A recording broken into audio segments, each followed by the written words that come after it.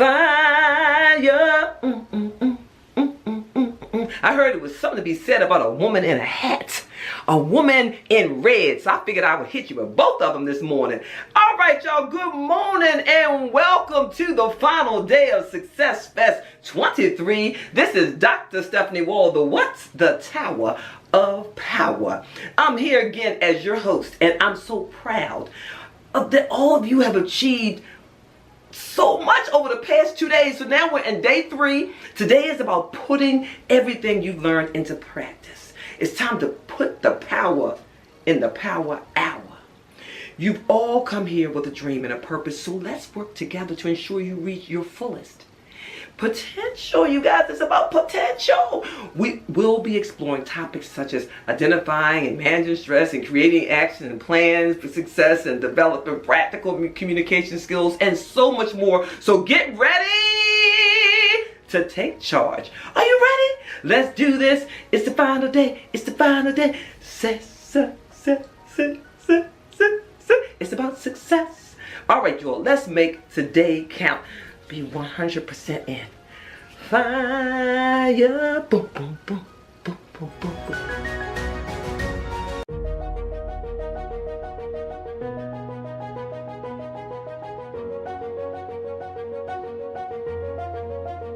Hi, everybody. I am here with Mary L. Beal. Mary, tell us a little bit about what you do. What I do is I assist families. I assist families in 2 areas. I also assist individuals and nonprofits. But my main services include health and wellness advocacy and estate planning. And the reason I got involved in those, they affect all families, whether they know it or not. So I can touch basically everybody in the family through both of those services. Awesome. So with those 2 services, in just any entrepreneurial journey, you got to have some things that come up. So what has been your biggest obstacle to overcome in your entrepreneurial journey? My biggest obstacle is people maintaining schedules, maintaining appointments, and doing follow-up. That has been my biggest headache, because in order to assist, you need information. And if people do not share that information in a timely manner, it makes it difficult to assist them. And how have you overcome those obstacles? By joining SuccessFest and getting some tips is one thing that's helping me. And having a system. The other way I receive some help is by soliciting the help of others to help me do some of the mundane tasks so that I can spend more time with the customers. Awesome. And so for those you serve, why did you choose to help others become successful? Why did you choose these areas? I chose these areas because, see, I had retired. I had one career, and retiring and having a lot of time and a lot of work experience, a lot of life experience, a lot of mentoring, because I got mentoring at an early age, not just from my mother, but from outside of the home. So I had different views. So I could share a lot of different viewpoints with individuals.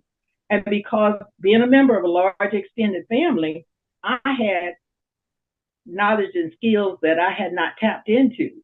So, and I was able to bring them out, share them with others, and to help them grow and empower different people to achieve success in various areas. Awesome. So as you help people, what is your biggest hope for those that you're called to serve? My biggest hope for them is to, first of all, empower themselves. You see, I've had a great life, and I want to share that great life with others and say, I'm not any different from you. I just had some different mentors in my path, and I want to be that for you. Awesome. So in doing that and sharing that and sharing your story and sharing that desire, how do you plan on making the world a better place and making people's lives better?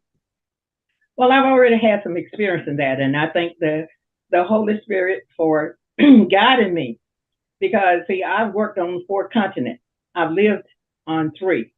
So it is through that experience and the wisdom of from elders that I have gained a lot of knowledge, a lot of compassion, so that I can be compassionate with people who have been less fortunate than me, because I understand, being from a large family, that you must share. And so I can share that and do not have any regret whatsoever. I was caregiver for my mother, who lived to be 101. And I was also caregiver for a friend who just transitioned in May of this year, who lived to be 109. So with that experience, I want to just share with others. Awesome. So as we get ready to end this interview, what are 3 words that have helped you that you can tell the audience that will be able to help them? Just 3 words. 3 words. Do not discount the family. There's a lot of wealth in families. Awesome. Thank you, Mary L. Beal, for all your wisdom and all your sharing. And I wish you great success in SuccessFest and everything and everyone's life that you impact. Thank you so much. Well, thank you so much for having me.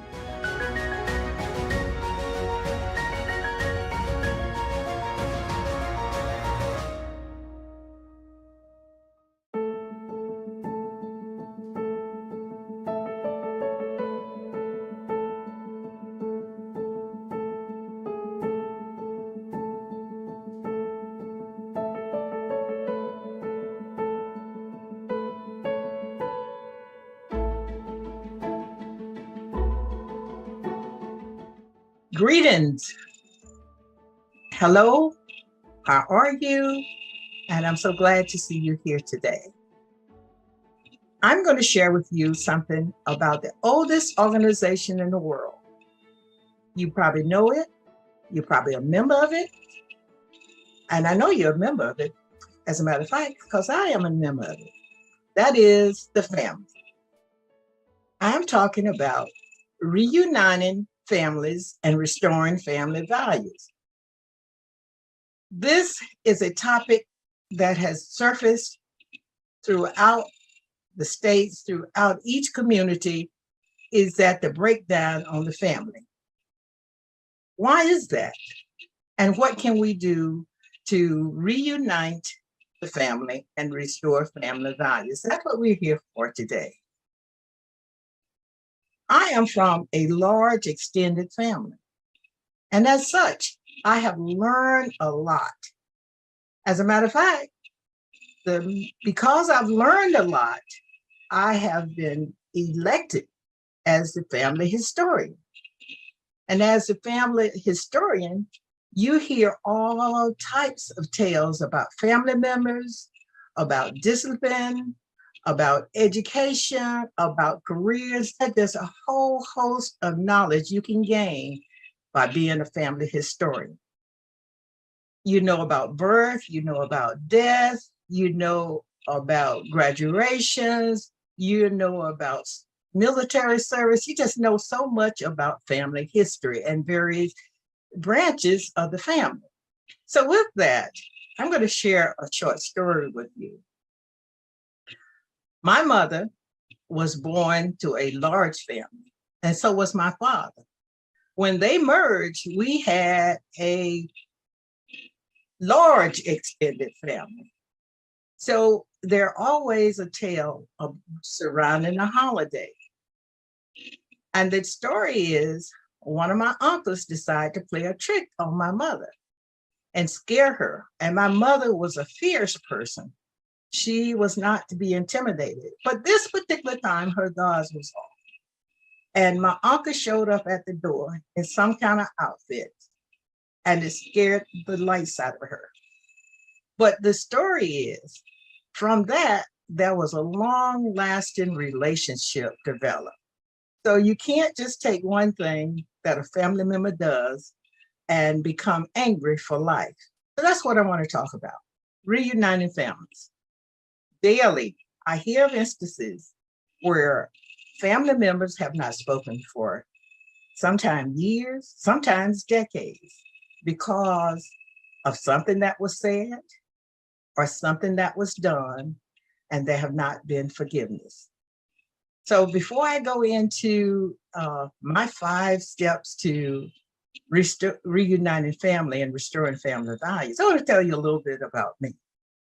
You see, I am one of 10 children. I'm the 7th born.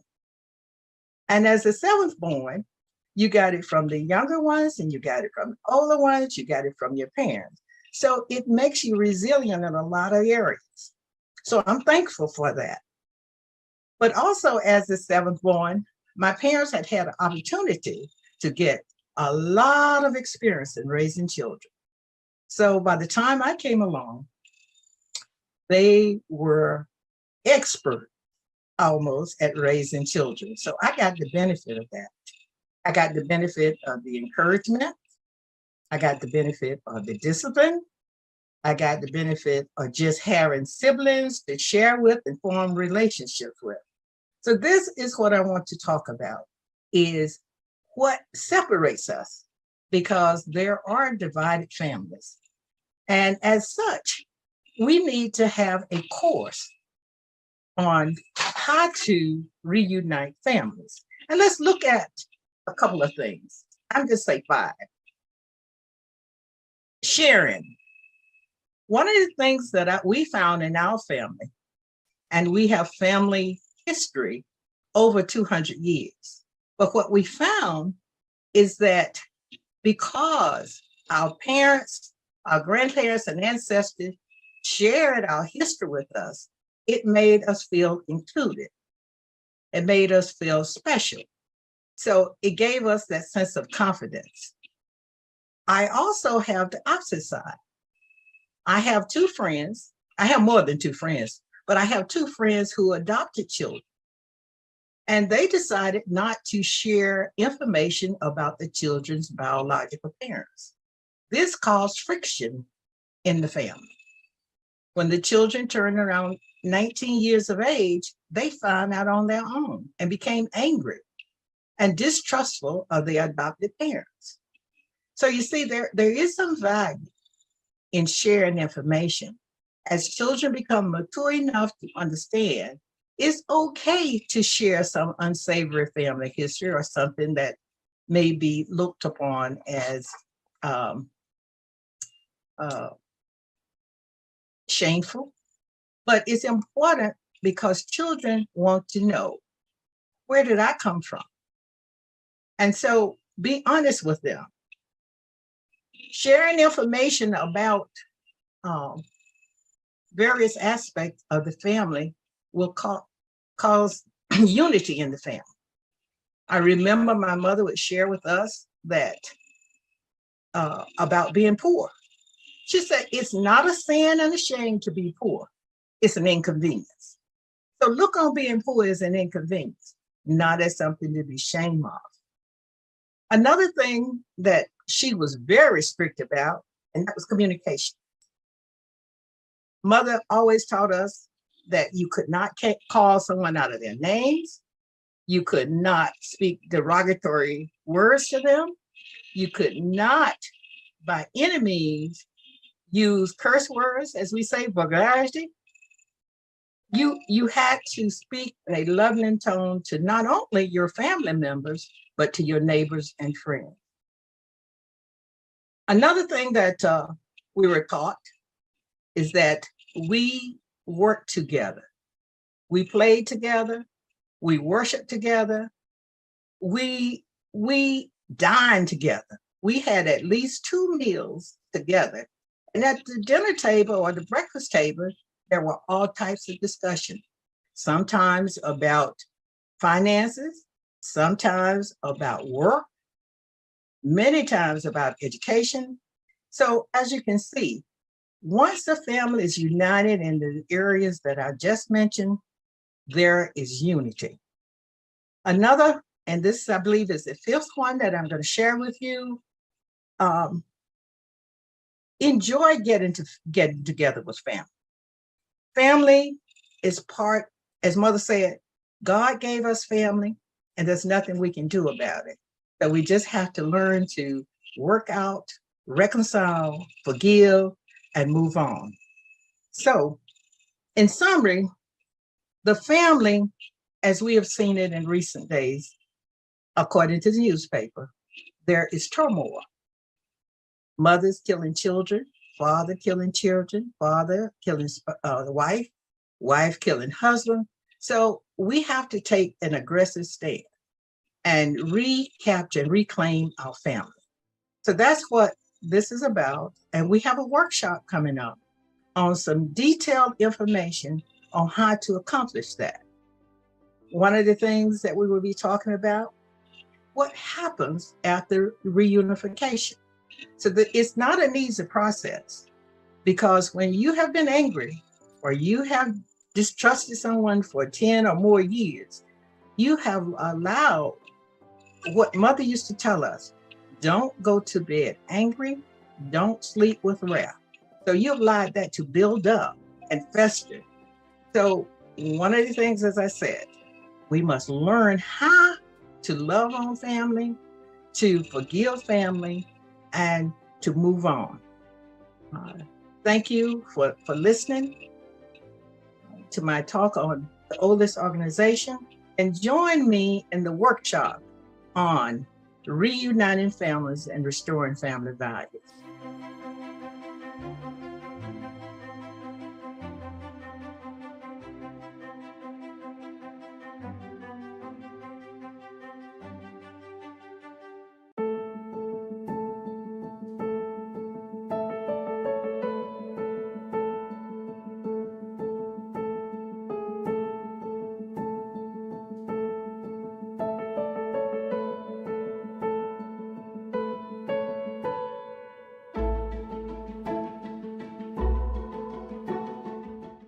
Welcome to the workshop on reuniting families and restoring family values.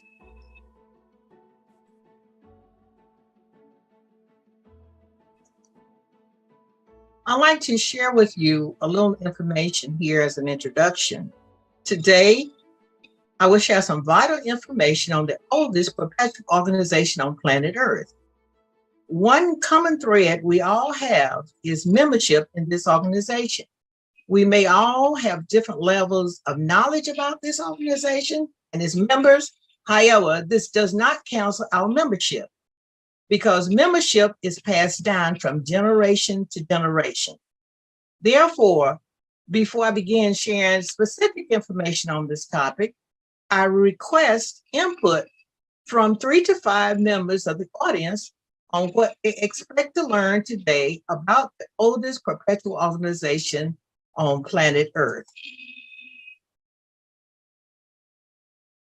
I'll share with you from this perspective.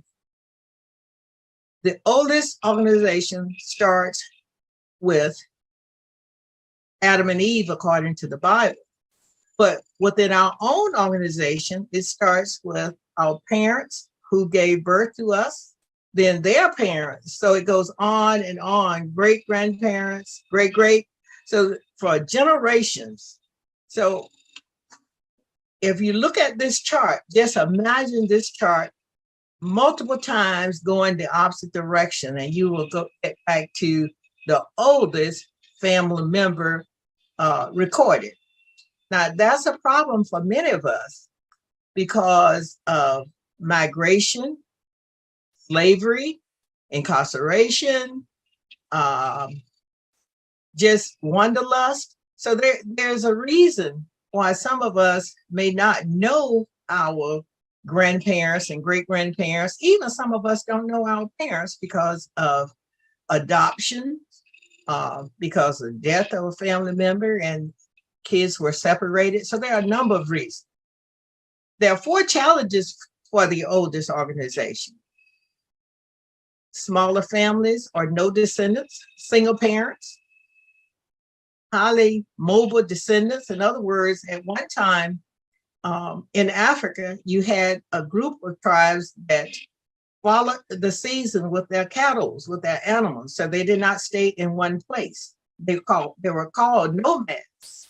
And there are some nomadic type people here today. I have been accused of being one of them. There are separation or challenges because of personal views and practices, and that impact on reproduction. In other words, abortion. Uh, um, there are other things that impact on the family. And they're the formation of nuclear families. In other words, multiple families come together as one. So we have a lot of challenges in this oldest organization. About your speaker, me, I consider myself a young senior citizen and an old baby boomer. And there are some characteristics of this generation of baby boomers. That was the first generations to live with a lot of affluence, live with TV, and it's one where there's been a generation gap.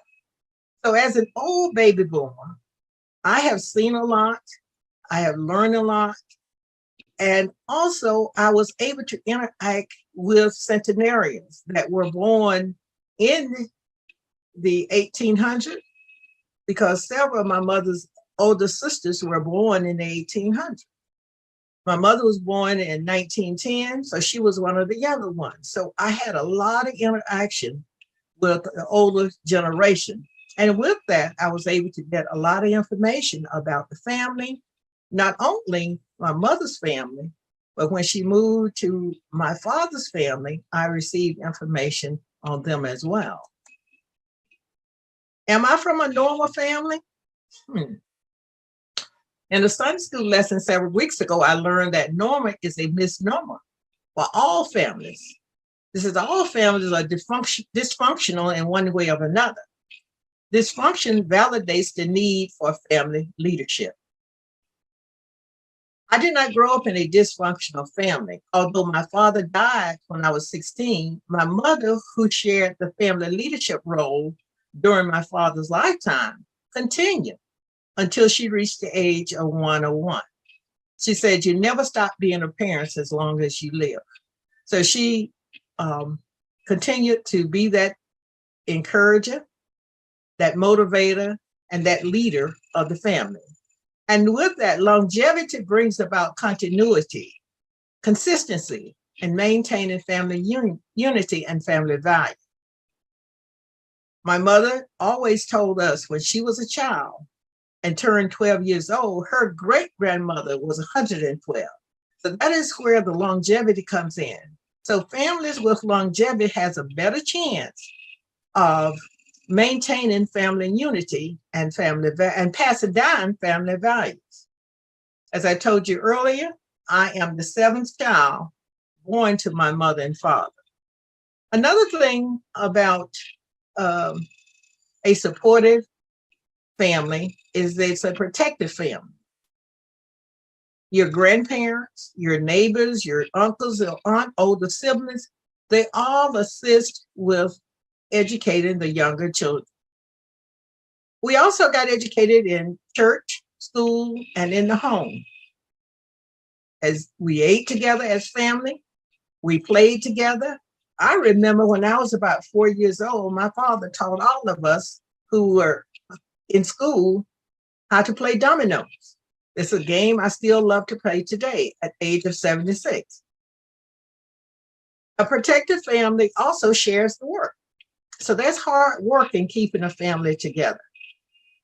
You have to make sacrifices. You have to share. So you get hand-me-down clothes if unless you outgrow the other siblings. But all in all, families are important. And then there are such things like global travel and work experience. I was one of the ones who had a nomadic spirit. So I've lived on 4 continents, but even there, I were able to meet families and become part of local families, and I cannot forget them. So we have what we call adopted families. We also have people in our family who we have adopted. So career and work experience is another reason that people separate or families separate. And if it's not a strong and united family, that may continue indefinite, that separation due to career and work experience. But these are some of the areas where you can find information on families. There are a number of nonprofits that work on trying to reunite families and restore family value. Family Connections is one of them. And then you got families, military. The military family is another unique group of people because sometimes there are deployments which separate them. Sometimes the family can accompany them on deployments. Other times they may not. But it takes strong family to overcome the separation. Let's look at dysfunctional families. Not functioning normally. Usually the characteristics here is that here are they lack prayer and spirituality. They are missing the head. There's no leader to guide them. The head is not leading, which is the opposite. You have a head, but they are not leading. You see in some families where parents have devoted to older children to act in the capacity as a parent. And then there is no clear leadership. That causes lack of unity. And then there are situations where families do not function properly. Dysgenics means that it exerts a detrimental effect on subsequent generations. And then what happens there is you have a lack of moral foundation, lack of communication. And we know a lack of communication causes confusion, causes abuse, mental, physical, spiritual, sometimes psychological abuse in the family. These are some of the detrimental effects. Absence of wisdom. The grandparents in Florida are in nursing home. These are the things that we're seeing today. They are not in the area where the children are being raised. Children were raised on TV and electronic games without guidance. There's limited interaction with mature, responsible adults. Youth attain life guidance from peers. There's too much emphasis on materialistic values. And sometimes that materialistic value may not be in the form of a material item, but a process. In other words, there's more emphasis on sports than on education. There's more emphasis on entertainment than education. So there has to be a balance. Not sufficient attention, involvement in community events. In other words, building local relationship, feeling a sense of community. Not enough family involvement. In other words, we used to have family game night. And when we were younger, we would have family outings to the parks. So there are several ways that families can get together to enjoy each other company. Show me the evidence. What are the evidence of dysfunctional family in today's world? Daily, there are reports of missing kids, child abuse, family violence and domestic violence, school shootings. If you go to the juvenile courts, the juvenile crime is on the rise. School suspensions are astronomical. And here I'll stop to tell you a story. When I retired and returned back to my hometown to take care of my mother, to be her caregiver, she was not invalid or anything. She still had a lot of spunk, but we didn't want her living alone. I had too much time, so I opened a business. And as I was looking out the window one day, I see these students, which were school-aged children, walking the street. So I called to them and said, why are you not in school? They said, we have been suspended. I said, what do you mean been suspended? Several of them said, we have been suspended for the rest of the year. I say, hi, so don't you have an alternative school? They said, no, ma'am. I said, come in. I said, I can't stand to see you walking the street. So we wrote up a small grant and we started to work with kids who had been suspended from school. And the school, what I learned is that those students, they were not unintelligent. They were very intelligent, but they were not challenged. So we don't have enough activity to challenge the juvenile. And then family court. This is another area where I got involved. One young lady that I was mentoring asked me to go to family court with her. And it was considered a case of child abandonment. And I was amazed that there was no one there to claim that child. However, a great aunt from Florida heard about it and came up and petitioned the court to become the custody of this child. There are child custody battles. We hear about them all the time. Some of the missing kids are the results of child custody from one or the other parent. So these are the evidence that the family today is in trouble. My passion for families. Personal interaction with family on 4 continents through travel and work experience reveals a diversity in points of views, a need for inclusion, and expectation of equitable treatment. That is the MIDI. DI is a mnemonic, which is a short way of reducing 3 words, in this case, 27 letters to 3 letters or 6 computer characters. DI. Oftentimes, especially in family situations, I have learned to die to self. In other words, I have learned to put self aside to maintain family unity. In other words, we can sometimes make sacrifices to better the overall good of the family. Then a mnemonic. By rearranging these same 3 letters in military jargon, they form an IED. What is an IED? A homemade bomb or destructive device to destroy, incapacitate, harass, or distract.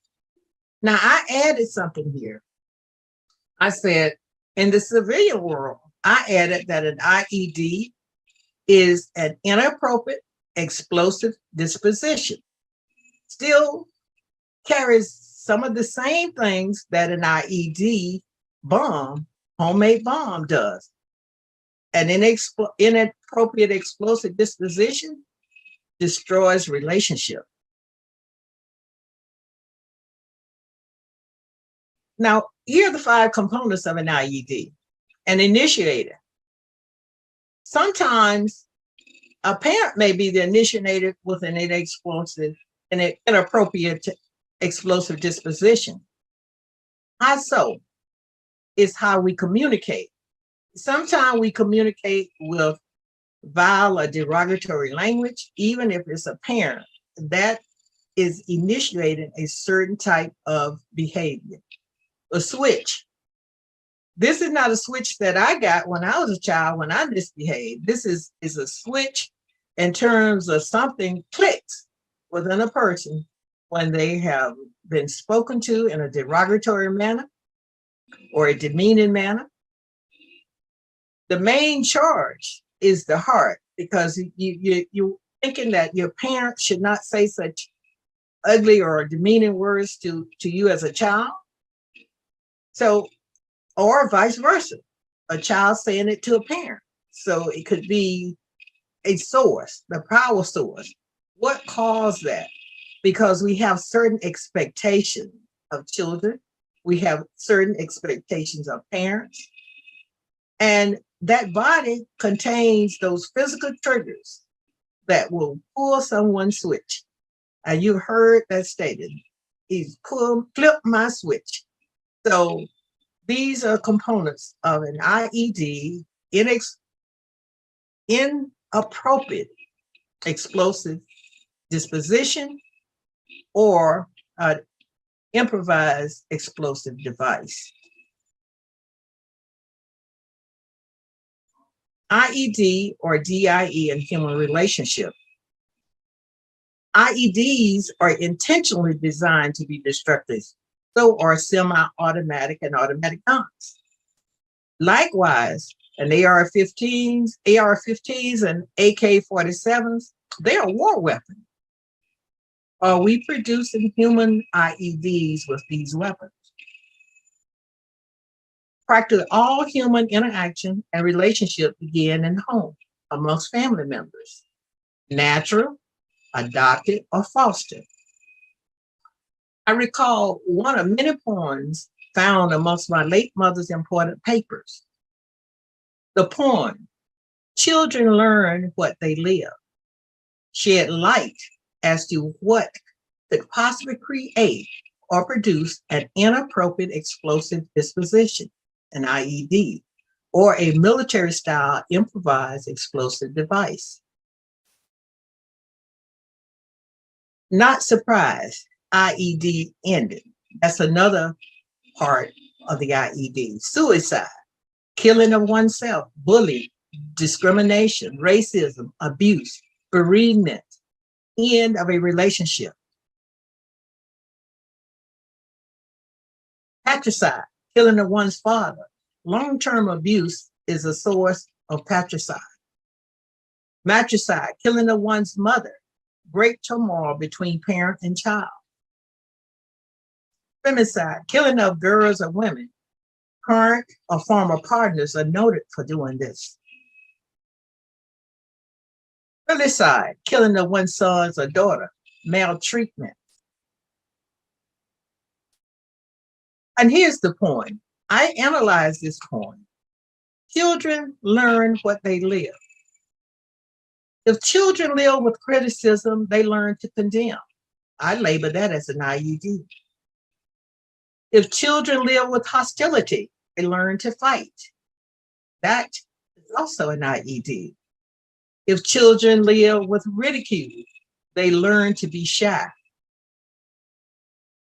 If children live with shame, they learn to feel guilty. If children live with tolerance, they learn to be patient. If children live with encouragement, they learn confidence. If children live with praise, they learn to appreciate. If children live with fairness, they learn justice. If children live with security, they learn to have faith. If children live with approval, they learn to like themselves. And if children live with acceptance and friendship, they learn to find love in the world. And as you notice, each of these clauses I have identified as an IED or a DIE. Now, if the DIE does not take place, the reverse could happen. They become an IED. Or likewise, if an IED is listed and the reverse takes place, you have a better chance of becoming a DIE, that you have diversity, you have inclusion, and you have equity amongst children. Then I said to myself, let me do a self-examination. Ready for self-questioning? Do I consistently demonstrate criticism of myself and others? Do I frequently exhibit hostility towards myself and others, and especially family members? Do I constantly ridicule myself and others, especially family members? Am I living in shame, whatever I consider shame to be, or whatever you consider shame to be? Do you consistently participate in family reunions, family gatherings, any opportunity to share with families on a positive note? Here is my call to action so that we may change this scenario. Don't let our children become collateral damage. Join me in the movement to reunite families and restore family values.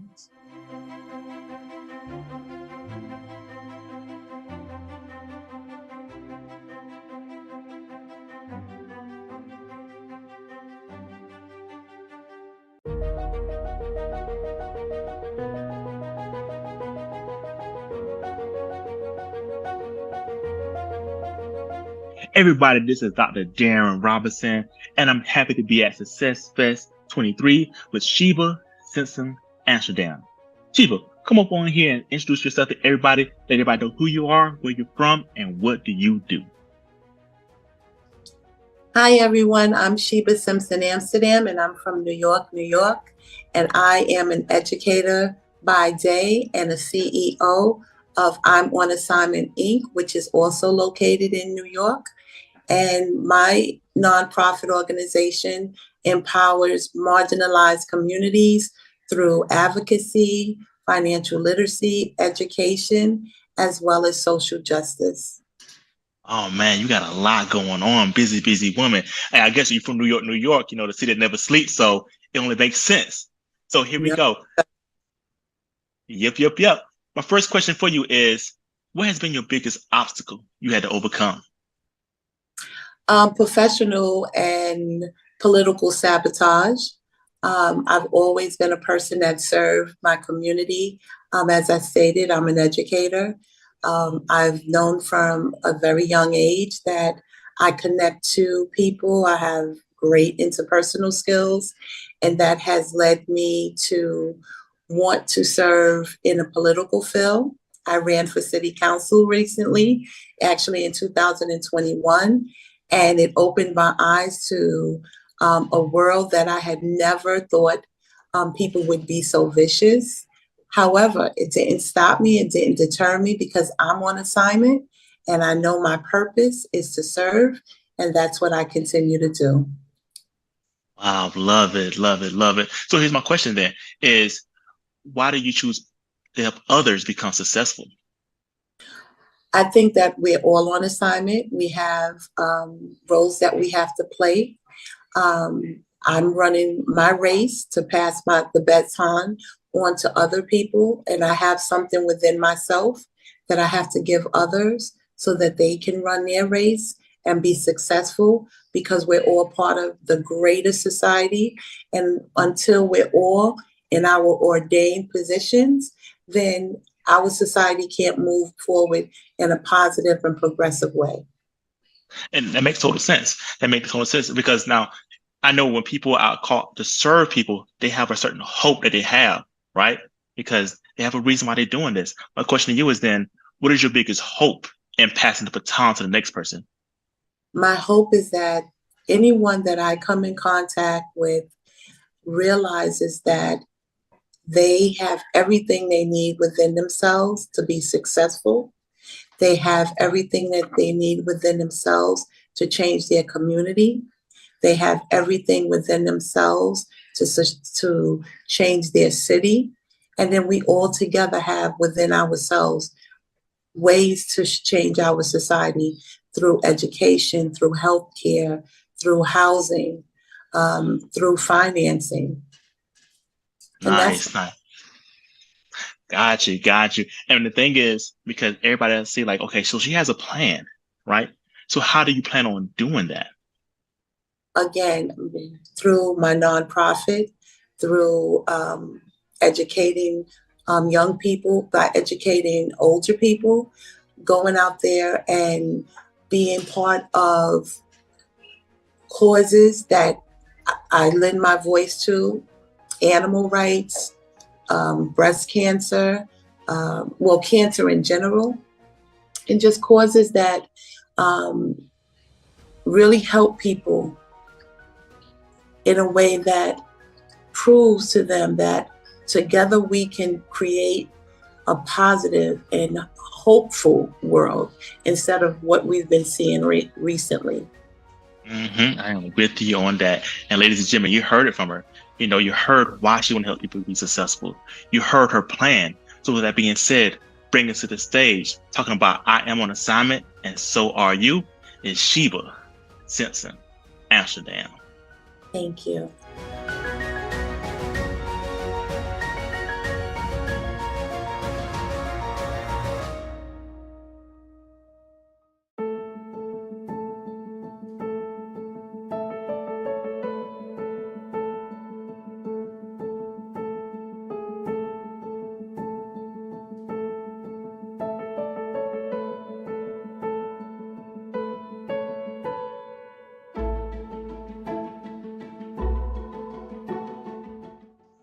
Hi, I'm Sheba Simpson, Amsterdam.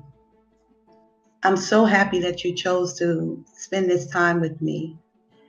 I want you to know that each of us is born with a unique and innate talents to complete our earthly assignments and to make positive change in society. For me, it took me a long time to understand what an earthly assignment was. I thought growing up in poverty, you go up, you get educated, you get a job, you make sure that your family is taken care of, and you make sure that you do right by others so that you could have a quality of life. But so many times as I went through life, I was scared, confused, angry because I felt that I was doing everything right and I still kept hitting the wall. Many times I would choose professions just so I could maintain food on the table, pay my bills, make sure that my children were safe. And again, I felt like I was going around and around on a hamster wheel. Silently within my soul, I felt empty. And as a spiritual person, I couldn't understand why I felt empty. Again, I went back to my childhood and I kept hearing my mother's voice telling me, you better get an education. You better make something of yourself. You better do some good in this world.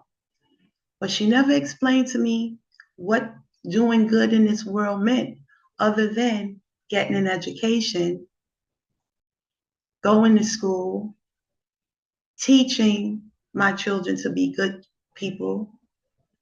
And again, I kept hitting this wall. Then I saw other people living lives that was glamorous, and I wanted that life.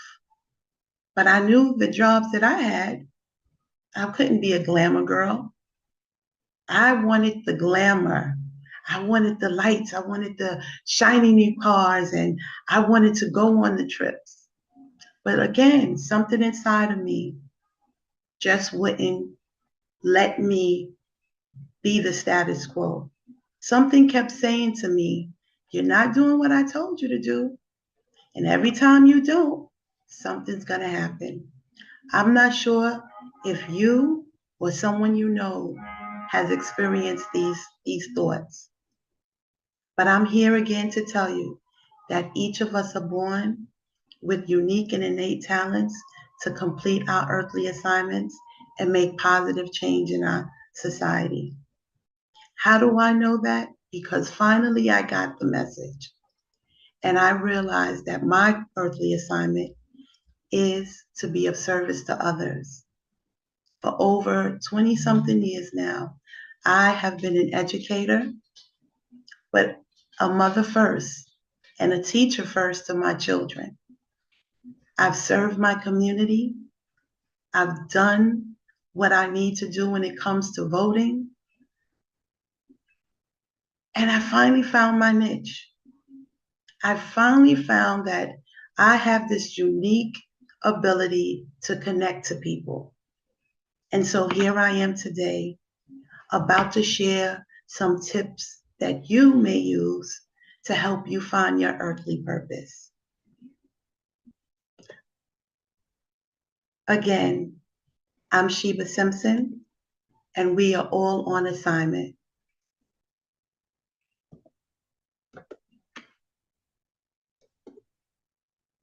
Discovering your assignment.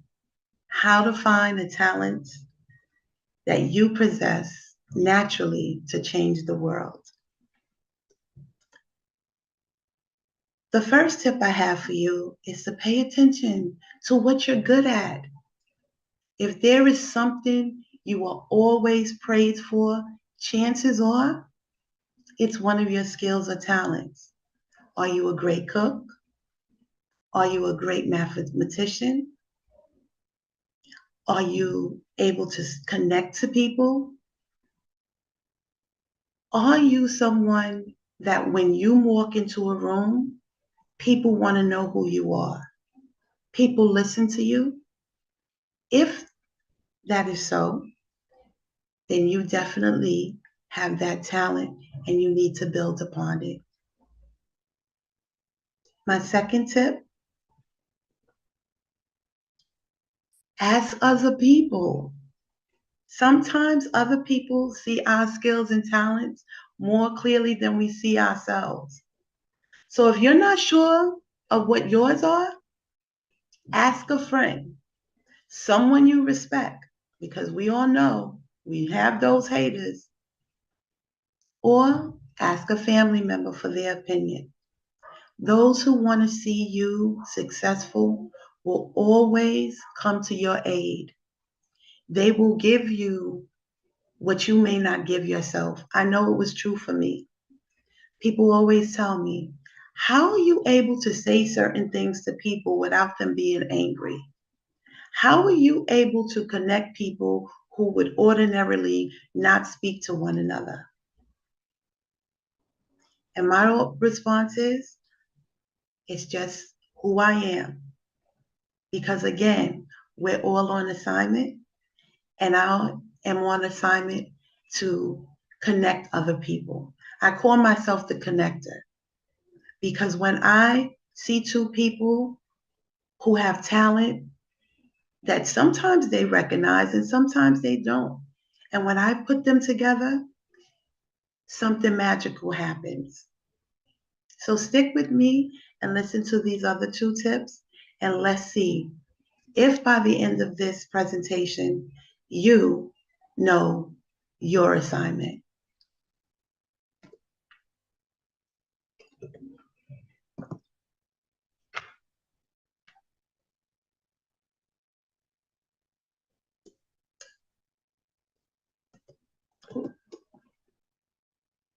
I apologize.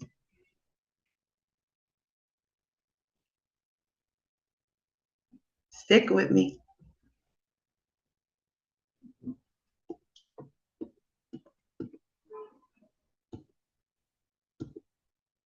Think about things that make you happy.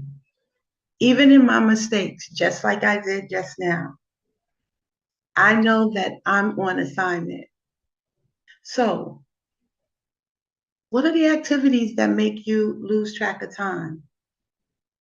These are likely the things you're most talented at. Are you a big advocate for other people who sometimes don't use their voice when wrong has been done to them? Make sure that when you're advocating, that is something that you're also doing for yourself. Don't be afraid to try new things.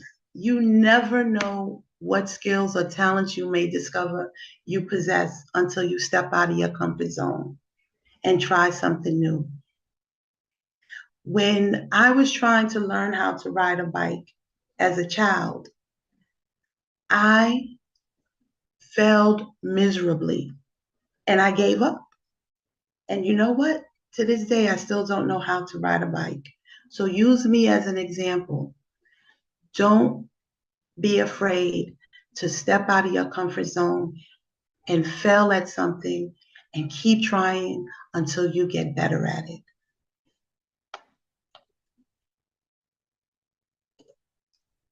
If these tips are something that has inspired you to want to seek out or to complete your earthly assignment, please reach out to me at www.imonassignmentinc.com. I again am Sheba Simpson Amsterdam. I'm the CEO and CFO of I'm on Assignment Inc., located in New York, New York. This is my information, and I look forward to connecting with you. And oh, by the way, if being of service to others is something that you want to do, you can also, when you peruse my website, hit the volunteer button, fill out that volunteer sheet. We're always looking for those who want to serve. I'm on assignment, and so are you.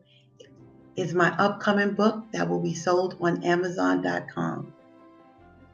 Again, find your purpose, live in your truth, and fulfill your earthly assignment so you can pass the baton on to someone else so they can fulfill their assignment. Be blessed, and thank you for watching. I'm Sheba Simpson, Amsterdam.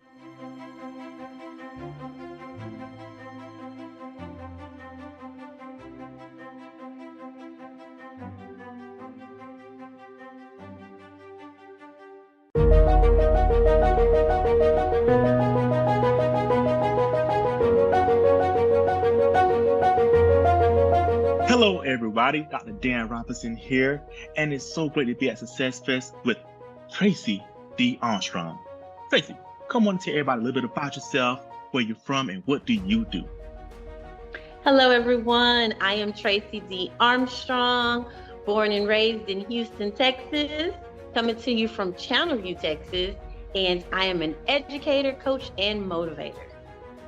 Nice. Houston's one of my favorite cities. I was just there a couple weeks ago. Matter of fact, actually beginning of this month. So great to have you here.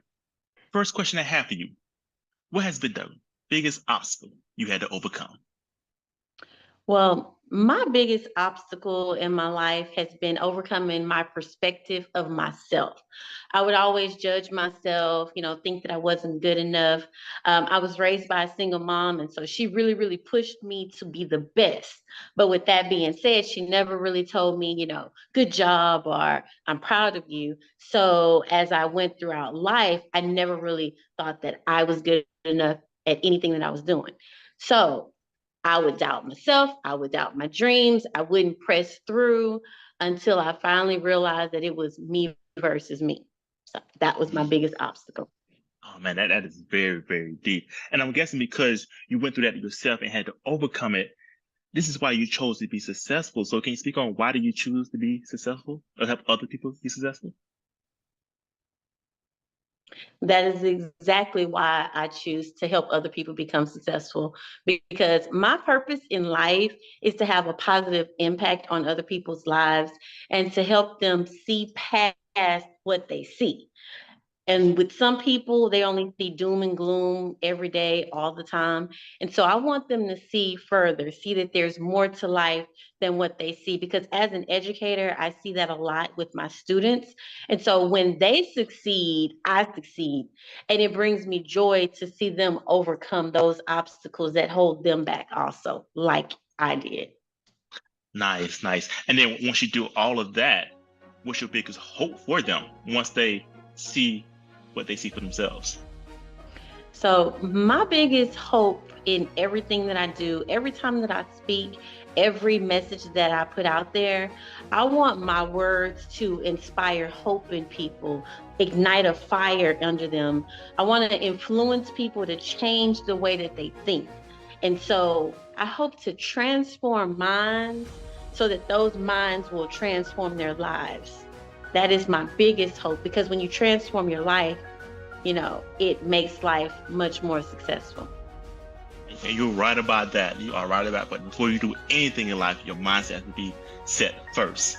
So guys, she has so many gems she got to drop, right? This is just a little teaser for you. So stay tuned, because coming to the stage is Tracy D. Armstrong with You versus You. Stop stopping you from your own success.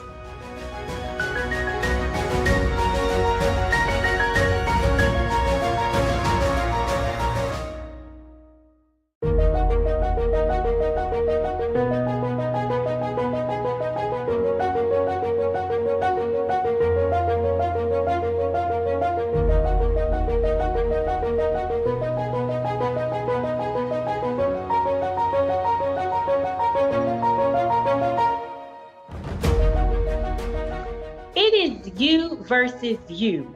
And your success is dependent on your perspective of yourself. So stay broke if you want to. That's up to you. Or live a successful life full of prosperity, thriving and flourishing in everything you desire, because that's up to you too. Your perspective is so powerful that it will propel your life to another level, or it will imprison your life to never excel. Now, if you are someone that allows your past to dictate your future and you are ready to stop stopping your own success, then this message is for you. And it starts with how you view yourself. Now, if you desire to live life and not just exist, you must learn how to check, change, and control your perspective of yourself. Today, we're going to walk through some of the ways that I have learned to control my perspective. I use what's called the 5 W's and the 1 H. Now, understand, I was a writing teacher for a few years, so we use this in class to get a better understanding of what we were doing. And if you use this in your life, it will help you get a better understanding too. Now, the first W is the who. Who controls your perspective? You do. Who controls your success? You do too. And I had to realize this for my life. I had to realize that everything that I wanted started with me going after it and not letting the way I viewed myself stop me. When one of my students said, "Hey, Miss, you should start a podcast," I said, "A podcast?" I had no idea what a podcast was, how a podcast was supposed to be started. I doubted myself. I felt like, who's going to listen to me? What am I really going to say? What are you going to do? I was unknowledgeable of anything that I needed to do. But guess what? Sometimes you have to shut up all of those thoughts in your brain that make you believe that you are less than. And that's what I did. I shut up those thoughts and I started learning about podcasting. I started getting into classes to know exactly what I was doing. And guess what? I started my What's Your Mess podcast earlier this year. But you got to remember, you must know that you have the power to control your perspective of your life. The next W is the what. Get an understanding of what is your perspective of yourself. If you really think about it, do you constantly criticize yourself? Do you frequently compare yourself to others and think less of yourself because you're not on the same level as someone else? Now, I completely understand because I did the same thing for far too long. When I started my all-star cheer and tumbling business, I would constantly put my little gym and my raggedy business down. I would look at the buildings down the street and the other companies and say, man, I wish I had what they had. And it wasn't until one day one of my parents came and said, hey, you are doing an amazing job and you bring a lot of value to my child. This is when I started to realize it wasn't about the size of the building, but the value that I added to my athletes' lives. Sometimes outside people must show you your value before you can see it for yourself. Now, I can tell you how worthy and deserving you are of being successful, but until you perceive it for yourself, your life will never change. So stop stopping your success. And then I reflect on the next W, which is the when. When does my perspective hinder my success? Understanding when your success is hindered by your perspective will tell you when to change your perspective. Now, when you don't do what you know you're supposed to do in order to live a successful life because you underestimate your abilities, then your perspective is hindering your success.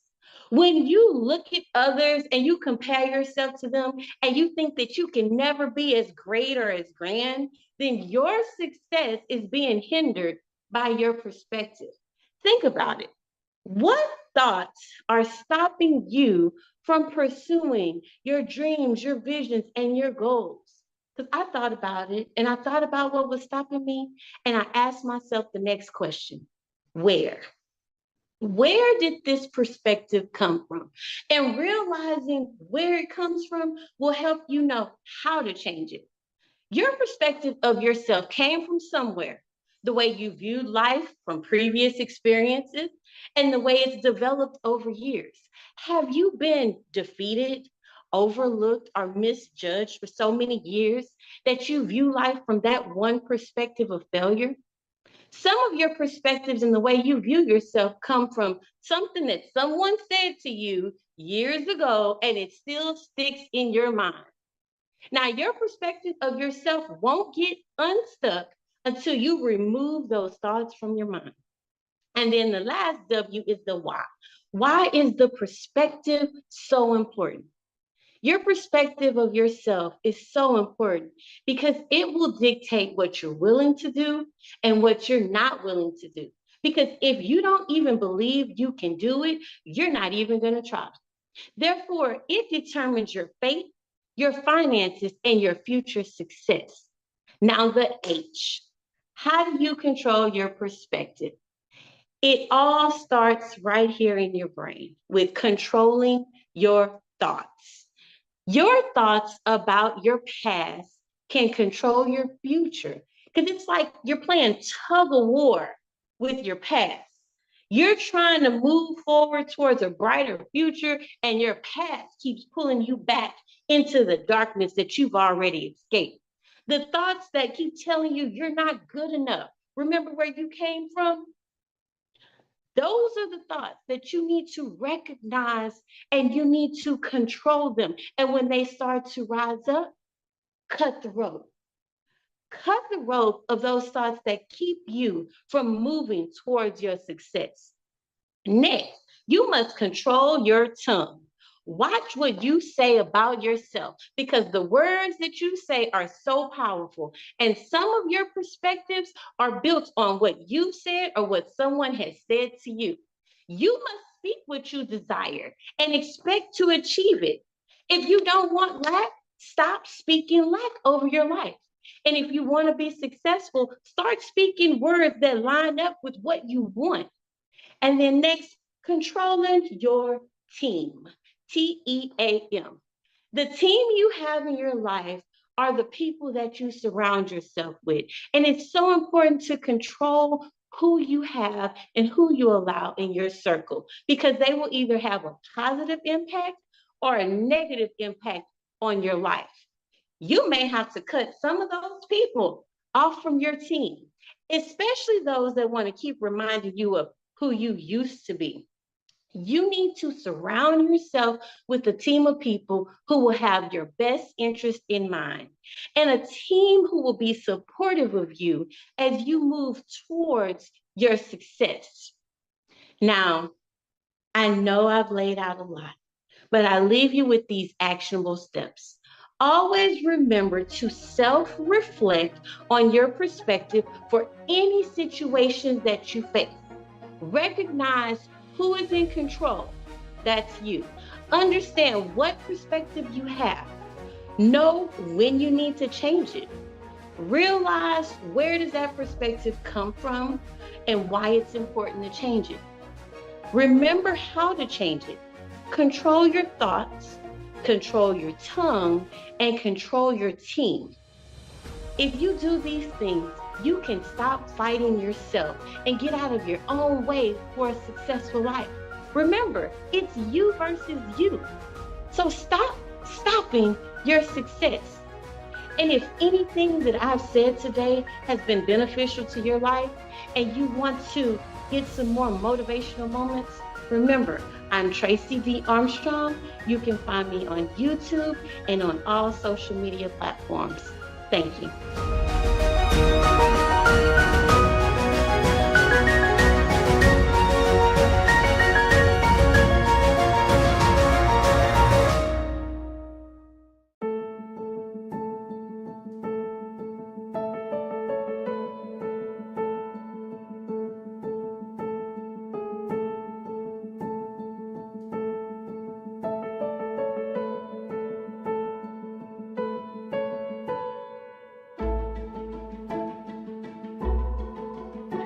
Hello, everyone. My name is Andrea Dotson, affectionately known as Lady Felicia. I am a life coach, certified, and a certified Christian counselor. As you heard, I'm a helper. I'm always helping everyone else. I'm a fixer, and I get paid to do it most times. This makes me driven, determined, and purposed to do my best and be the best and give my best to those I'm called to serve. It takes over me and envelops me when I do it. I oftentimes call self amnesia. You know, when I forget all about me. How many have been in that situation where you forget all about you? I get so caught and so focused on helping others at times that I forget about me. It's so much so that it is what wet is to water. It's my breath helping people. It's ingrained in me, and it brings me joy to see the results that others get when I'm able to assist them in life. When others are empowered, equipped, and ejected from this thing that holds them back to that thing that makes them free, it makes me know that is what I am made to do. It rewards me to see people's success and triumphs. But in my helping, sharing, doing, caring, and creating spaces and opportunities for others to be great, oftentimes I've lost myself. I get more involved, inundated, enamored with the success of others that I forget about me. I bury me in helping others at times. And then sometimes I don't even know that I'm lost until I'm awakened with the question of, how did I get here? I know there's more. Why am I here? Who am I now? And how do I get back to the true and authentic me? What I found is that it's dangerous to lose you while doing what you are called and purposed to do in life. But it's important to remember that we have purpose and that we are the vessel being used by God, and yet we must be properly cared for in order to be an effective, viable help to others. We must love on ourselves, and that is part of our success in life. Loving ourselves, it is a path that we all must take. Because if we're not good, if I'm not good, if I'm depleted, if I'm run down and I'm burned out, what I'm offering, gifting, pouring won't be good, effective, or usable to anyone else.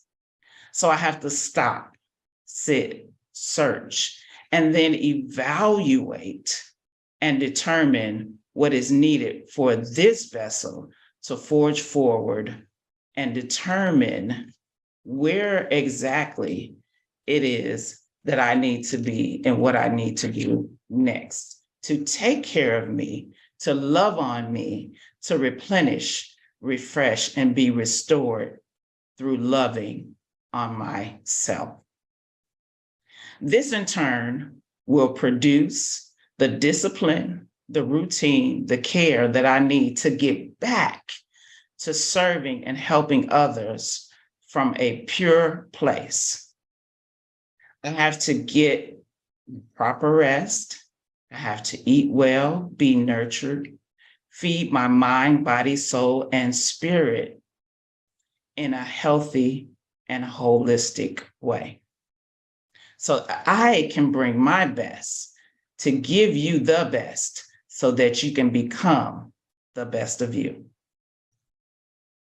What I give comes from me, but I have to love on me. If I don't love on me in the midst of taking care of myself and helping others and serving, then I become depleted. It's like a car that runs out of gas.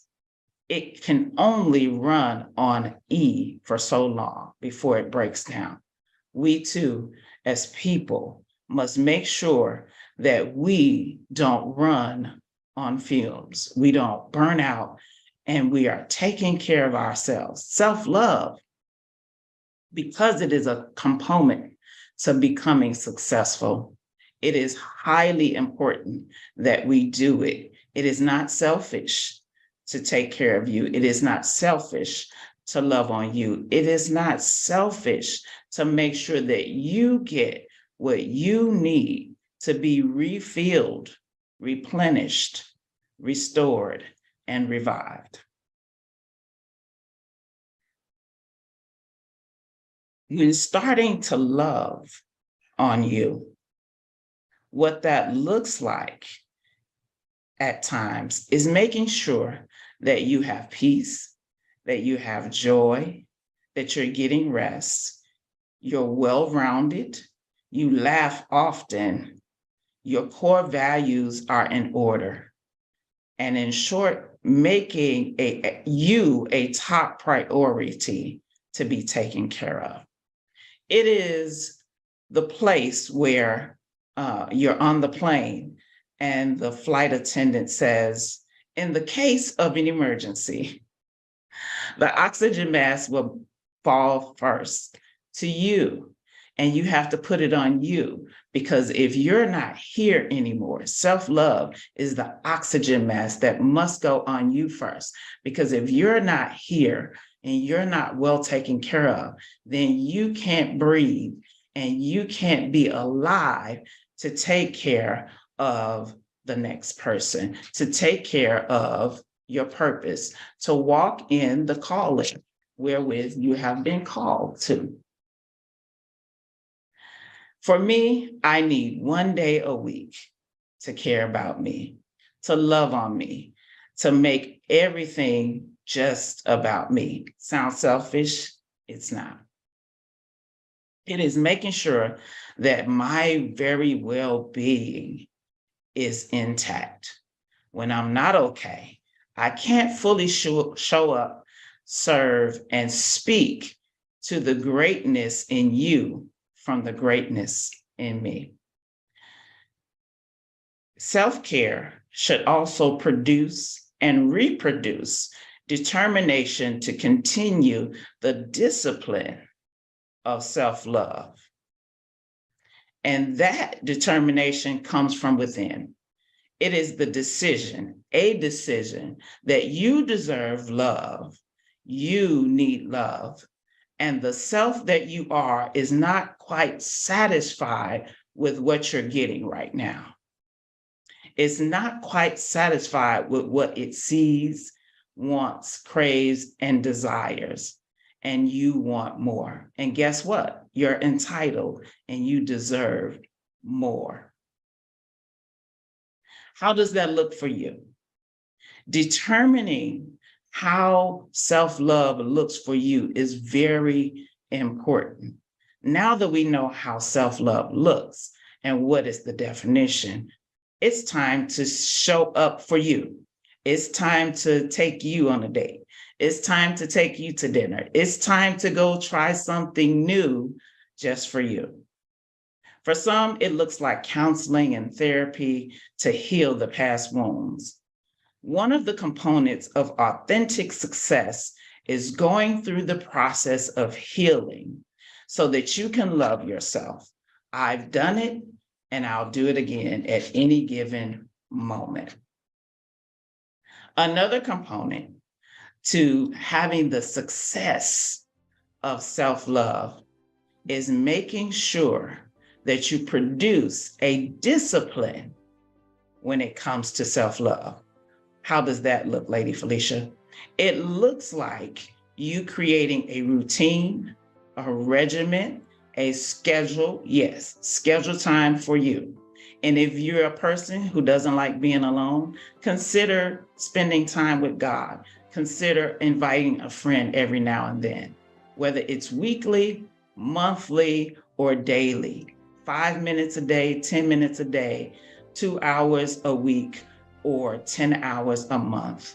You're important enough and you deserve self-love, because the self-love that you give yourself today is going to determine the success that you see tomorrow as you pour from a full cup of love.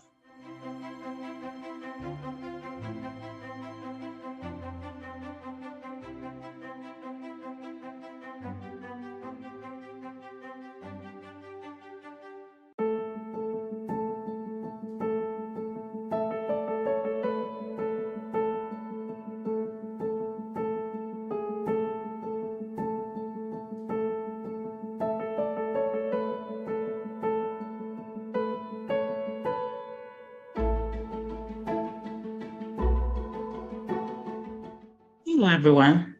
I'm Coach Lady Felicia, your self-love coach. Today, we are talking about dead or alive. You can't be both. If you would, pinch yourself a little bit harder, a little bit harder. You're alive. You felt that, right? Are you sure? You sure? Okay. Yes, you are. Well, you can't be alive and dead, and you can't be dead and alive at the same time. Listen, when you decide not to take care of you and love on you explicitly, when you neglect yourself, you begin to die slowly. Your true self begins to fade into the labels, into the titles of who you believe that you are.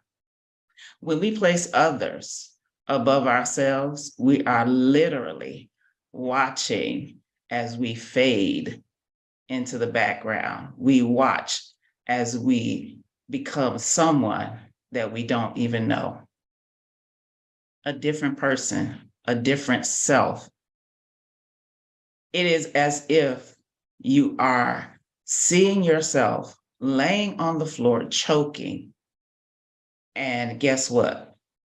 Serving others above yourself, helping others above yourself is you stepping over your choking self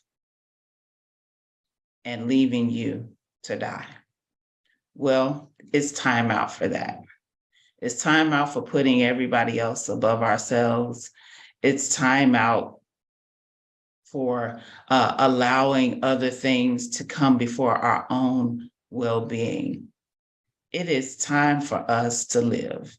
It is time for us to love on ourselves. Now is the time to wake up and pay attention to what needs attention in us, for us, concerning us, and get back to our original self. Well, today, a few things we're going to talk about are the components of self-love, the definition of self-love, and some questions you can ask yourself to determine exactly what it is you want, need, or desire to love on yourself. Well, let's talk about the definition of self-love. According to the dictionary and what I looked up on Google, it says self-love is the regard for one's own well-being and happiness, a desired trait, a desired trait.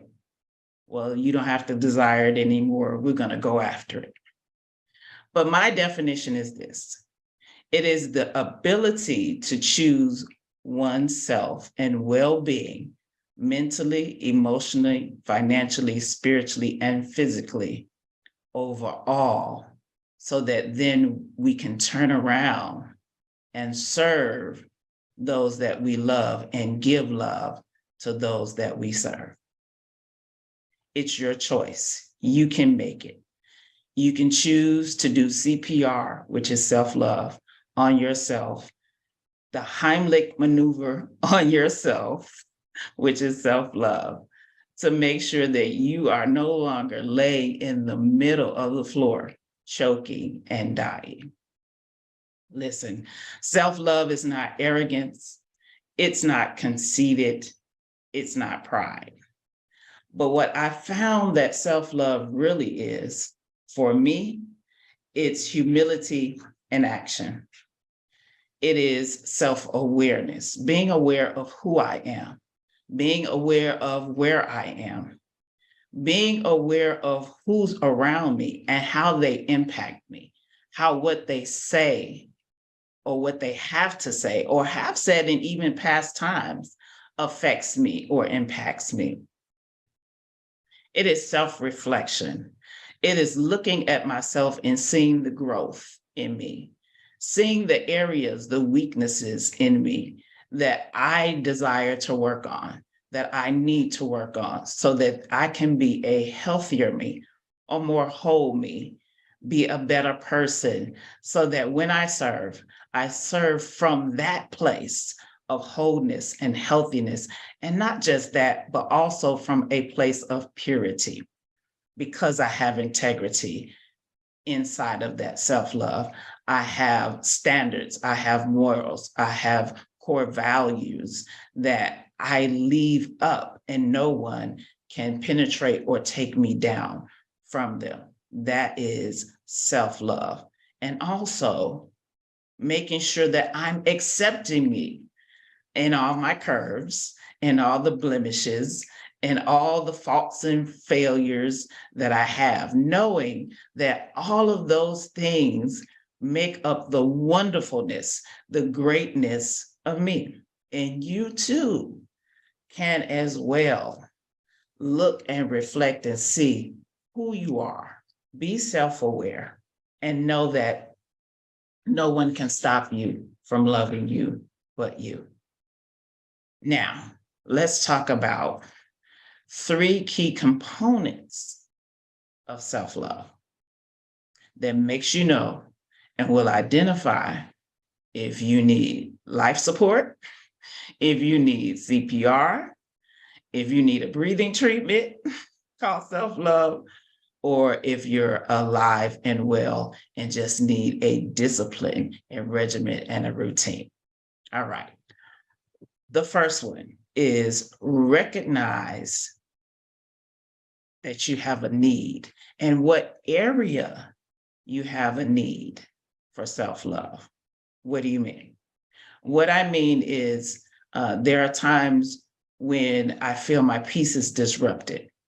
So my self-love regimen is either take a ride, schedule a massage, or find a place where I can just sit and read a book, listen to music, and just be with me, center myself, align myself with God, align myself with peace, get back to a place of peace. So whatever area you need to reignite, refresh, replenish, or revive that self-love, recognize where it is, what it is, and how you can get back there. The next part is to rearrange your thoughts, because thoughts bring change, whether it's to the good or to the bad. So whatever you think of yourself, either you're killing yourself softly or you're encouraging yourself daily. So what does that look like? That looks like getting in the mirror and saying to yourself, you're beautiful, you're handsome, you're lovely. It looks like when the negative thoughts come from your childhood, from a relationship that says you're not good enough, you don't have enough, you'll never be enough. You cancel out those thoughts and you open your mouth and you speak something positive. You rearrange your thought process, and that comes with discipline, that comes with consistency, that comes with, even you can, if you aren't confident enough yet to say it out loud, then at least write it.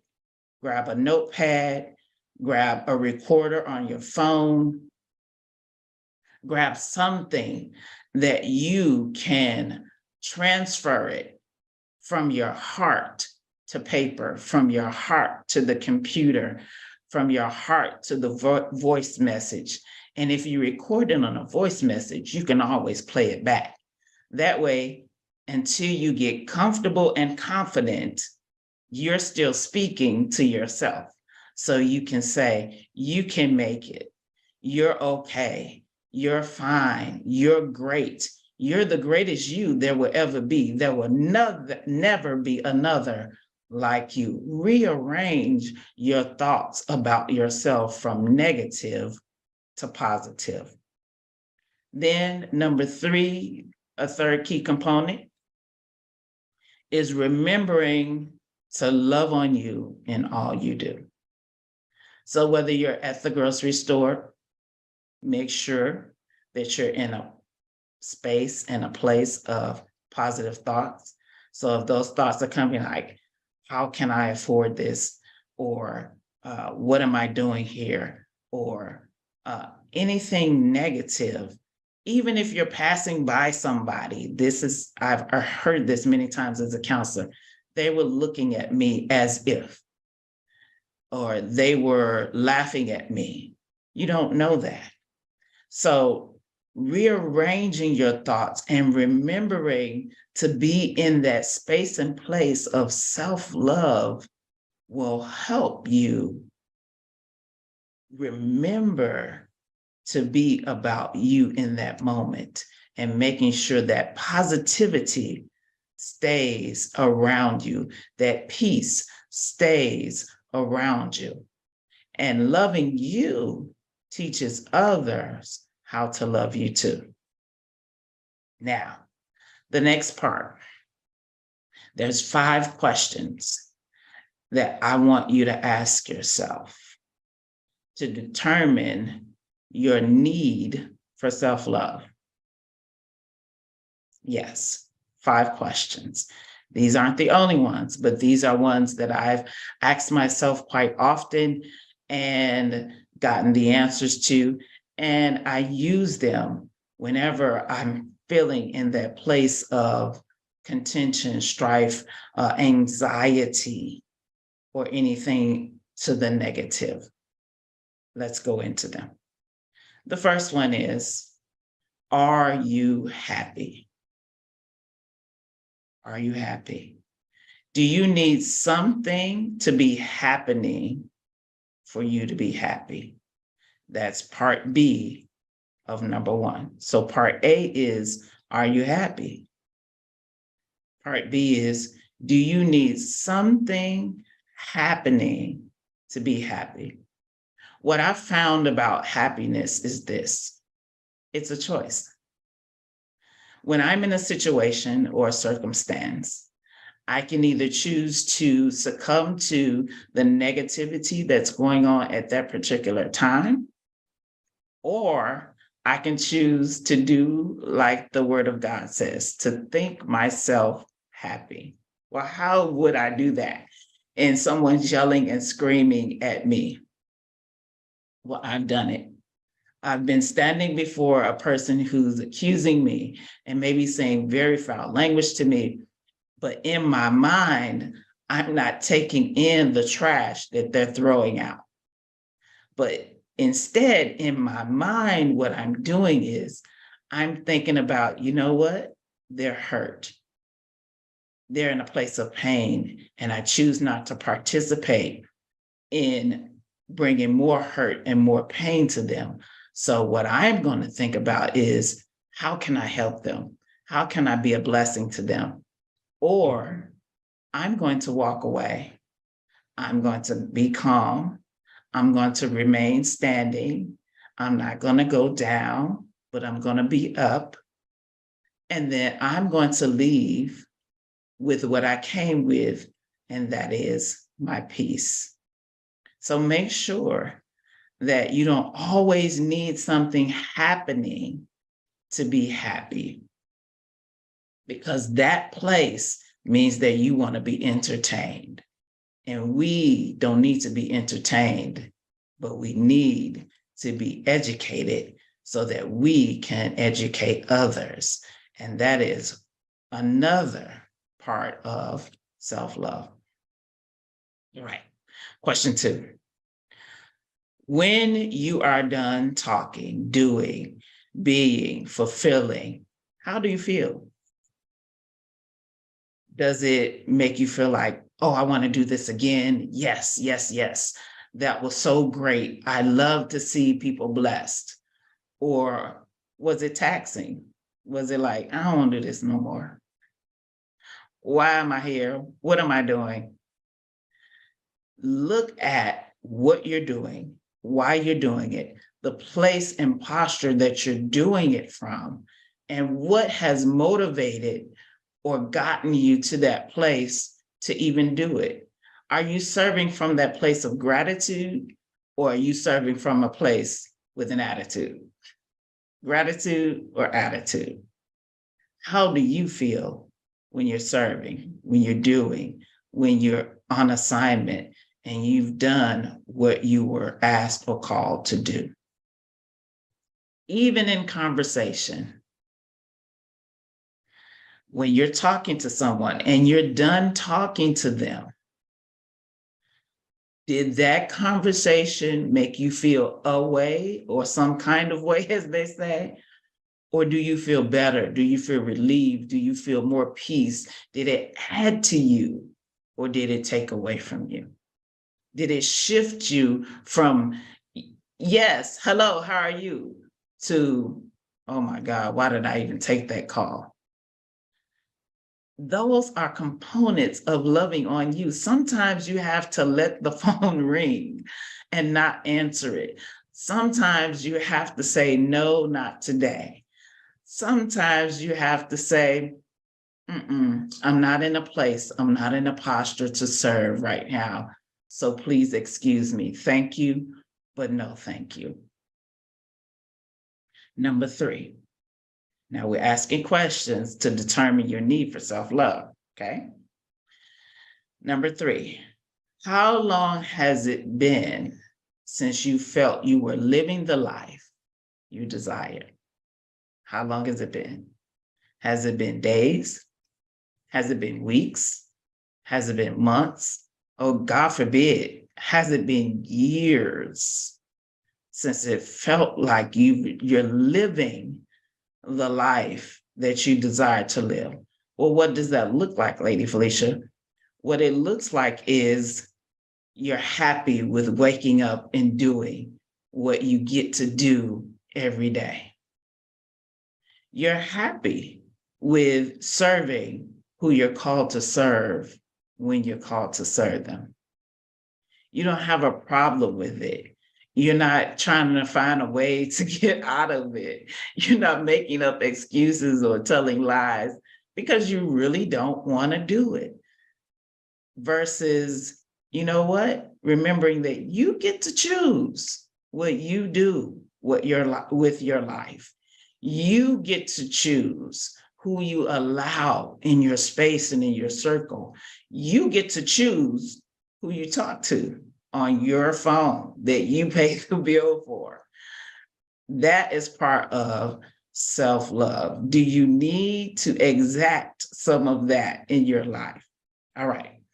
Number 4, when was the last time you did something just for you, just to make you smile? It could have been buy you a piece of cake. It could have been just walking up and down the aisles of Macy's. It could have been taking a trip. It could have been just sitting in the middle of the bed, eating out of the ice cream carton. Whatever makes you happy, whatever makes you smile. It could have been binge watching your favorite TV show or watching Hallmark Channel back to back to back. Whatever makes you smile? When was the last time you chose to do that? You made time to do that. You even wanted or thought about doing it. Sometimes we don't even think about ourselves. We don't even think about what it is that we need to do for us. So when was the last time you loved on you? All right. The fifth question is, what last made you laugh until your belly hurt? Smile till your cheeks hurt? Feel excited just at the thought of it? There's been moments where maybe I was with a friend and they said something really funny in our conversation. And later on, it came up in my mind and it just made me laugh hard all over again. Having those type of relationships that can foster thoughts of positivity that will make you laugh, even when you're no longer in their presence. Those are the things that help us love on ourselves. When was the last time you watched a movie or heard a comedian that made you just laugh and laugh and laugh? Listen, I've laughed sometimes till I fell off the chair. That's how funny it was to me. So when have you been able to do that in your life? Think back, reflect, remember, and if you haven't, find out, figure out exactly what it is that would make you laugh so hard that you would potentially fall off your seat. What would make you smile so hard for so long that by the time you finish, you're like, oh my God, my cheeks hurt. I just do, what happened? That is self-love. That is taking care of you. Don't let anybody tell you any different. And then my final thing for today before we leave is I need everyone to figure out what are the things that will cause them to just want to do it more and more and more and more and more and more. Make a list of those places you want to go, those things you want to do, those people even that promote self-love in your life. And if you don't have any, ask for some. Figure out, okay, where are these people in my life? Okay, Lord, who are they? And if you don't have any, Lord, send me friends that foster, encourage, and will help me to love on myself because they understand the value of self-love and they too promote it and do it. And then I want you, the final thing, I not just want you, I need you to get out your calendar, get out your phone, whatever you use to record your appointments and events and all that stuff. We make time for the doctor, we make time for bad news, we make time for everything and everybody else. Now is the time to schedule you. I want you to take one moment, just 10 minutes, and put into your calendar for 2023 and every year thereafter, time for you. You can call it the just for me time. You can call it the learning me time. You can call it the loving on me time, whatever comes to mind for you. But you make a standing appointment with you to take care of you, to put the oxygen mask on you, to give CPR to your mind, your body, your soul, and your spirit. It's time. It's past time. And that is overdue to love on you, take care of you, and know more about you, because with each changing season and time of our lives, whether we're turning 20, 30, 40, 50, or 60, or even 70 or 80, we are not the person we were 1 year, 5 years, 10 years ago. And we need to learn ourselves over and over again constantly. And through self-love and self-care, that is how you will get to know who you are, where you are at this point in your life. I hope that this has helped you. Have an amazing rest of your day.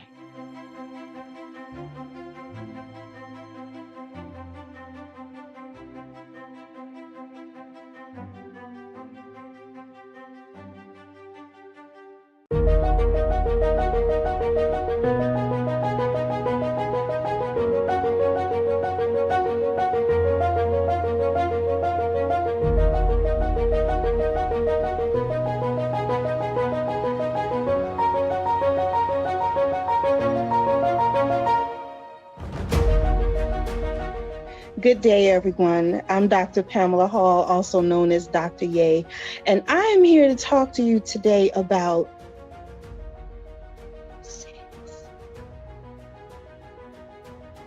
sex. Sex. I said sex. Why did I start off whispering that word? Because oftentimes when we think about sex, we usually speak about it in secret. It's usually a taboo. Even though America is a major consumer of all things dealing with sex, when it comes to having a serious conversation about it, we get a little timid. So I'm here to talk today about sex, and not just any kind of sex, the ultimate of sex and the ultimate of orgasm. Did you know that there are 3 types of orgasms? There's the little boy, little girl orgasm, which deals with genital stimulation. Then there's the teenager orgasm that deals with penile penetration. And then there is the adult orgasm, grown folk orgasm, which is tantric, which is energetic, which is orgasm that does not need penetration, that doesn't even need touch in order to occur. Is that even possible? You might be wondering. Yes, it is. Now, let me tell you a little bit about Tantra. Tantra is an energetic healing system that dates back to the 7th century and has its roots in Hinduism and Buddhism. Tantra involves things such as meditation and mantras and even yoga. But I'm here to talk about the energetic form of Tantra, which leads to experiencing bliss. Now, bliss is a state that we were originally created in, naked and not ashamed. No matter which doctrine you prescribe to, everything starts out pretty much the same. They were naked and they weren't ashamed. But somewhere along the line, we became ashamed. Somewhere along the line, we began to kind of pervert, for lack of a better word, sex. And we began to use it as a means of introducing trauma. And by that, I mean rape, molestation, abuse. Now, in full disclosure, they say most great healers became healers because they needed to be healed themselves. Well, I was one of those healers. That was how I got into Chinese medicine. And Chinese medicine involves acupuncture and Chinese medical herbs. So I tell people I stab people for a living and they pay me to do it and they feel good afterwards. But what got me into Chinese medicine was actually my studies of Tantra. Believe it or not, they're very similar when dealing with the meridian pathways, which are pathways within our bodies that run alongside of our veins and our corpuscles. And it helps with the smooth flow of chi or energy and blood. Now, I was sexually abused as a child. for years by older family members. So that is what got me into this, because it perverted my view of sex. It perverted my view of relationships. And a lot of times when children experience sexual trauma, and in the US, 1 in 4 girls and 1 in 4 boys have experienced some form of sexual trauma by the time they are adults. That's a lot of people. And that's just of those cases that are reported. So you can imagine how high the numbers actually are. And so when you take those traumatized little girls and traumatized little boys and you turn them into adults and expect them to enter into healthy relationships, well, everyone is pretty much starting out at a deficit. When I came into the knowledge of this energetic system, it was at a time I had gone through a messy divorce and was having all kinds of relationship issues. And someone told me about tantric energy healing and how it heals you in a gentle way. Gentle in the sense that you don't have to take your clothes off. There is no sexual penetration. There is no invasive touch. It's just energy healing. And it brings you to a state of bliss, which is how we were actually created to be. So I tell people Tantra isn't so much what you do, but Tantra is about who you are. So in this practice, we bring you back to who you actually are. So what is energy? Energy is defined as the strength and vitality required to sustain physical and mental activity. Spiritual energy, or energetic in this sense, is defined as experiences and phenomena that defy measurement, thus making it distinguishable from the scientific form of energy. This energy system, this healing system, deals with, as I describe it to some people who are pretty, heavily religious, because, we've been conditioned to think that anything that we're not familiar with is somehow evil and ungodly, and all of these different things. And I can tell you that it is not. In fact, to all of my religious people out there, Tantra is in the Bible. It is located in the Song of Solomon, which is one of the most titillating 16th century soft pornographic writings that you can write. I was surprised that it even made it into the Bible when I first read the Song of Solomon. But once you study and you learn the techniques, then you can read and see where and how it was utilized by King Solomon, who in tantric circles is known as the ultimate tantric. So who is Tantra for? Tantric energy is for everyone, not just those who need to be healed or desire to be healed, but those who want to maintain the health that they already possess. And definitely for all of those who want to enter into relationships, however you define those relationship dynamics to be. How does it work? It's dealing with, as I said before, the meridian pathways that are within the body. There are a system of pathways, 14 actually.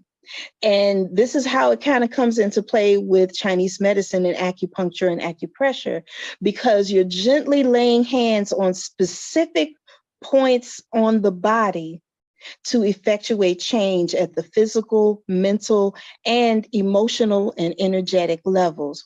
And the cool thing about it is once you get to the higher levels, because there are levels to this, once you get to higher levels, then you learn how to project your energy to your partner to bring them to a full-bodied energetic orgasm without even touching them. They don't have to be in the same room. They don't even have to be in the same state. I personally, and my students tell me, they call me the beast master. They say I create beasts. But I have personally projected tantric energy as far as some of our men who were stationed in the army and bases in South Korea. and they felt the energy flowing through their body. Some people feel like electrical stimulation pulses all over. Some people experience warmth, but what all people experience is healing and bliss. It heals you at the deepest levels, at the deepest levels. And this is why I enjoy this. I was about to call it medicine, but yes, medicine. I believe, as I've been taught by the founders of my university, my alma mater, that medicine is whatever helps. And as a young African-American woman or child who was the victim of years of sexual abuse, as well as physical abuse and verbal abuse, this has done wonders for me and for my relationships, and just becoming a healing presence for others. And Tantra, I teach my students, it's not about sex. In fact, in my classes, there's no sex allowed. There's no sex allowed, because I understand that people are coming, and yes, they're bringing their curiosity, but they're also bringing their traumas. And it is my goal for you to heal. And as I said, once you heal, bliss is a natural way of being. And sexual bliss, intimacy and bliss is a natural byproduct of healing. Because again, Tantra is not so much what you do. Tantra is a way of life, and it is who you are. I invite you, wherever you are, to delve into it, do your own research. You can reach out to me. I'm Dr. Pamela Hall, also known on social media as Dr. Ye Wong. I'm here to help you, to teach you, to lead you, to guide you back to being the blissful being that you were ultimately created to be. Ashe, ashe, ashe.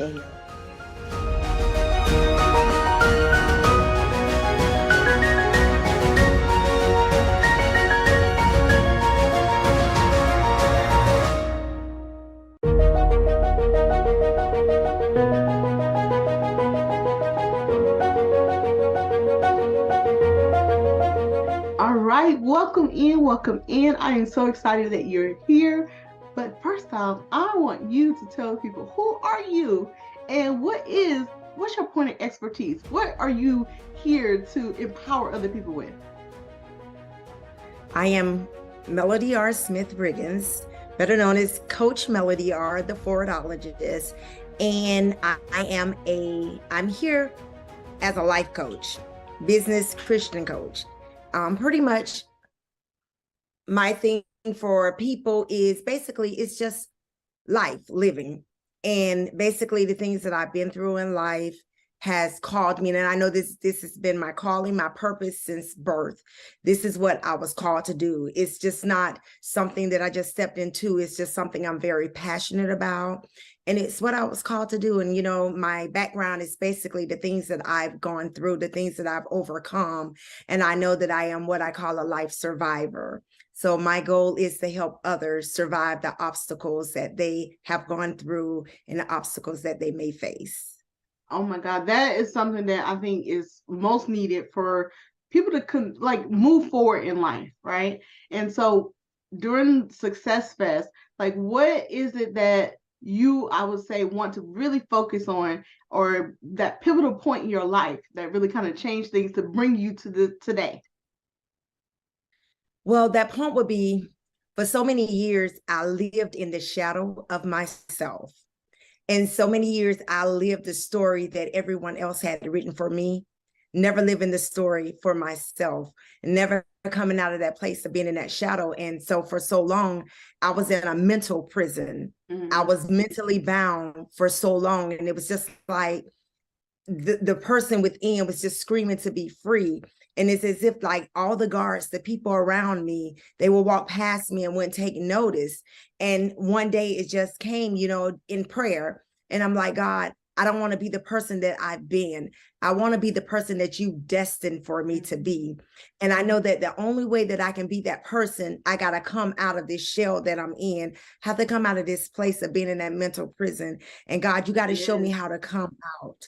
And so it was at that point that deliverance began to take place. And when deliverance took place, that's when the boldness and that's when the confidence. And then I was introduced to myself.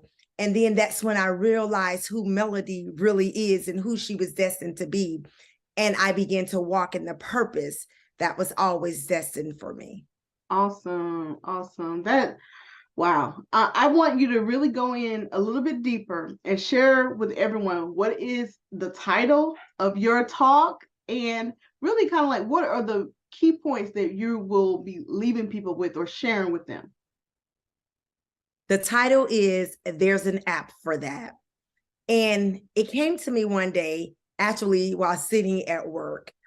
And we know that in corporate America, where there's always apps and they're always creating new apps. And the apps are to improve and it's to simplify the things that we do.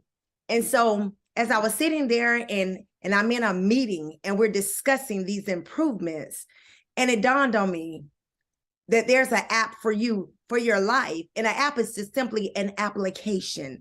And it's just like, we tend to get stuck in things. And, sometimes we make things much greater than what they are. Yes, and so a lot of times we tend to go deeper in a dark place that the light is right there. Only thing we have to do is reach up, turn on the switch, and the light comes on. Yes. So for me, there's an app for that. It's that no matter where I'm at, I'm a survivor. And I share with people that I overcame the things that I was abused as a child, fondled by people that, that I thought loved me, cared for me. And it was something that I held on to for so many years. And it was just like, I was just mentally, I was just in prison. And, and it was just like, I couldn't go to my parents because I knew my parents loved me. And it was just like, I was stuck in a place whereas I want to tell, but then, but my heart was like, it was protecting the person or the people. And it didn't make sense. But the older that I got, and when I began to realize who I really am and know that I am an overcomer and know that I'm not a victim, no matter what I've been through. And, and it all began to come together. There's an app for that. Yes. And it's just that no matter what we go through in life, we have to find the beauty in all of it, because there's a lesson to be gained. There's purpose in everything that we go through. And sometimes we think it's about us, but it's not about us, because God already know the way that he constructed us. Absolutely. And so I may be strong enough to come out of that, and someone else may not be. So God, I know God chose me to be the voice for those that are voiceless. Well, and listen, to be that person, to mend those things. And the one thing, where there's an app for that, one thing comes to mind, and it reminds me that broken crayons still color. What? That no matter how many pieces the crayons are broken into, it doesn't lose the purpose. It's still able to color, no matter how broken. And so there's an app for that. We don't have to sit there in that broken Coach Melody now. You dropping some bombs on here, right? And listen, so if you all want to hear more about broken crayons, right, that all of these pieces, how they come together, and how there's an app for this. Think about it. We have these phones that we carry around everywhere. Every time we need something, guess what we do now? We click on an app. She's telling y'all there is an app for everything that's going on. So come back, listen in to this keynote. Y'all saw I was engaged with her story, right? So if you want to hear the end of this story, or even the beginnings of even a new way how to look at life, come back and go check out Coach Melody, right? There's an app for that. There's an app for you out there. So we look forward to seeing you. Thank you so much, Coach Melody, for being here. Thank you. Yes. All right, you all, check her out.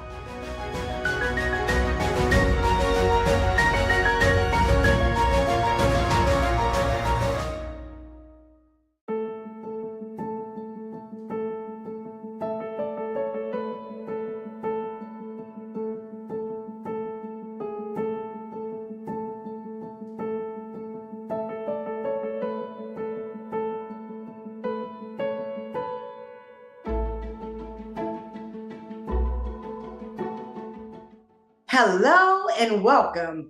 I am Coach Melody R., also known as the Forwardologist, and I am so glad that you decided to join me on today. On today, I'm so glad that you decided to fuel up at this gas station. The gas station called There's an App for That. Yes, there's an app for that. On Moving Forward Boulevard. About myself, I am a certified life, business, and Christian coach. I am an ordained minister. I'm a licensed real estate agent in the state of Florida. I'm a mother, a wife, a teacher, whatever you want me to be, that I can also be. And I'm so glad to announce I'm also an author of The Wisdom of Pain, How to Use Your Suffering to Grow and to Heal. And again, thank you for stopping by. There's an app for that on Moving Forward Boulevard. There's an app for that. So you may ask, what do I mean by that?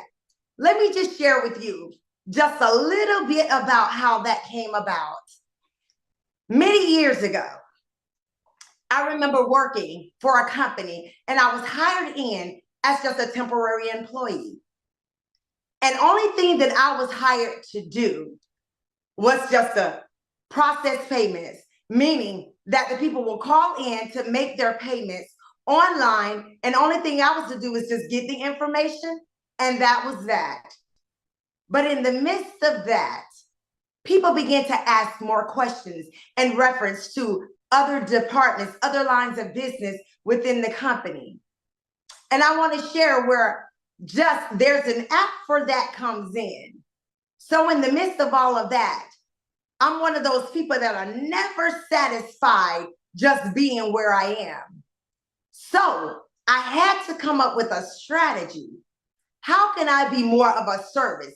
Not just what I was hired to do, but what more could I do? So therefore, I began to gather up all the material for every department within the company. Yes, gather up all the training manuals and everything. And I began to take them home, and I began to study, and I began to research, and I began to equip myself to be able to answer questions if someone called in. No, it wasn't my job. It was far beyond that. I desired to know more. I desired to put myself in a better position. So with all of that information, so when the people began to call in and they wanted to know about this and they wanted to know about that, and so it was in the mortgage industry and they wanted to know about escrow accounts, they wanted to know about hazard insurance, and they wanted to know about all these different things that are covered within a mortgage. And so as I began to study and equip myself, I began to answer the questions. I began to set myself up. There's an app for that. And what there's an app for that, it simply means there's an application for it. There's an application for anything that we want to do in life, for any situation. It does not matter what the situation is. There is an app for that. So as I equip myself with more and more, and the people begin to call in, I can answer every question that they had. And this is the mind concept that I began to form. Just like Walmart is a one-stop shop, Melody was going to be a one-stop shop. I had to create what I desired.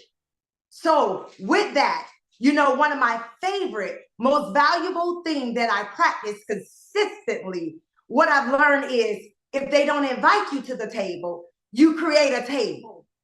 So what I was doing was I was creating Melody to be more marketable. I was creating myself to put me in a position whereas I had choices. And what do you mean by choices? See, when there's an app for that, that means that you're in control. I can take the power that's in me along with my faith, and then I can begin to create. So I'm going to create a greater version of myself by applying the tools that I used and the knowledge that I gained in order to make a better version. And that there's an app to that. So as I began to do that, higher up, the executive team began to take notice. And then I began to dig a little more into it. And I learned some things that nobody in the company even knew about. There were some laws that we had not been practicing as a company. And so as I began to dig into that, I came in as a temporary associate just to process these payments. Then I began to move up the ladder. See, I didn't wait for them to train me or to teach me. I began to dig in for myself to make myself more marketable. See, when you discover the app, of you, you're more marketable. You're in control. You can make the rules for which you are to play by. And that is a practice that I do consistently. No matter where I go, no matter what the terms are, I'm going to always create an app for that. And you say, yeah, but that's not my story. That's not what I need an app for. But then I began to think about it. When they started creating, we have Netflix, we have HBO Max, we have Hulu, we have all of these different apps for anything that you need. Apps are just to simplify a process to get you quicker access to something. So I began to think down the road, if I can take the money to invest in Netflix, HBO Max, and all these other services, would I not take the time to create an app that's just for Melody to make me more marketable, more resourceful, and to make me more attractive to those that may those that may need me? There's an app for that. And so, and I want you to understand, and that's on the business side of things. So let's just channel it just a little bit to there's an app for that over on the life side. So I'm this little girl that grew up. I had many, many challenges. The woman that you see standing before you today is not always who I've always been. I was that quiet, shy, timid little girl that was scared of her voice, scared of her own shadow. And why? Because of the things that I endured as a child. And this is the one thing, and understand when there's an app for that, because I could have simply looked at myself and said, well, I'm just this bruised, this damaged little girl that just suffered. Woe is me. And you know, people just don't understand the things that I've been through. But then I had to create an app even for that. And I oftentimes say, although I was victimized, I was never a victim. Whoa, wait, what do I mean? I was victimized, but never a victim? It's the way you see yourself. And I had to come to the conclusion and I had to realize that it's the way that I receive it in my mind. I can stay a victim or see myself as a victim, or I can be an overcomer and see the beauty and the pain that I had to go through, because there was purpose behind even that. And I realized that there's an app for that. There's an app for everything that we go through, everything. So what I'm saying to you today is that you don't have to be stuck. You can come out of any situation that you're in, create the app. Just take the power that lies within you, take your faith, put them together to go forward for your destiny. There's purpose in everything that we go through. There's an app for that. We don't have to stay stuck. Now, I greatly thank you for taking the time to join me, and there's an app for that on Moving Forward Boulevard, because you're no longer in the place that you were once in. So, again, this is your girl, Coach Melody R., the Forwardologist. You can always reach me on the website at www.theforwardologist.com. And I invite you to just sign on to the website. Take a look. There's a freebie out there. It's called Self Recipe. It's your recipe for life. And I thank you for joining me. And remember, anytime you get stuck, create the app that's just for you. And remember, there's an app for that.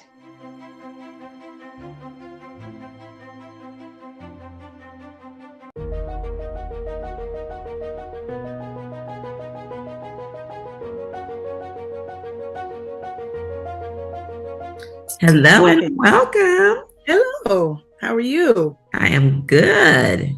Share with us your name and the name of your business. My name is Beverly Sanders, known everywhere as Rev Bev. I am the founder and CEO of Thrive Community Service and Breaking the Silence LLC. Great. So question, what has been your biggest obstacle that you've overcome? I think my biggest obstacle that I'm overcoming is being a finisher. Like that return on finish is something that, you know, we've been hearing constantly as we have prepared for this great event. So I think that is what's been in my forefront, you know, being a finisher, and then having the accountability, having the support, of Black CEO and the SuccessFest, and, constantly seeing people who are where I am, saying who are saying the same thing, that, a return on finish, and doing those things. So I think that's one of the things that's been motivating me to do that, and realizing that I know I have big dreams, and so I have to start somewhere, so I don't even know how I got connected with Trevor or SuccessFest. I just kept seeing them, and I'm just like, is this a scam or what? I kept getting text messages and emails, about, come on, we need speakers. And so I was just like, you know what, let me go ahead and do this. The Lord is like, you pictured yourself on a stage talking to people, inspiring people, saying you have to start somewhere, saying that opportunities had to come from somewhere. So I think the obstacle of just walking in my truth is it. Yeah. Okay, that's good, because the next question is, so why do you choose to help others become successful as you are? I choose that because one, is my calling.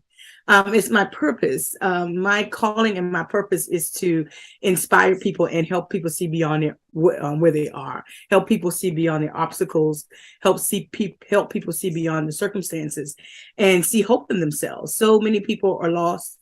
And even in the body of Christ, saying, because, I am ordained reverend. So, and I've been doing youth ministry with youth and young adults for over 30 years. And, just helping people see beyond where they are. So there's so many people out there who want so much out of their lives, but they're often stuck where they are. And they cannot visualize themselves or see themselves beyond where they are. So just kind of, my mission, my purpose is just to empower people. So I'm always the person that people are just like, you know what, if I want to stay where I am, I'm not going to call her right now. I will call Rev Bev when I'm ready to get inspired and motivated to move to the next step. But if I want to sit right where I'm at right now, I can't handle her cheerfulness or her empowerment all the time. So I'm a person that empowers and inspires people. Well, good, because that answered the next question was, what was your biggest hope for those who you're called to serve? And so my biggest hope is for them to definitely see beyond where they are and know that they are worthy and that they matter. Saying that God made us all fearfully and wonderfully. And that when you were formed in your mother's womb, you were predestined to live a life of purpose and to be a person of purpose. And sometimes people are not around people who can instill that in them, or people who can pull that out of them. So I see strength when other people see weakness. And so my hope is that people will learn to walk in their purpose and really see and understand who God created them to be, and to walk in that. I love it. So your last question is, how do you plan on making this world a better place? By Inspiring and empowering as many people as I can. I think my main focus is not just in particularly women, but young people and young adults, in particularly young adults, because our young people are getting into adulthood, and people, once they turn 18, people stop remembering that they still need guidance, that they still need help, and they become 18 or 19, they go off to college, or they're not doing anything, and then now they have to learn to be an adult by being an adult without getting the help from adults. So it's being able to lift up this generation that we have now, because this generation is going to be the people who are going to be in place when we're senior citizens. So they need to be empowered to walk in their destiny, so helping young adults and young people, find their purpose and help them realize that you don't have to wait till you're 40 or until you're 45 or until you're 30, that you can do it now, because God knew who you were when he created you. So that is my drive right now, in particularly young Black, young adult women, helping them find their purpose. I love it. Thank you for all that you do. Thank you for all that you do. Thank you. Thank you. Well, that concludes the interview. So thank you so much. You're welcome. Thank you.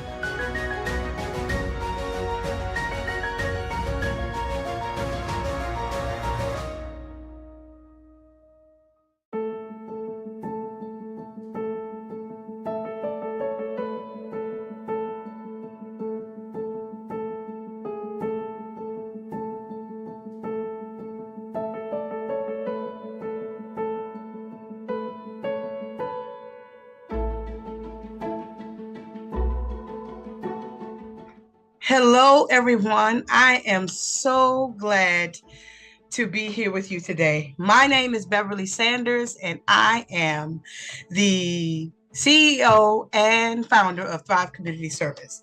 Today, I want to talk to you a little bit about breakthrough. My talk is about breakthrough. Breakthrough, the secret sauce is you. Who are you? Who am I? Why are you here? Why am I here? They asked me to write down my name and who I am. So I think very seriously and consider writing down the truth. Inside of me, there is what? What is going on in the inside of you? What lights your fire? What is keeping you from discovering your passion and your purpose? What is keeping you from putting yourself first? What is robbing you of your identity? Are you tired of living for everyone else except yourself? Are you tired of living up to everyone's expectations of you? Your answer to these questions will determine the direction of your life. If your purpose is wrong, your direction may be wrong. If your purpose is a little fuzzy, then maybe your direction may be a little bit fuzzy. If your purpose is misguided, then maybe your direction is a little bit misguided. If you're like most people, you are busy doing instead of being. You're living for everyone else except yourself. Your worth and your purpose are determined by other people's perception of you instead of what's in your own heart. You are allowing your worth and your purpose to be determined by your relationship status, whether you're single or married, divorced or widowed, your bank account. You are allowing your purpose to be determined by what? You fill in the blank. It is time for a breakthrough. It is time to look at the person in the mirror. It's time for you to find your passion. It's time for you to find your purpose, and time for you to prioritize you. It is time to live an inspired life, because the secret sauce is you.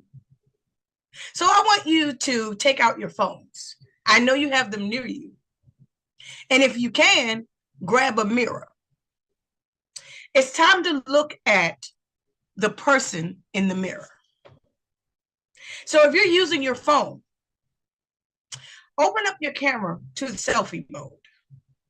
With your camera or your mirror, I want you to sit up straight, and I want you to look at yourself in the mirror or to look at yourself in your camera. What do you see? And I'm not talking about surface stuff. Like I see a mom or a dad, or, I look good, or I'm pretty handsome, or I see a husband or a wife. What do you see under the mask that you wear every day? Under your titles, underneath the surface of the very core of who you are? What do you see under the makeup? Or that very clean cut, trim beard and mustache? Let's filter through the layers until you see yourself, until you see you. What do you really see? So take a moment and look in the mirror or in your phone and tell yourself what you see.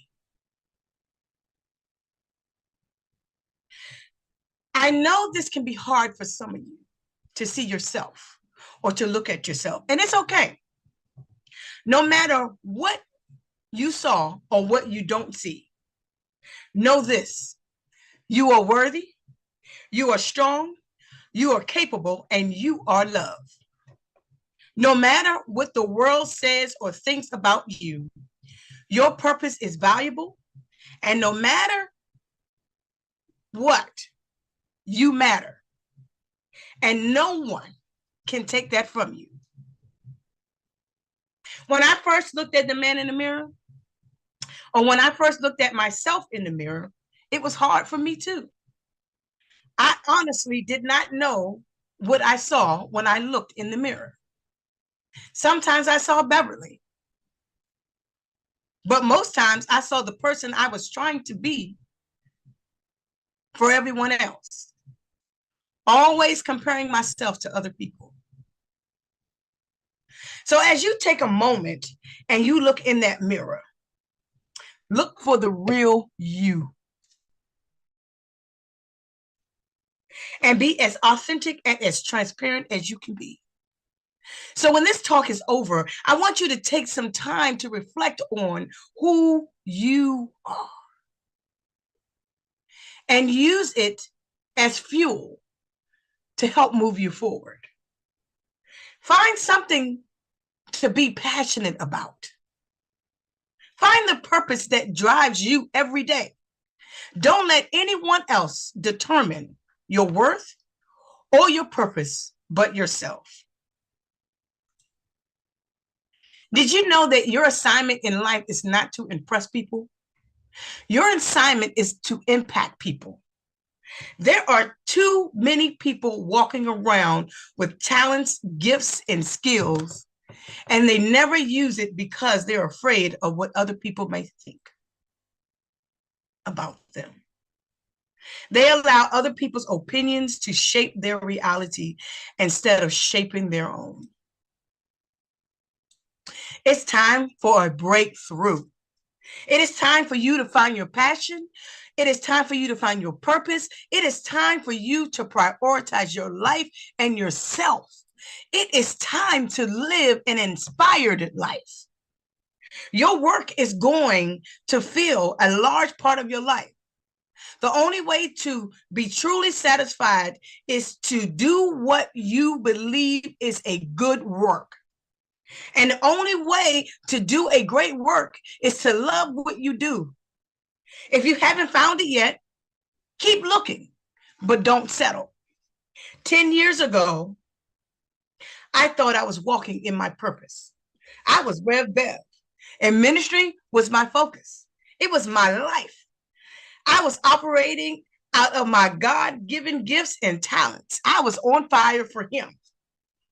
But something happened. I lost my job. I hit a wall, and it stopped me dead in my tracks and left me wondering what was next. I knew that I needed a breakthrough. Truth be told, my life needed a breakthrough. I had lost my job that I had worked at for 10 years. I was taking care of my mom and living on unemployment and food stamps, and I could barely pay my bills. But I was the busiest unemployed person you had ever seen. I was busy being a Martha instead of being a Mary. And I was not doing my part of taking care of myself. I was Rev Bev. I was the caregiver. I was the preacher. I was the mentor. I was the counselor to all of the children and the teens and young adults. I was a yes woman because my life was literally ministry 24/7 all over DC. If people said Mount Lebanon, they would say, wow, you must know Rev Bev. Everyone was talking about the work I was doing. And I was doing a great work, but at what cost? I was always tired. I was overwhelmed. And sometimes I literally felt like I could not breathe. And the tension of walking in my purpose had truly come to a head 10 years ago. I rarely said no, and I was doing very little at that point to take care of myself. I was almost at burnout because I was trying to live a life for everyone else. And I was sacrificing my mind, my body, and my spirit, rarely having opportunities to replenish.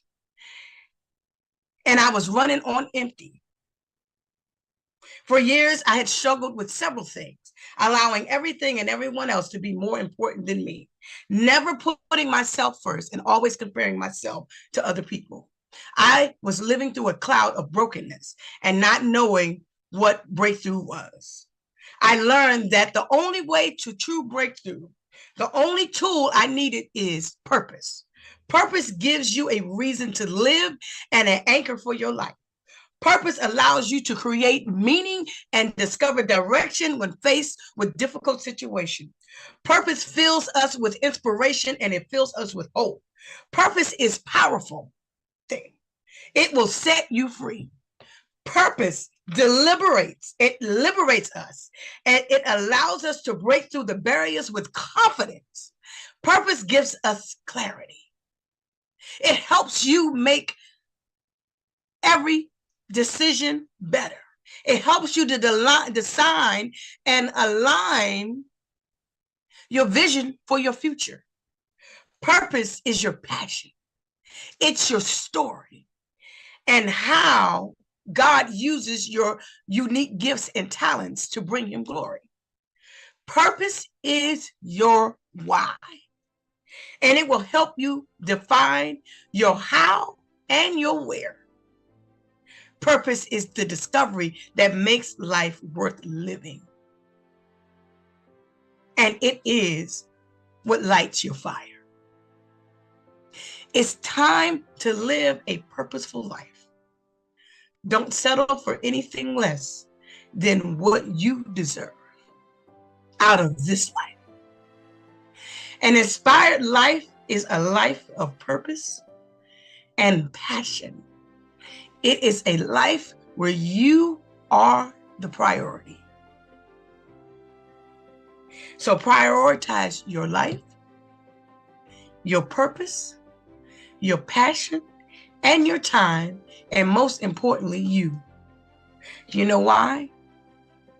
Because the secret sauce is you. Thank you.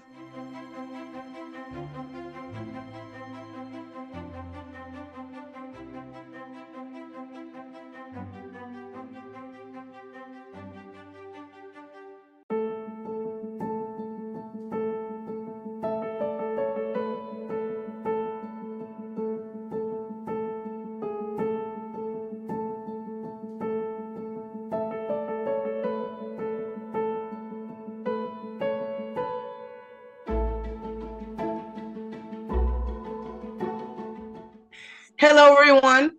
My name is Beverly Sanders, and I am the CEO and founder of Thrive Community Service and Breaking the Silence, LLC. And I am so glad to be with you today to talk a little bit about breakthrough. The secret sauce is you. 3 steps to living an inspired life. We're going to talk a little bit today about finding your passion and your purpose and learn how to prioritize you so that you can live an inspired life. I've always known what I wanted to do. I always knew that I wanted to help people, even when I thought I wanted to be a nurse and didn't like going to the doctor. But I've always known my purpose.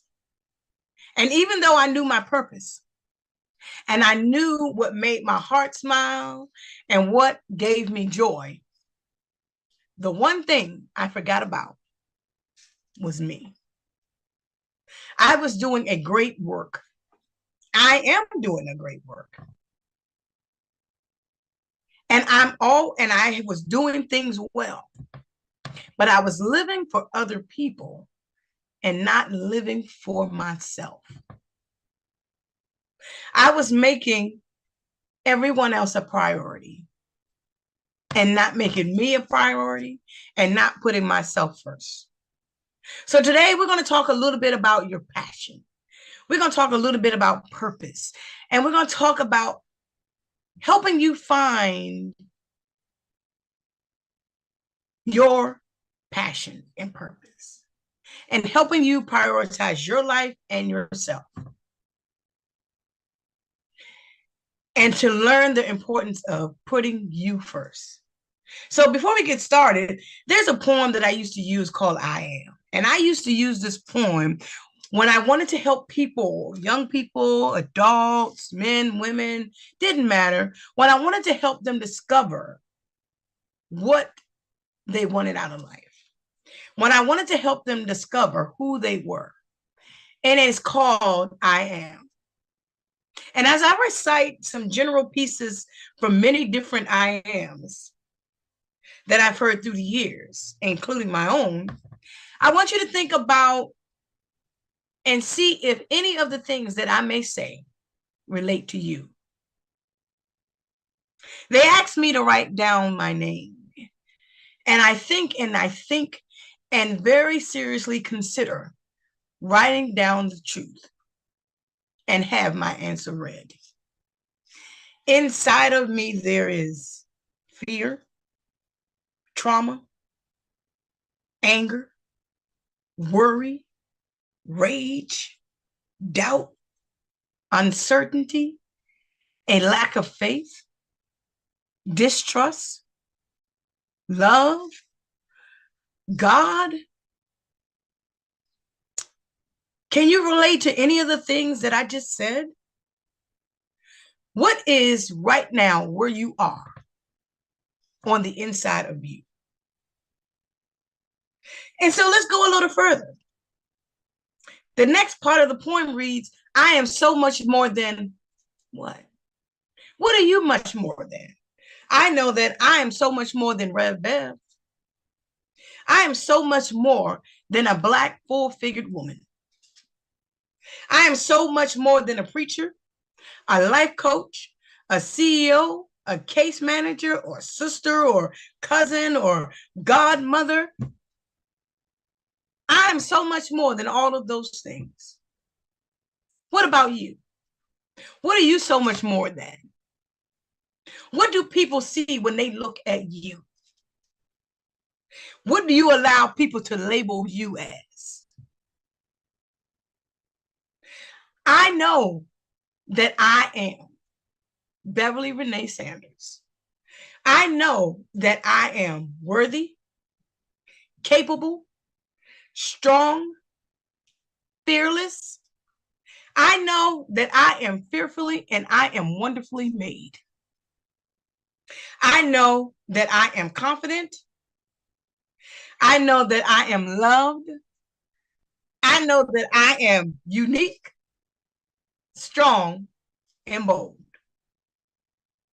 So today we're going to just talk a little bit about purpose, a little bit about passion, and a little bit about priorities, and how those 3 things can help you live an inspired life. So I have a few slides that I want to share with you guys today. I'm going to bring my slides up so that we can talk a little bit about purpose. And talk a little bit about what it is and what it means to have that breakthrough. So let me just go back a little bit. It's okay. Breakthrough. The secret sauce is you. 3 steps to an inspired life. Do you know what lights your fire? Do you ever feel like life is passing you by without getting to do the things that really matter? Are you ready for a breakthrough and an inspired life? We all want to live lives with passion and purpose and priority. To be able to align our purpose with our passion and to make ourselves a priority so that we can live a life of purpose and meaning. It is often easier said than done, but having the right mindset and understanding your purpose can be the key to unlocking breakthroughs in your life. Do you ever wonder what makes you amazing? And what makes life amazing? Maybe we're not looking for magic, but for the power to break through and to find our purpose. You are an amazing person with a lot of potential. It is time to take charge and to figure out your passion, your purpose, and your priorities. This will help you live an inspired life. You are the key to living an extraordinary life. So, there are 3 steps that we're going to talk about today that can help you start your journey to this self-discovery. First, we're going to talk about purpose. Find your purpose. Purpose is like an explorer, always searching for ways to align your passion and your purpose in order to make positive impacts on the world. Purpose is to be brave and willing to take risk and be adventurous. Purpose doesn't give up until it finds its true calling. Do you know how special you are? Your purpose is unique and special to you. Take the time to really understand your purpose in life. Ask yourself questions like, what makes you come alive? What do you value most in life? What kind of legacy do you want to leave behind? Knowing your purpose will help you prioritize what really matters and give you the courage to go after your dreams. Some people are born knowing what they want out of life. They find their passion or their talents early, and they just do it. They go for it. If you're struggling to work out what really is important to you, if you're struggling to really understand and really want to know what you want to do with your life, don't give up and don't ever quit. So, we got some simple questions. I got some simple questions that I'm going to ask you in a few minutes. You can work through them and they will help you discover your life purpose. While it's important to give each question proper consideration, try not to over-agonize your responses. Allow your inner child and your intuition to guide your answers. And don't forget, think big. Make this your starting point. Use these questions to take a deep dive to help you find out more about yourself so that you can set yourself on that true path. All right? Question number 1. If money was no object, what would you do with it? I know I would buy me a car. I actually would buy me a truck. Okay. I would build a community center in my community for families to come and be families again.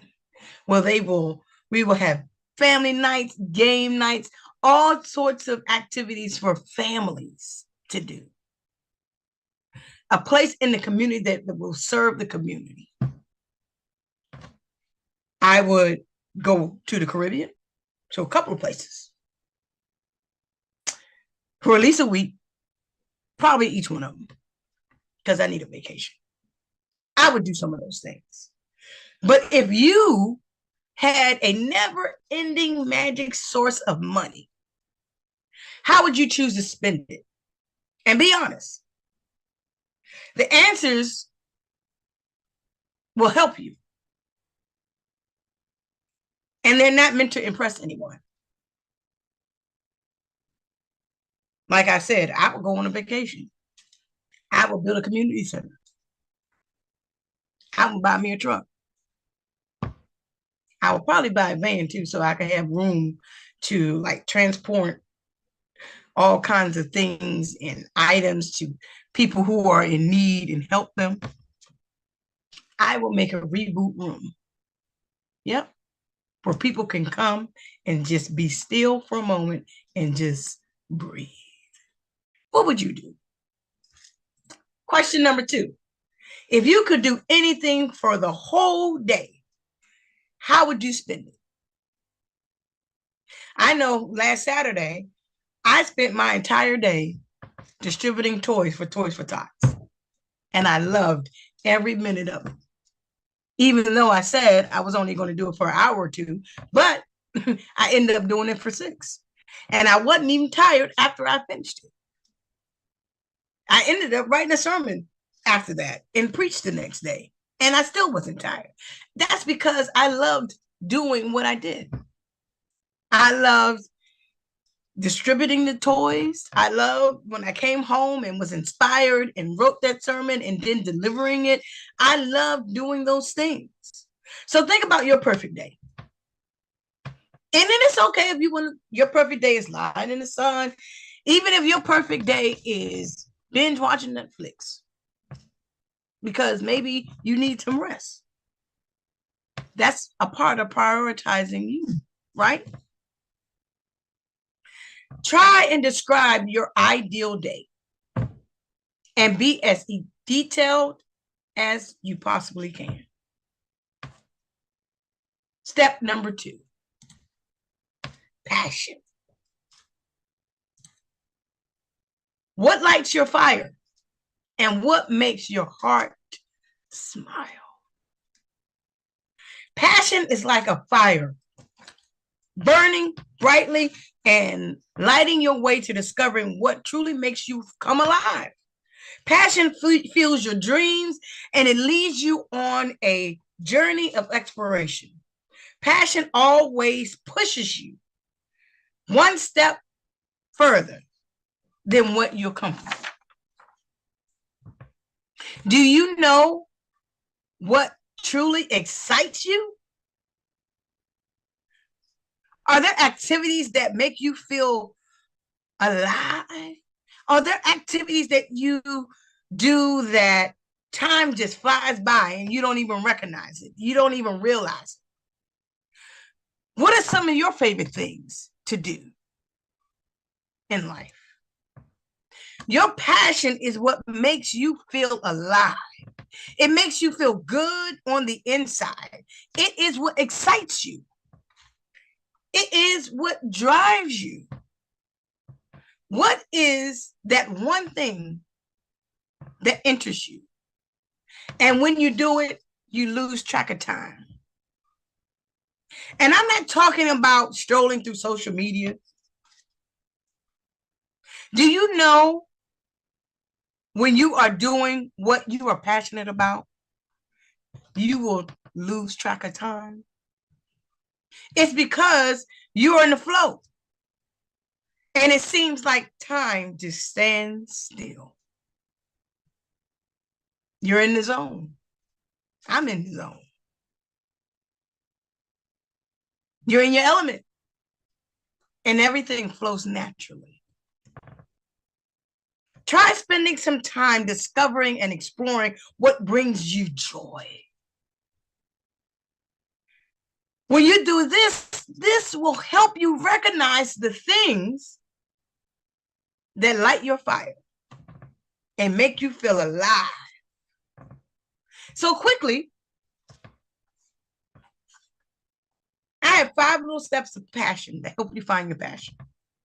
If you want to live a life of passion, if you want to live your best life, then you need to find your passion and you need to follow it. Sound easy, doesn't it? It isn't that hard. And it's surprising that many people don't do it. They seem happy just existing rather than living a life of happiness and success. To change your life for the better and to create a future, let's look at these little quick 5 steps to finding your passion. First, always dream big. Dream big. Everyone has big dreams. I know you do. What have you done with yours? Do you think about them? Have you acted on them? Or are you just hiding them away? If you want your passion and your purpose,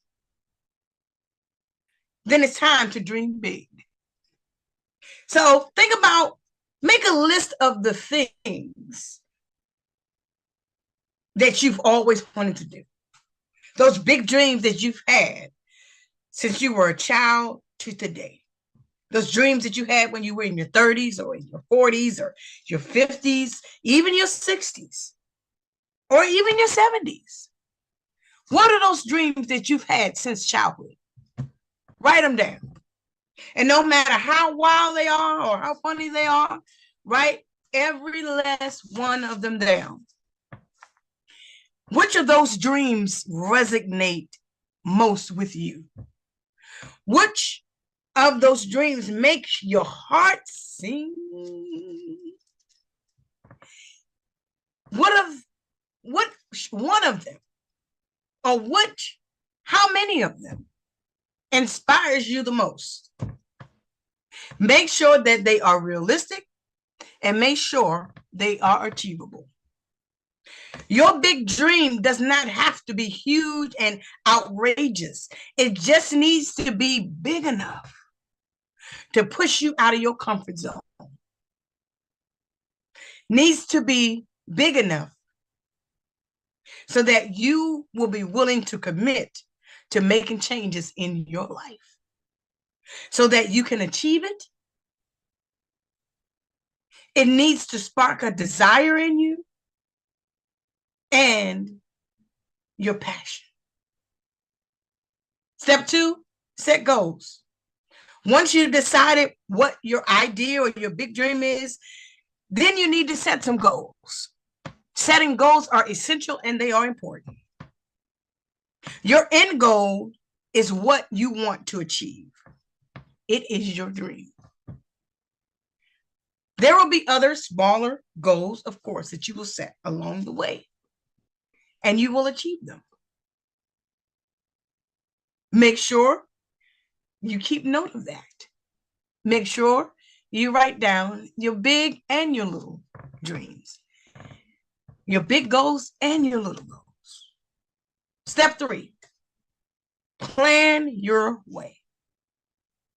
Now that you know what you need to achieve, it's time to plan what you need to do to get there. Think about that, what action you need to take, what resources you will need, and anything or anyone that will help you provide the help and support. Sometimes we forget about the resources that we already have around us. And sometimes we forget about the people that can help us, give us the support we need. It is okay to ask for help. Make a plan. Write it down. Number 4, take action. You know what you want, how you can achieve it, and the steps to take. But remember, it's time to take action. Remember, you are looking for a passionate life, one that fills you with excitement, with joy, and success. So don't rush. Discover it. 5, live your best life. Once you've started taking action on your goals and plans, you will find that your life starts to improve. It will start to really improve. And instead of dreading each day like some of us do, like some of you do, I don't. You'll look forward to it with excitement and anticipation. Your best life is the one that gives you happiness, success, and achievement through living your passion and your purpose. If you want to find and live your passion, then you can follow those 5 steps that we just talked about. You can do it on your own, or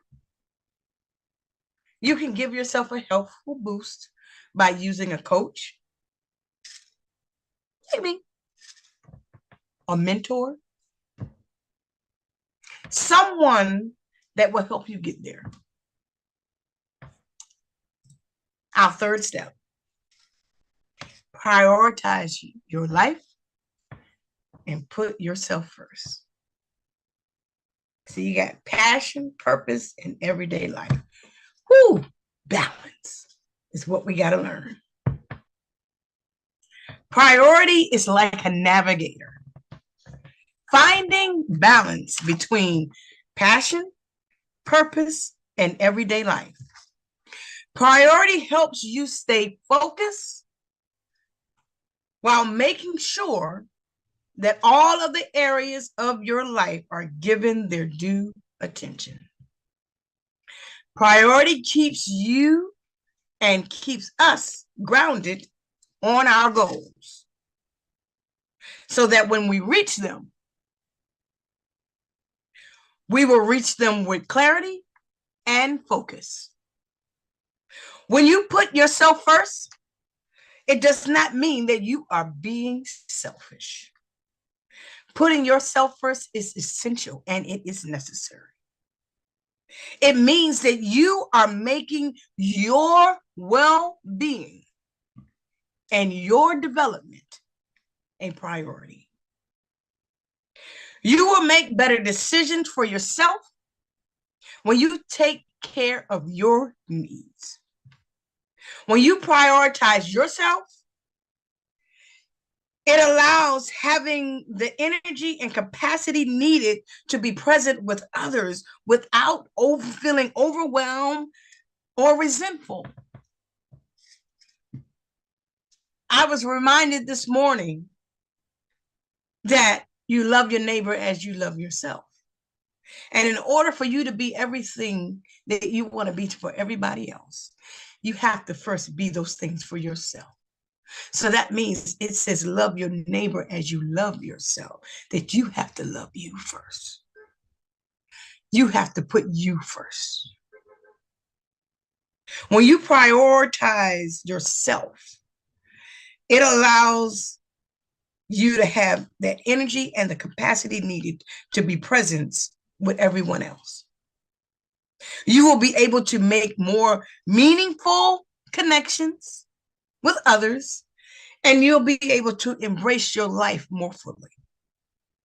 Ultimately, you will prioritize yourself. It will help you become more aware of what matters more to your life, and it will help you create a life that is purposeful, passionate, and abundant. You matter, and so does your life. Take the time to make it a priority, and you will find that the secret sauce is you. Once you have made yourself a priority and have identified what matters to you, it is time to live life accordingly. You have to put yourself first. Why is it so hard for us to do that? It is hard for us to do that because we were taught that everyone needs is more important than us.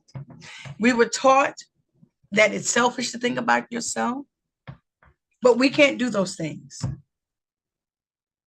The secret sauce is you. You are an extraordinary person. So schedule some time for yourself. Create a plan each day or week that helps put your passion and your purpose at the forefront. Take some time to make sure that you're healthy. Spend time with your loved ones. Focus on meaningful activities that will help you reach your goals and your dreams. Putting your passions first is the key to living a fulfilling life. The secret sauce is you. You are an extraordinary, amazing, and wonderful person. And you deserve the best. 3 ways of living an inspired life.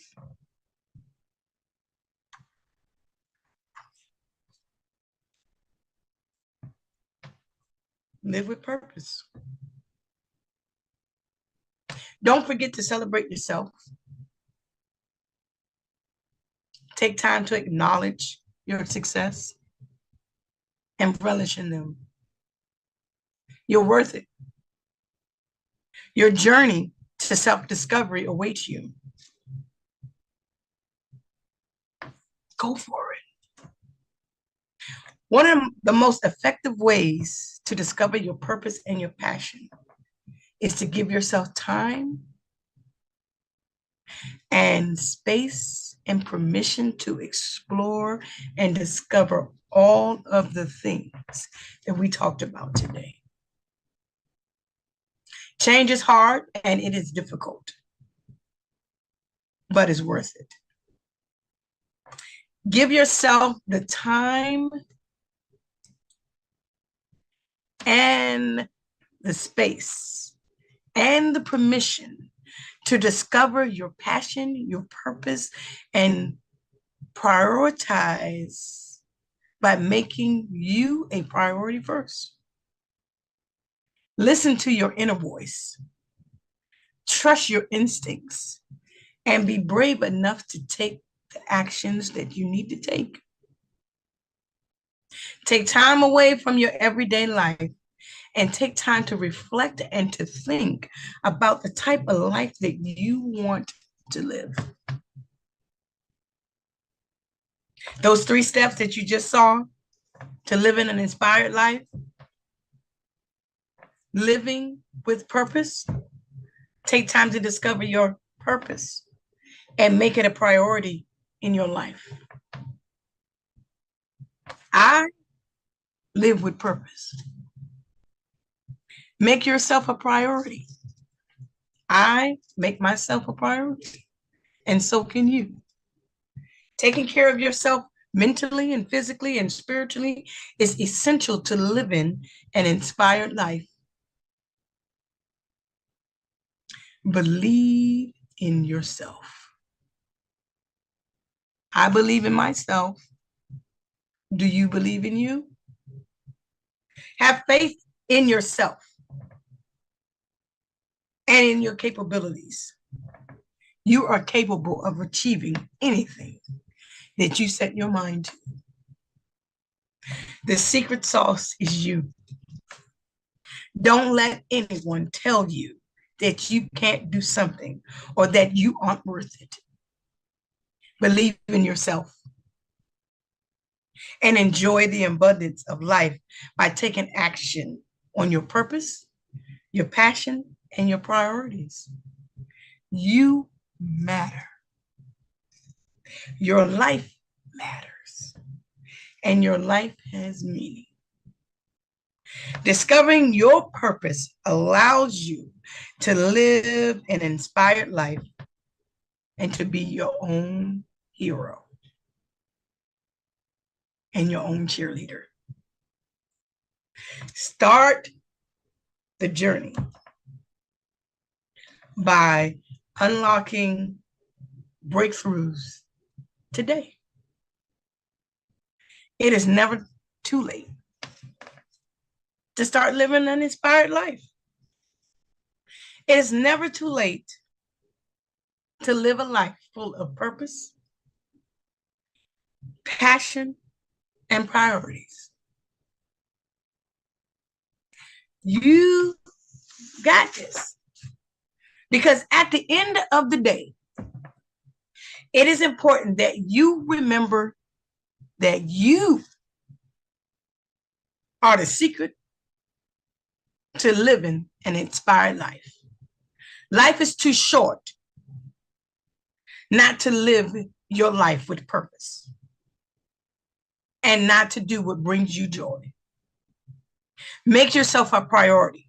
Discover your passions and find out how you can use it to bring about meaningful change in this world.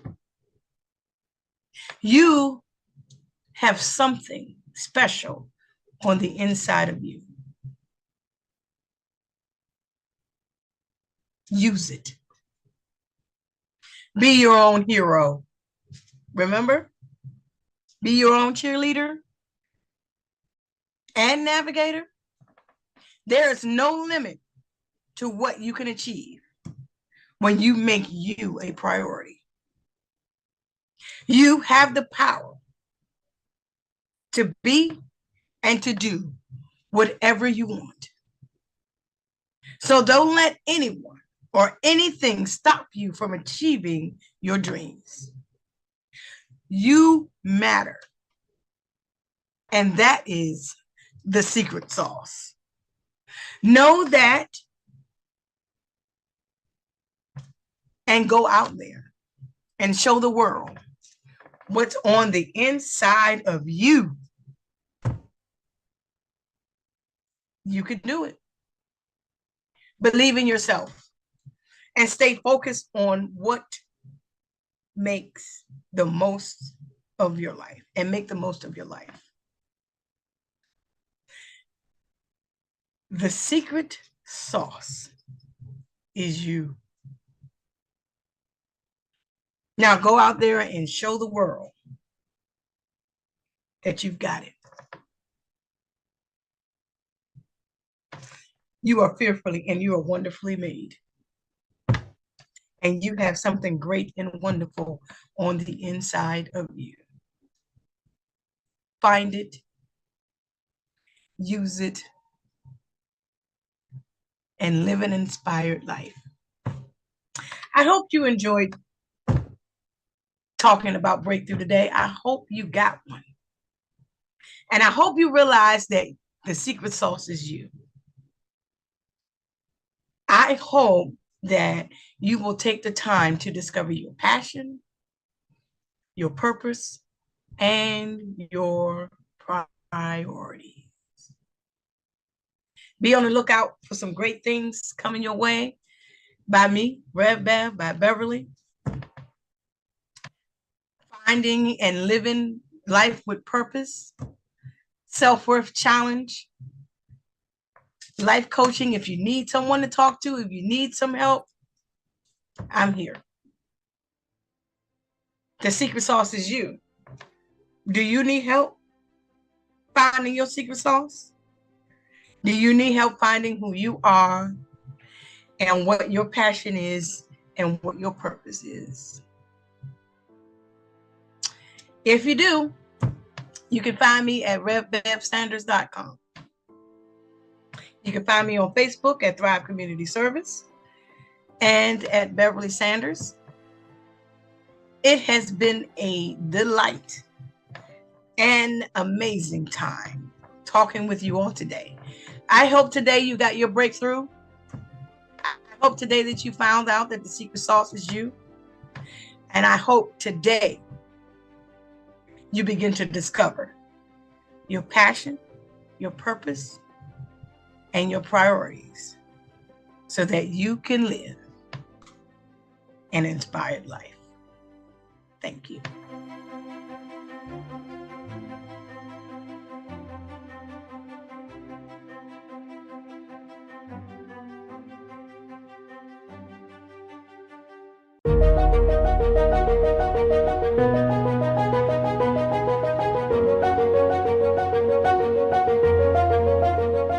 Greetings and welcome to SuccessFest. I am Dr. Evelyn, and today I have with me Harriet Harris, who's going to introduce herself, and she's going to tell us about her business, the name of the business, and what it is that you do. Okay. Hello, everyone. My name is Harriet M. Harris, and I am the Limitless Business Coach. I help ambitious women to overcome their limiting beliefs and really to remove the internal roadblocks that they have that's keeping them from living the lives that they want. So I help them to overcome those limiting beliefs, overcome those internal roadblocks so that they can create the life and business that they love and enjoy. I'm also an author. I recently released, I guess, my new book, Stop Stopping Your Success, which is all about helping you to understand what limiting beliefs are and really how our thoughts and beliefs affect our success, how they hold us back and keep us from living the lives and the dreams that we have. Mm-hmm. I am also the host of a new podcast that was recently released entitled You Are Not Your Trauma. Okay. And that has been really a blessing to me because as a person who really felt defined by my childhood trauma, it's something that I have started in hopes to help people who have experienced trauma to know that despite what they went through, they're not defined from those experiences and that they can still have a magnificent life despite the bad thing or things that may have happened to them. Sure. I think that what you're doing is quite timely because many times, as entrepreneurs, we, as I say, shoot ourselves in the foot because we don't know what our limiting beliefs are until all of a sudden we're trying to figure it out. So that's a wonderful company to have. And so what made you decide to be an entrepreneur? Well, honestly, entrepreneurship has been with me my entire life. My dad was an entrepreneur. And even when I started in the corporate world, I started right out of college working a corporate job. There's always some itch to do my own thing. So I tried many things that were kind of here and there, but it was really after many years of just really feeling like I didn't fit into corporate, that I was like, okay, God, I need you to just tell me what to do. Tell me what to do. Tell me what my purpose is. Because I know, but I need to figure it out. And so after days, weeks, years, I guess we say, of just talking to God and trying to figure it all out. There was this day that I can remember, it was full of tears and me just saying, okay, God, I need you to just tell me and I'll do it. And he reminded me of this great idea that I had when I was fresh out of college, I think maybe a year out of college. Mm-hmm. And he reminded me how I wanted to pursue this great thing and I didn't know how. And the reminder was there, like, you aren't the only one. Like, you are not the only person who wants to do these great things, who has these great ideas. Because let me just say, my idea has been implemented and somebody made a lot of money behind it. Wow. Because my idea was to create a website where people could schedule their doctor's appointments. And this was in 2003, okay? Nobody was thinking that, at least nobody that I knew, and so now, here we are nearly 2 decades later, and, that is well implemented within websites and apps. So, so that reminder that, I wasn't the only person that didn't know that. I had this desire to help people because I felt like, if I could help someone do something that I couldn't figure out at one point, but that I've learned through my own experiences how to do, then, it could be beneficial to someone else. Absolutely. Because many times we fail simply because we don't know where to find the information. Exactly. And then we stop trying. Yes, exactly. Yes. So, you can't look for that you don't even know exists. Exactly. And so the connection is important, to be able to connect to people and help them guide their process. Right. So how do you see SuccessFest helping you to move that word forward? Wow. I mean, honestly, I could say one word, and that is community. I feel like I was missing community in my business and in my life, especially being in a world where we are now, where so much is virtual. Yes. When I relocated where I currently live, I started working from home because just the way my job was set up. So I've been working remotely since 2016, where a lot of people just kind of jumped into this, real heavy in COVID. 2020. Yes. Mm-hmm. And so I've been working from home since 2016, and it really felt a little lonely. It felt like, even though it's a good situation for my family life, it can get a little lonely. So I feel like with SuccessFest, I have been able to really create a community of people, of like-minded people, that has not only been able to help my podcast, but be able to support them. And so it's just a really nice opportunity to meet new people, learn new things. I've learned about things that I didn't even know were things. Yes. I mean, I've met different types of coaches and different types of consultants. So, it's just a great opportunity for me, like I said, to create a community of people outside of, my work people, my friend people, my church people, but just like-minded entrepreneurs like me. Well, we are glad to have you. We are very happy that you are participating in SuccessFest, and we look forward to your presentation, to hearing what you have to say, and making sure that other people know about you and know that if they don't know the answer, you can help them figure it out. Absolutely. That's what I'm saying. That's what SuccessFest is all about, making sure that there is ujima, a sharing of resources. Yes. So we thank you for your participation, and we look forward to seeing what you have to say. So have a great day, and thank you again. Thank you. You're welcome.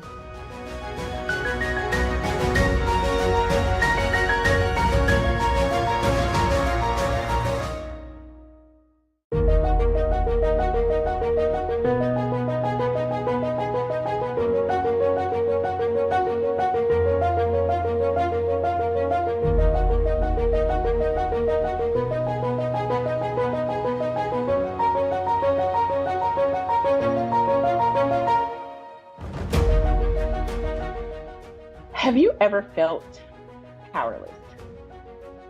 There was a time in my life where I would often say, if something bad is going to happen, it'll happen to me. Why? Because my life felt like it was full of challenges.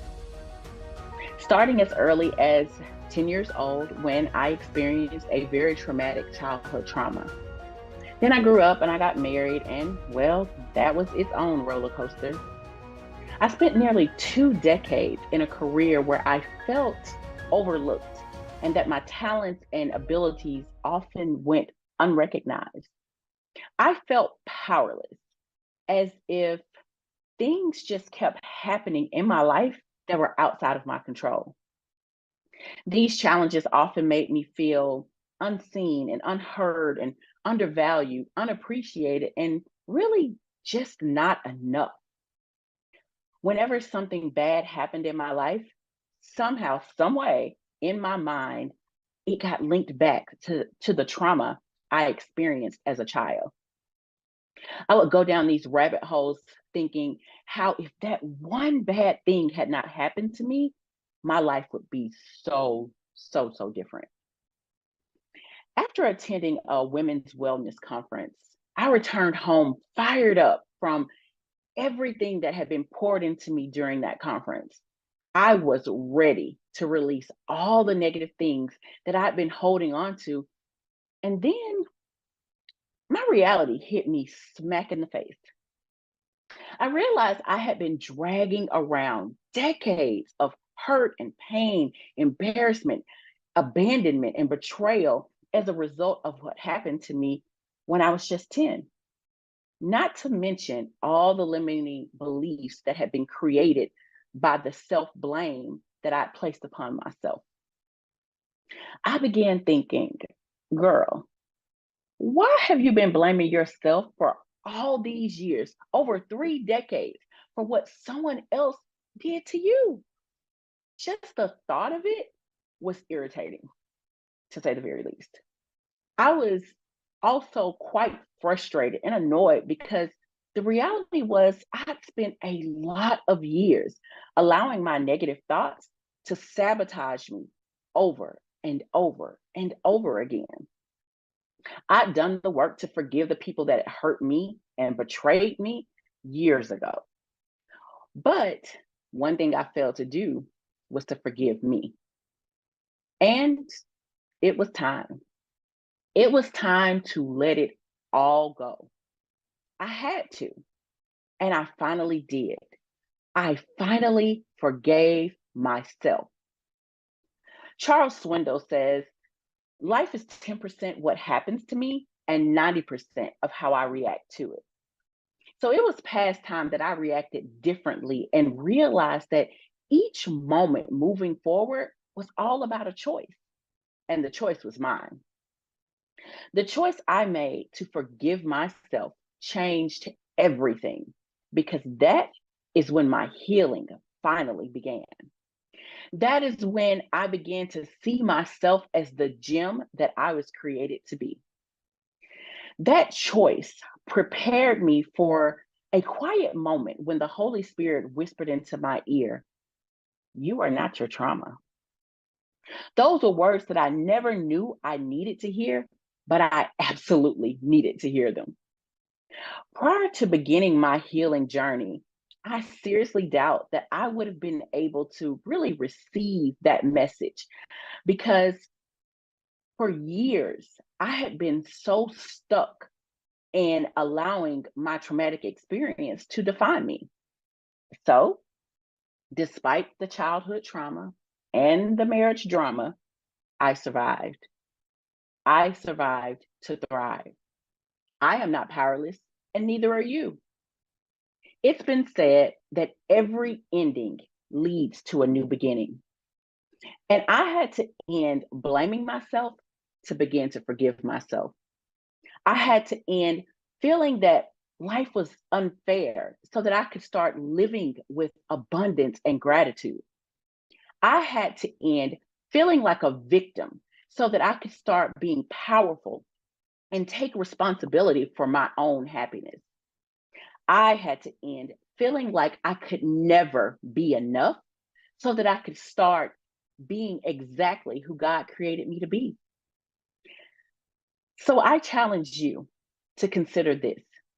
What do you need to end in your life in order to create your new beginning. Now, I know my story is not entirely unique. I'm sure many of you have experienced something similar.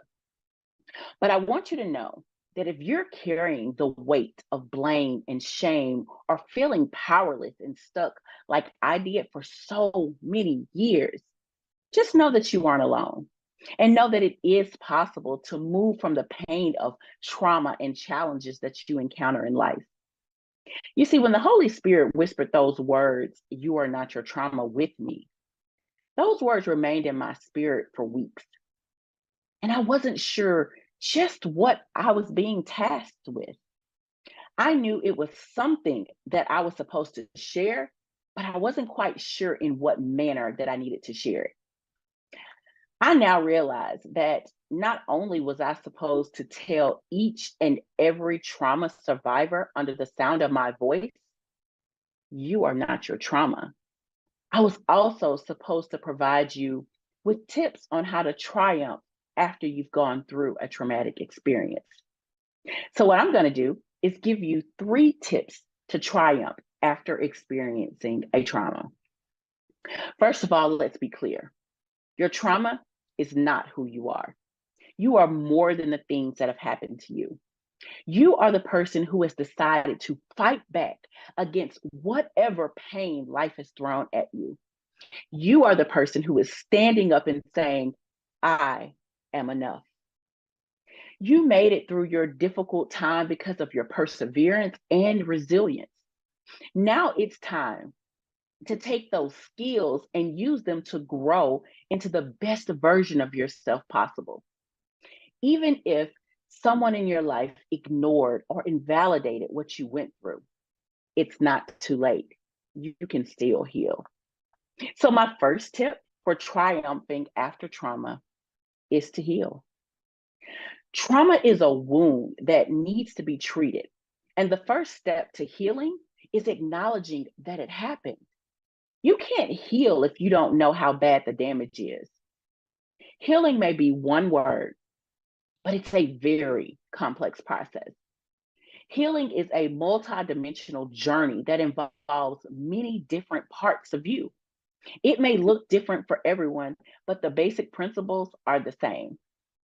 You have to acknowledge what happened and honor your experience. If your trauma is compounded with self-blame, you have to forgive yourself, because holding on to the blame can keep you ruminating in an endless cycle of negativity and pain.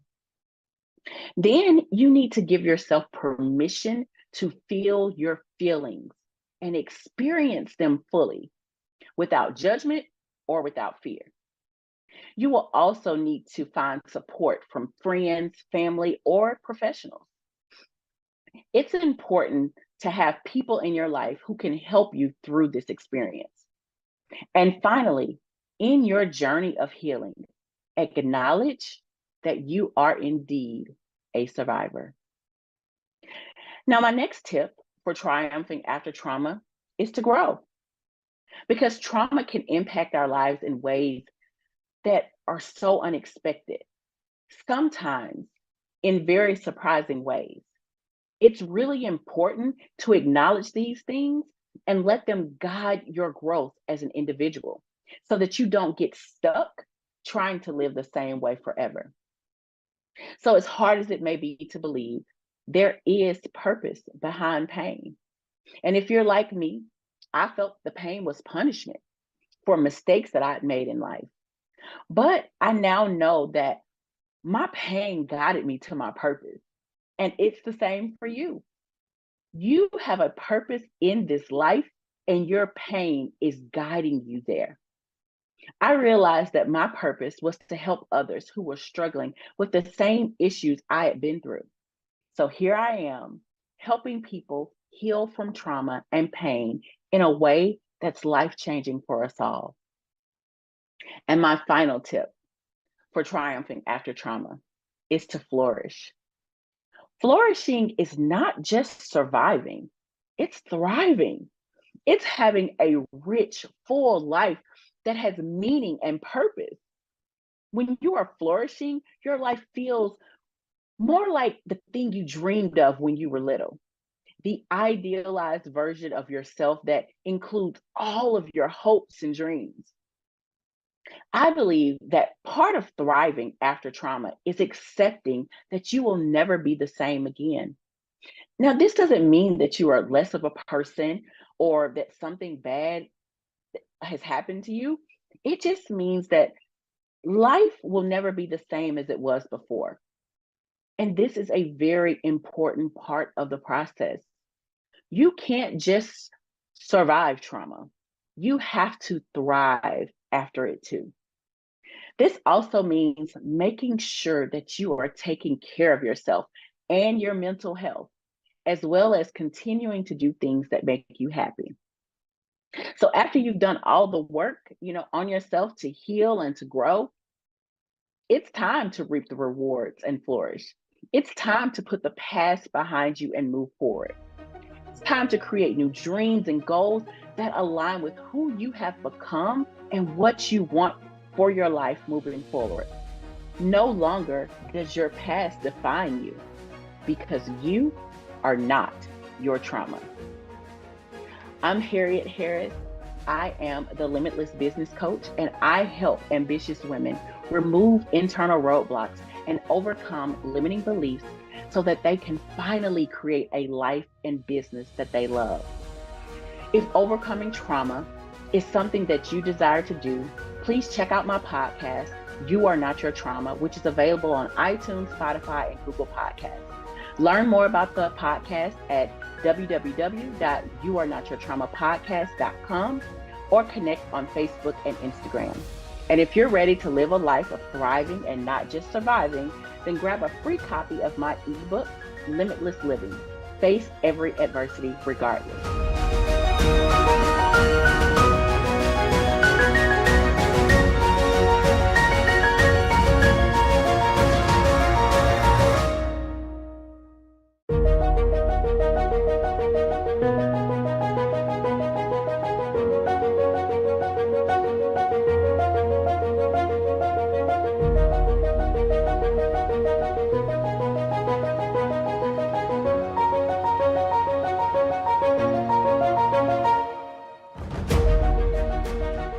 Hello, and welcome to Stop Stopping Your Success, the 6 R's to Ridding Limiting Beliefs.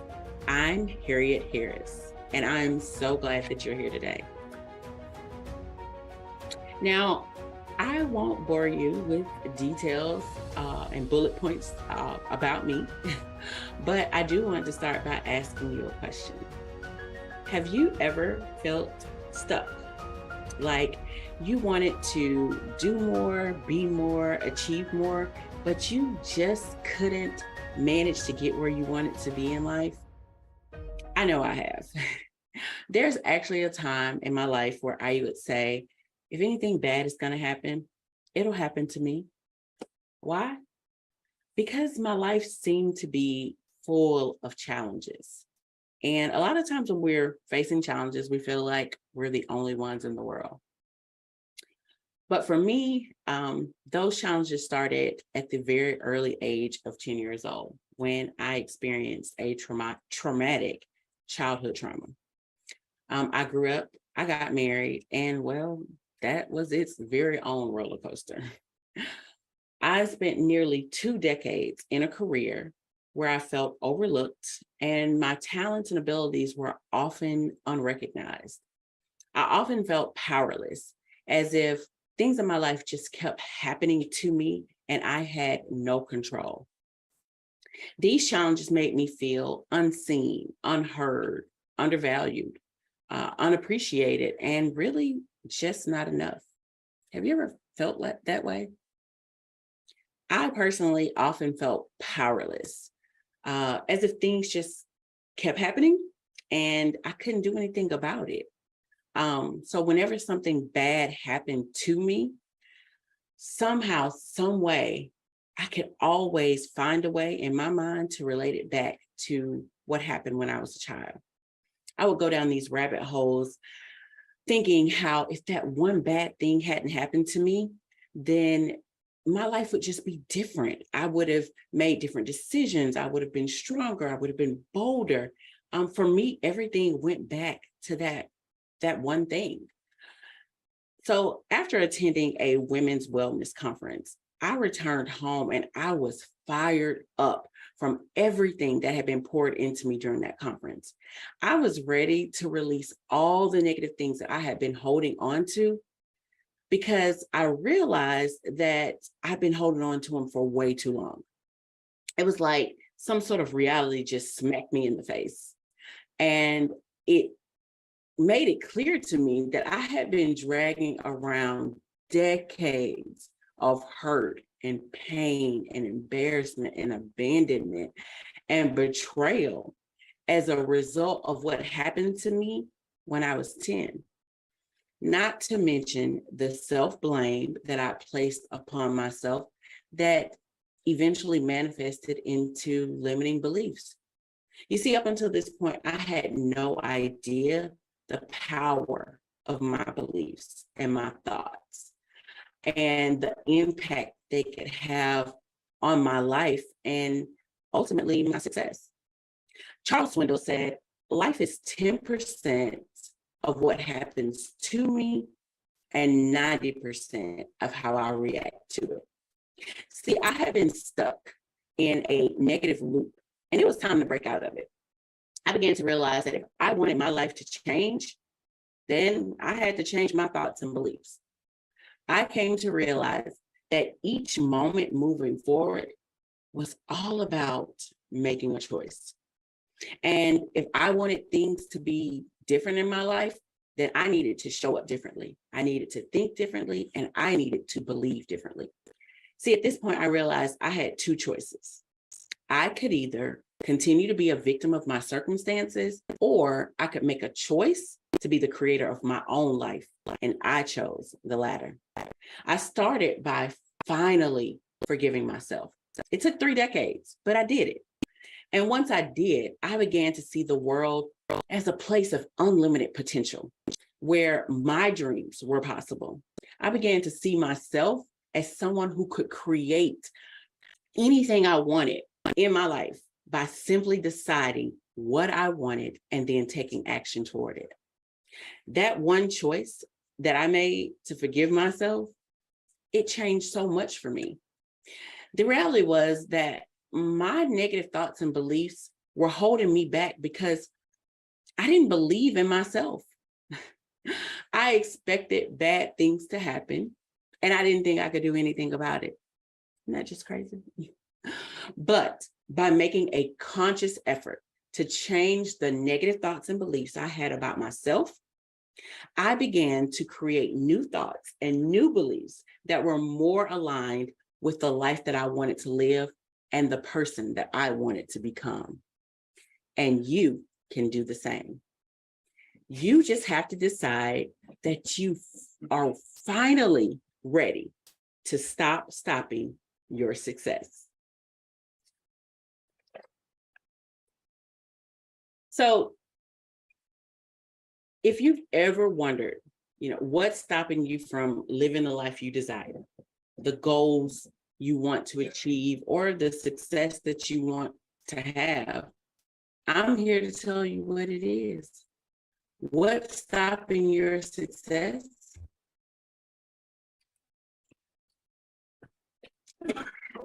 Is limiting beliefs. That's what.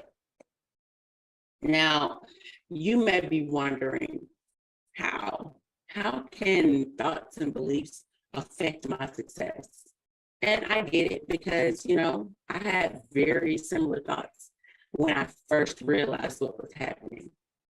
And here's the thing, it all starts with your mind. See, our minds are way more powerful than we give them credit for. Our minds have two main components, the conscious and the subconscious. The subconscious is the source of our thoughts, our ability to use logic, our problem-solving abilities, pretty much everything that involves rational thinking. But then there's our subconscious mind. And that handles pretty much everything else, like our emotions, our imaginations, and our deepest fears. This part of the mind doesn't think features and simple rules. Its ultimate goal is to keep you safe. And this is the part of the mind that holds your limiting beliefs. So in this training, you'll learn how to identify the toxic thoughts and limiting beliefs that are holding you back and how to replace them with more positive, supportive thoughts. And by the end of the training, you'll have a greater sense of self-confidence and belief in your ability to achieve your goals.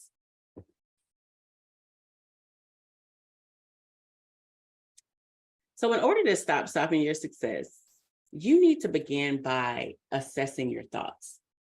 Like I said before, thoughts are powerful, way more powerful than I ever imagined. And they have the ability to influence how you feel and what actions you take, and ultimately how successful you are.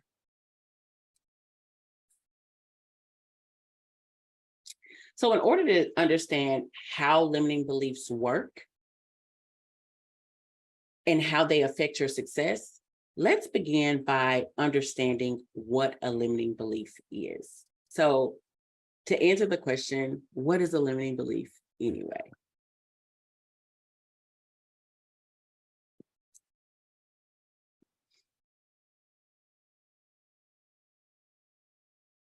Okay, limiting beliefs are stories about yourself and about the world around you that your subconscious mind believes to be true.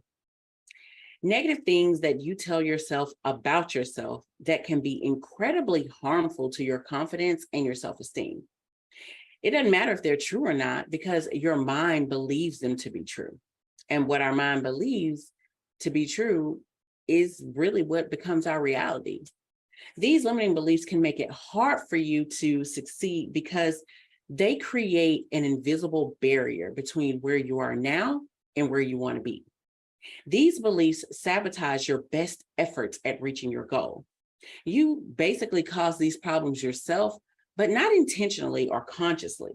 In most cases, your conscious mind doesn't even realize that it's happening. Many limiting beliefs are a result of something that someone has said to or about us. I love to share this example about my younger brother. When he was a little boy, he would always ask for my mom's sweet tea. Now, my mom loves sweet tea, and she didn't like to share it. So one day she told him that sweet tea was nasty. And I'm pretty sure that he wasn't more than about 5 years old when this happened. He's now 35. And to this day, he does not drink sweet tea. He said he's tried it, and to him, it's nasty. Now, I can't wrap my mind around that concept because I too love sweet tea. Now, this isn't necessarily a limiting belief unless you consider not drinking sweet tea problematic, which I kind of think it's problematic. But seriously, I use this example as a way to show you how our environment and our experiences can affect the things that we actually believe. So you may be wondering, I may not have limiting beliefs. You may be thinking, not me, like this may be for someone else, not me. So let's talk about who do limiting beliefs affect? And the answer is really simple. It's everyone. Believe it or not, every human being has had limiting beliefs at some point in their life. You may not have them now, you may be able to manage them well, but we've all had them. They may be small or large, but they all have the same effect. They hold us back from achieving the things that we want to achieve. They keep us from our dreams, they keep us from our goals, they keep us from success.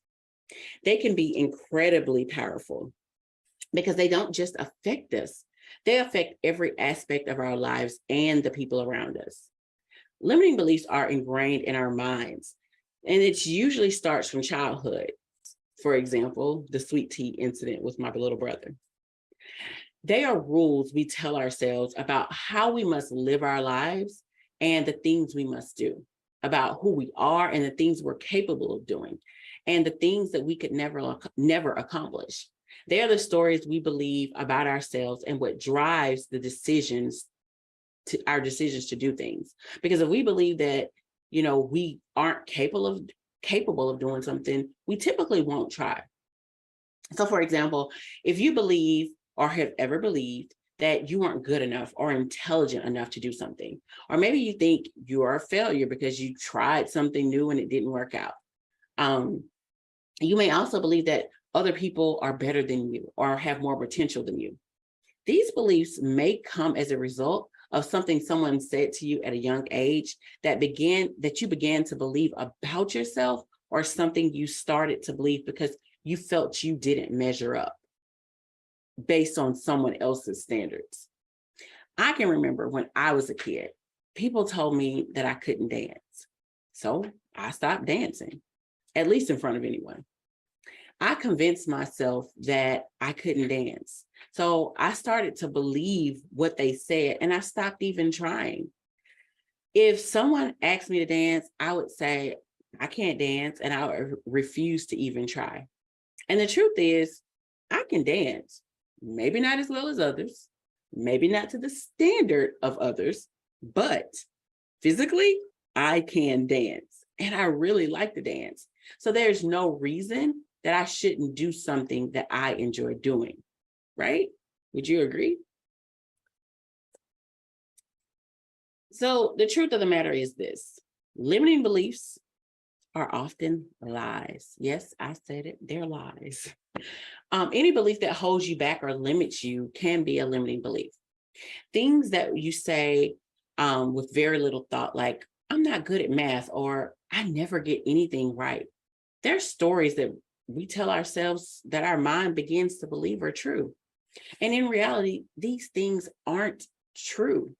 Just about anyone can learn basic math skills, and most people can reach their goals if they just try and not talk themselves out of it. However, those facts become irrelevant because your subconscious mind will convince you that it's not possible, and it affects your ability to get it done because you stop trying. And that is where the biggest problem lies. So this quote by Henry Ford says, whether you think you can or you think you can't, you're right. So this quote, it really emphasizes just how much our thoughts impact our limitations. If your thoughts align with an ability to get things done, then you will typically put forth more effort into actually taking action. But if your thoughts align with an inability to get something done, then your effort will match it. Limiting beliefs are powerful because they are based on experiences. Our brains are designed to make sense of the world by making associations between things that happen around us and what we believe about those things. So if you have a negative experience with something, your brain will associate it with other similar situations in the future. Limiting beliefs also become a defense mechanism because, like I told you before, they are in the subconscious mind, which is where you create protection. So that's where you're protected. And that often comes from something that hurt you or caused you to suffer in some way. Your mind creates a limiting belief, like I said, to protect you. So you think about if you touch a hot stove, a little kid, you, an adult, doesn't matter, either one. Your brain begins to make a new rule. Don't touch a hot stove. Why? Because it's protecting you. So from that point on, you are subconsciously careful about not doing that again. Would you agree? A limiting belief is the emotional equivalent to touching that hot stove. They try to protect you from other forms of harm or hurt that you've experienced. And because most limiting beliefs are developed in childhood, usually by the age of 7, they become a part of you. So much so that you can unknowingly begin to use them as excuses to accept why you can't do or achieve something. And this is personal for me because I can say that in my decades of dealing with limiting beliefs, that this is so very true. Limiting beliefs are just what they say. They're limiting. So they will stop you from doing or having something that you truly desire. Now, the reason that limiting beliefs are dangerous is because they can keep you from achieving your hopes and dreams and goals. They can make you fearful and hesitant to take action toward who you know you were created to be. They can even affect your relationships with others. So anything that's stopping you from being who you're supposed to be is dangerous, because then it's keeping you from going after and achieving the goals that you have set for yourself. So take a look at these examples of limiting beliefs. And I wanted you to just take a look and notice the pattern. Do you notice how they all began with, I can't? See, whenever you start a sentence with, I can't, you're setting yourself up for failure. I can't get straight A's in school because I'm not smart enough. Says who? I can't go back to college because I'm too old. Who says? I can't start a business because I'm too young. Why is that? If you later decide to try to accomplish any of these things, you'll always have that nagging voice in the back of your head telling you that you can't do it because you've been saying it all along. And that voice is just telling you all the reasons why something can't happen. And it's just not true.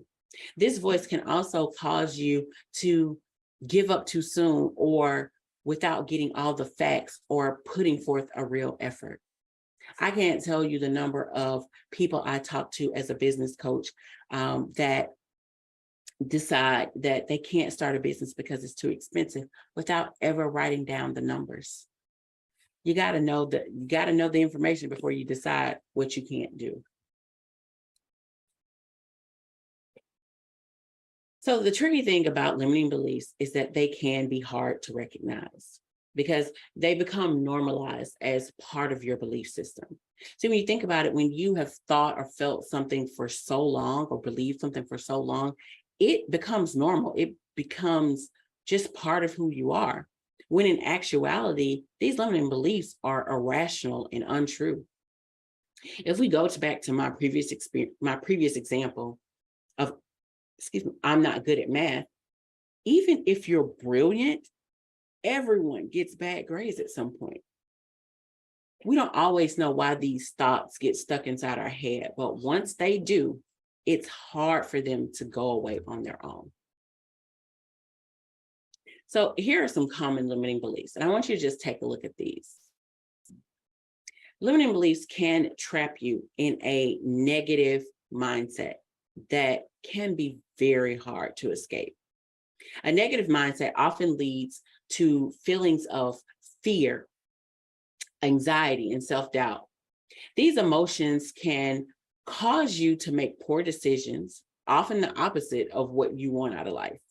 For example, if you have a limiting belief that I'm not good enough, this will affect your self-esteem and feelings about yourself. As a result, it could lead to fear or anxiety when facing challenges or difficult situations in life.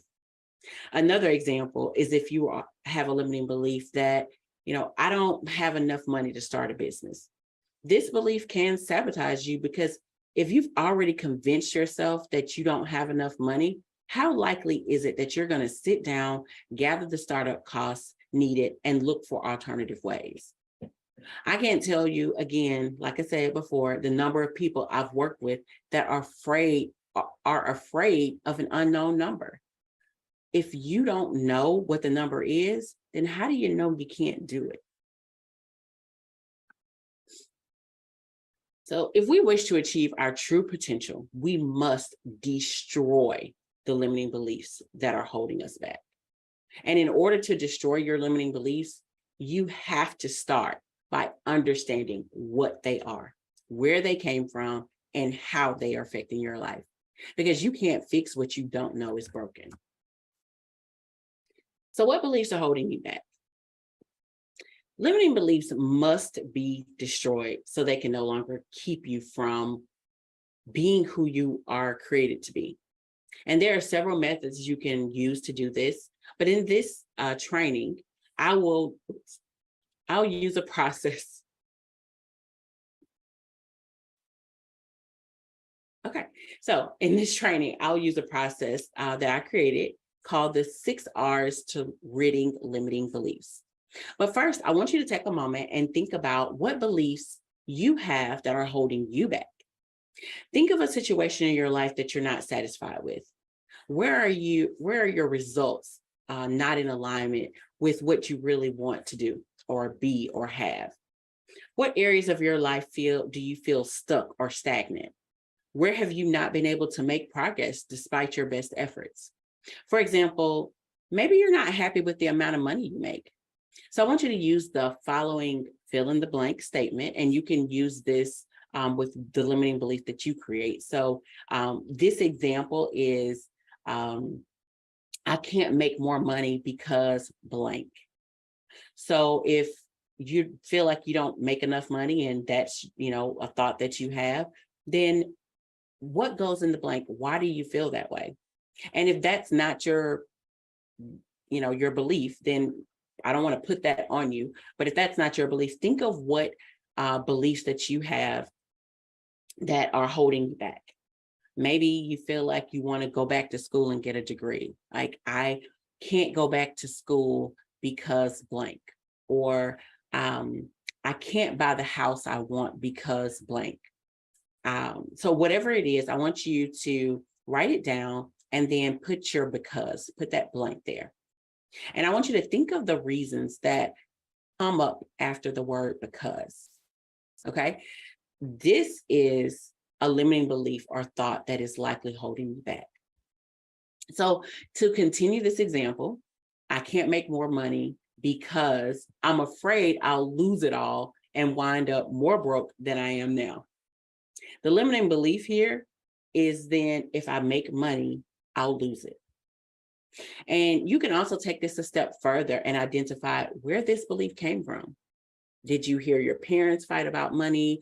Have you run into a situation where you are constantly having to spend a lot of money and have a hard time keeping it saved? Think about where it comes from. Ask yourself, when was the first time I felt this way? Or the first time I had this thought? This can provide really invaluable insight into the fact that this belief is not a truth. It's just a belief.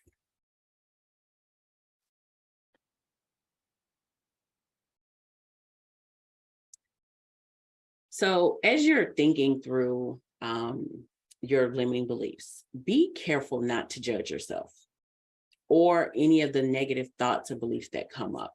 You're simply in a position now where you're observing so that you can change those beliefs. We all have limiting beliefs.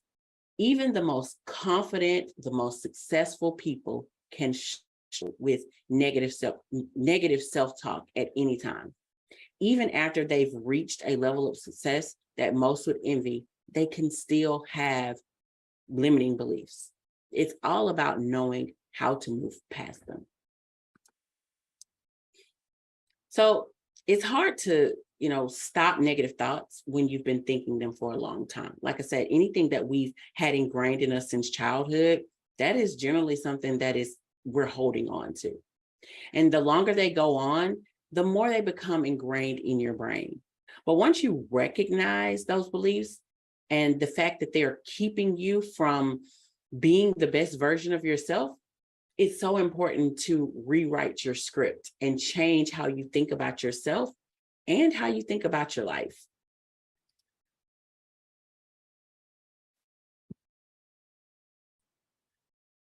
So if you think, why do limiting beliefs need to be released? Okay.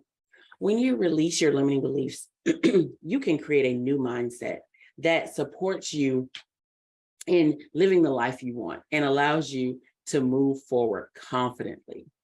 The good news is that limiting beliefs aren't permanent and you can release them. You'll just need to change these thoughts, both cognitively and behaviorally. And when you change your thinking, then it's easier to, so much easier to change your behavior. So I want you to consider what your beliefs are costing you. Ask yourself, are you unable to believe in yourself, trust yourself, feel good about yourself? Do you have a hard time dreaming big or believing that you deserve good things to happen? These are some of the things that I personally experienced. And I know that they cost me a lot. It cost me the ability to reach my goals, to finish things that I started. Limiting beliefs have a way of making you feel like you are somehow incapable, which can almost paralyze you from moving forward towards your goals. Despite how badly you want it to happen, you almost just stop moving, stop going, because again, we talked about those excuses a few slides back. You make those excuses based on what you've always believed. So what are your limiting beliefs costing you? What are they keeping you away from? And I want you to think about this. Is it worth it? So I want you to think back to the limiting belief that you identified. Think about how that limiting belief currently impacts your life. For example, let's go back to the if I make money, I'll lose it belief, right? Maybe it currently impacts your life in a few ways. Like, are you afraid to raise your rates? If you're a business owner, are you afraid to raise your rates because you don't want to lose clients? And therefore you feel overwhelmed and burnt out most of the time? Then take it a step further. How is feeling overwhelmed and burnt out most of the time impacting your life?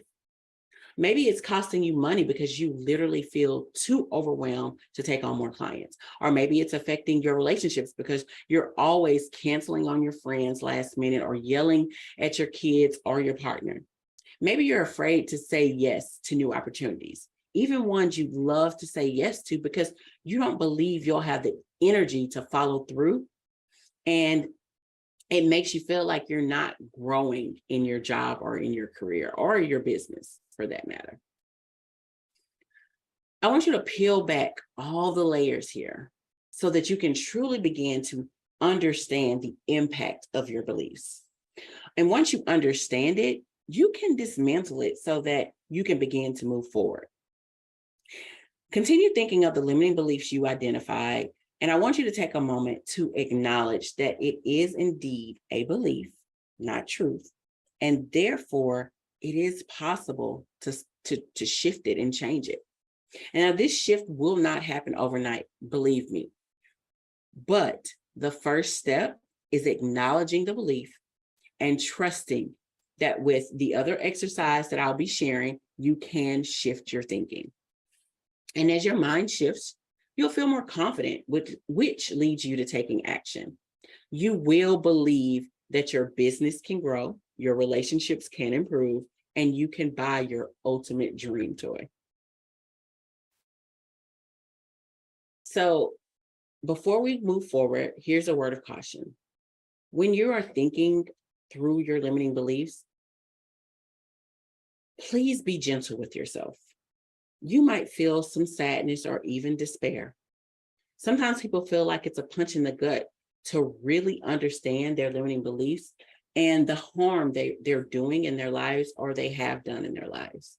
I know I personally did. As someone who used to let bad news drag her down for the entire day or sometimes even a few days, I'm here to say it's acceptable to acknowledge these feelings, but to remember that you're turning it around. Acknowledge the facts, then get excited that these beliefs can be turned around. So the first step to changing your limiting beliefs once you've identified them is simply being willing to change them. The fact that you are here in this training tells me that you are ready for a change in your life.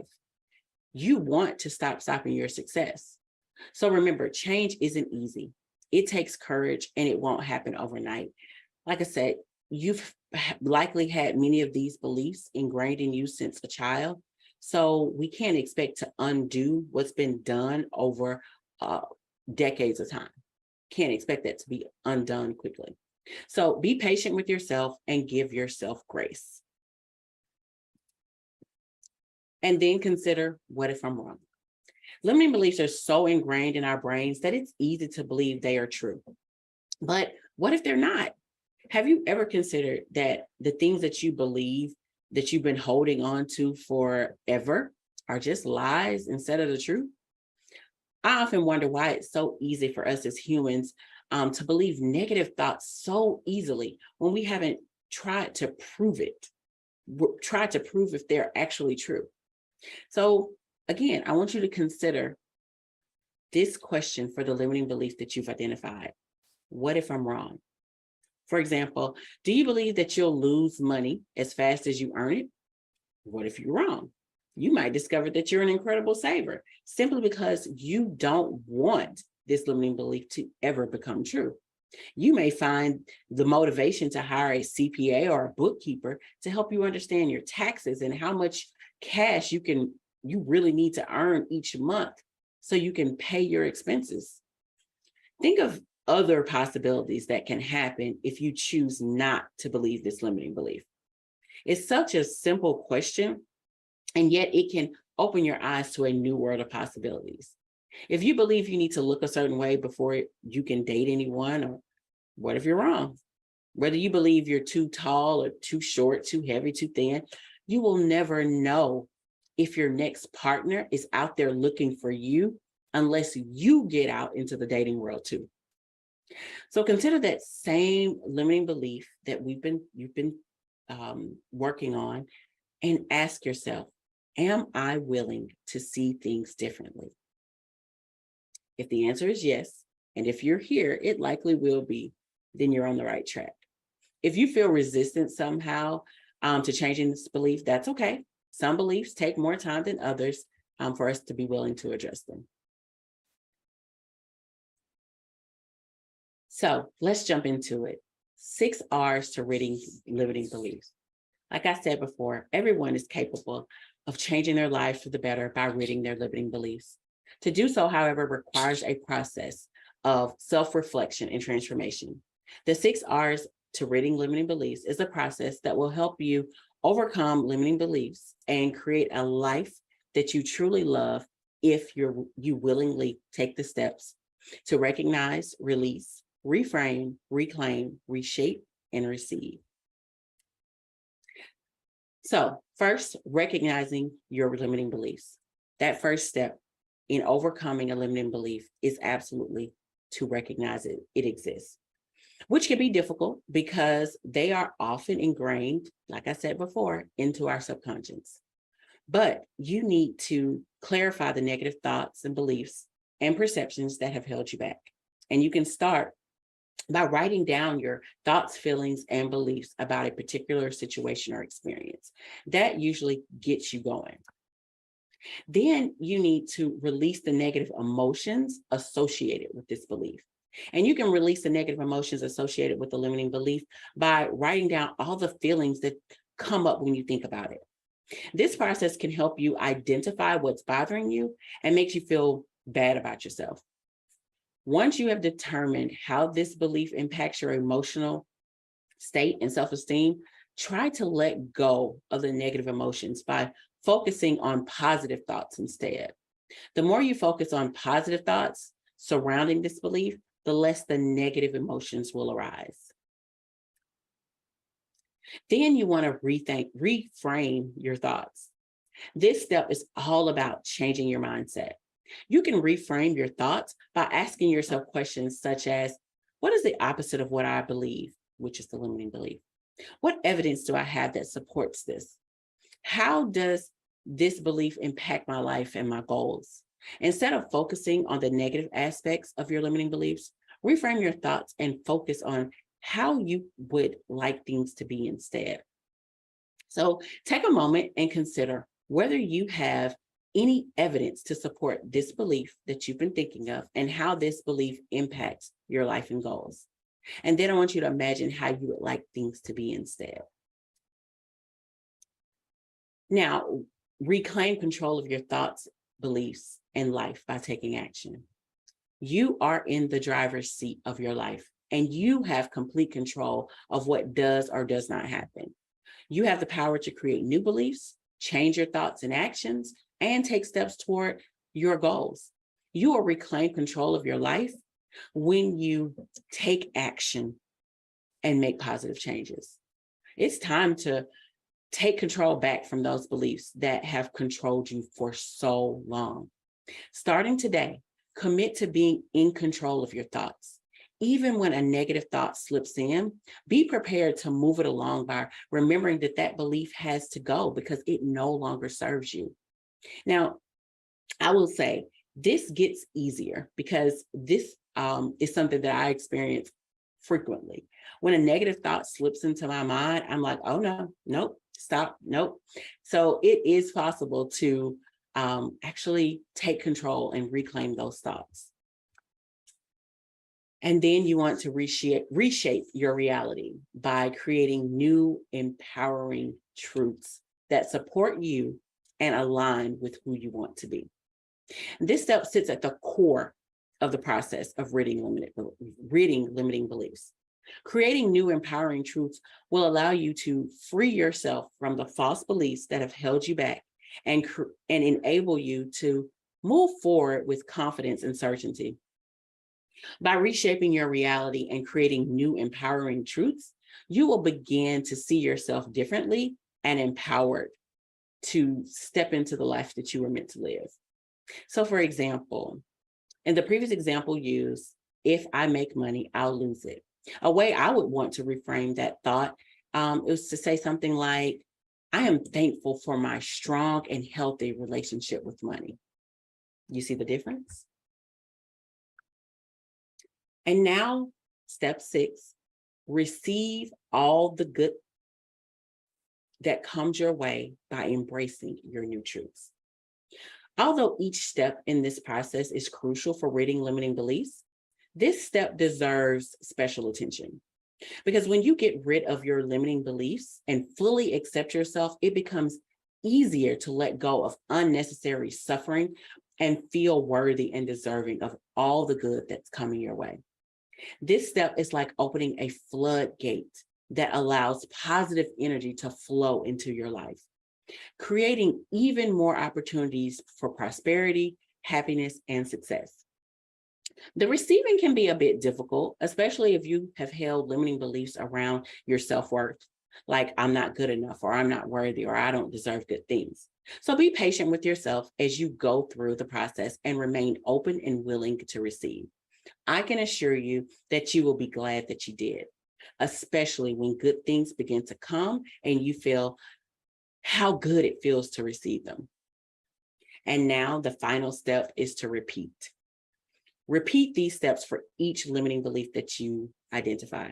Now, I wish I could tell you that once you overcome all the limiting beliefs, you discover that you won't have it anymore, but I can't. You may develop new limiting beliefs at some point based off new experiences. The great thing now is that you know what they are and you are equipped with the tools you need to address them. Getting rid of your limiting beliefs will be an ongoing journey. Personal development has never had an end point. And even after doing this work, you may find, again, new limiting beliefs showing themselves. But just remember that they aren't true and you know what to do to work through them. So this process will take time, but remember, you will be addressing and unpacking thoughts and beliefs that you've held for a long time. So it won't be a quick fix, but it is possible to be done. So my goal for you as a result of this training is that you commit to discovering your limiting beliefs in order to change how you think about yourself so that you can begin to see yourself as the amazing and powerful person that you were created to be. You hold the power to make change in your life. You have the power to stop stopping your success. So, are you ready? If you're ready to go all in and break free from the negative thoughts that hold you back from living the life you desire, I invite you to grab a copy of my new book, Stop Stopping Your Success, which is a guided journal to break free from the negative thoughts holding you back from your dreams. In this book, you will work through a series of journaling activities, similar to some of the ones we talked through, designed to help you recognize, reshape, and release limiting beliefs and get rid of the negative thoughts and beliefs keeping you from reaching your full potential. You will use the 6 R's to ridding limiting beliefs process to recognize your limiting beliefs, release negative emotions, reframe and reclaim control of your thoughts, reshape your reality, and receive the good resulting from your new truths. Stop Stopping Your Success is available on Barnes & Noble and Amazon.com. And you can also order directly from my website to get your autographed copy from me. And you can do that at www.stopstoppingyoursuccess.com. The fact that you took the time to participate in this training tells me that you are ready and willing to change the way you look at your life. You are ready for a new perspective, and you are ready to take control of your future. You have taken the first step, and now you have the tools and knowledge that you need to start changing the way that you look at yourself and your life. Now it's time to put these tools into practice and start using them immediately so you can begin to see results. You have learned how to identify your limiting beliefs and how to overcome them. If you'd like to learn more about whether your thoughts and beliefs are affecting your success, take the quiz. Go to quiz.stopstoppingyoursuccess.com to take the quiz to learn whether your thoughts and beliefs are truly keeping you from success. Thank you so very much for attending this training. My name is Harriet Harris. I am a business coach, the Limitless Business Coach, and I help ambitious women to remove internal roadblocks and to remove limiting beliefs so that they can finally create the life and business that they desire. Your future is filled with unlimited possibilities and amazing opportunities, and I want you to take advantage of them. I wish you all the best on your journey, and remember that you are a powerful, capable human being, and you can do anything that your heart desires. If you feel certain that something is holding you back from achieving what you desire in life, go to my website and check out all the available resources and schedule a complimentary What's Stopping Your Success chat. And you can do that at www.harrietmharris.com/link-in-bio or reach out via email at contact@harrietmharris.com. Thank you.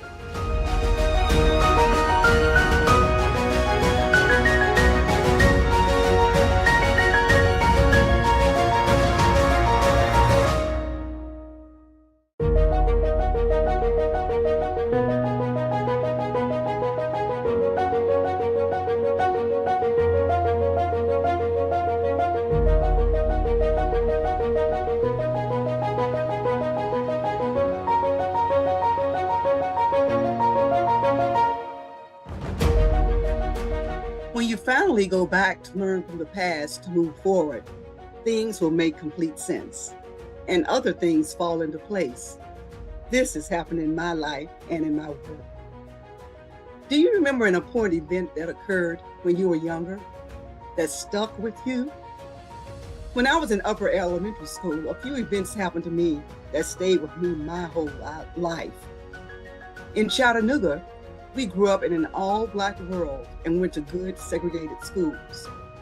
In the 4th grade, a small group of us were taught French and filmed on a television stage for a few months. That was a strange sensation. The teacher was white. That same year, a potentially violent event happened in my elementary school. A group of white men stormed into my school and were looking for me. I don't know if the television program and that event were connected or not. I was pulled out of my 4th grade class by the principal, who took me to Mrs. Higginbotham's 5th grade classroom. She was a tall, buxom lady with a booming voice. They placed me under her desk. She continued teaching and stared at the men as they walked by. and they did not see me. I remember seeing their feet though, and hearing them say they were there to lynch me. I was placed on another bus to meet my parents.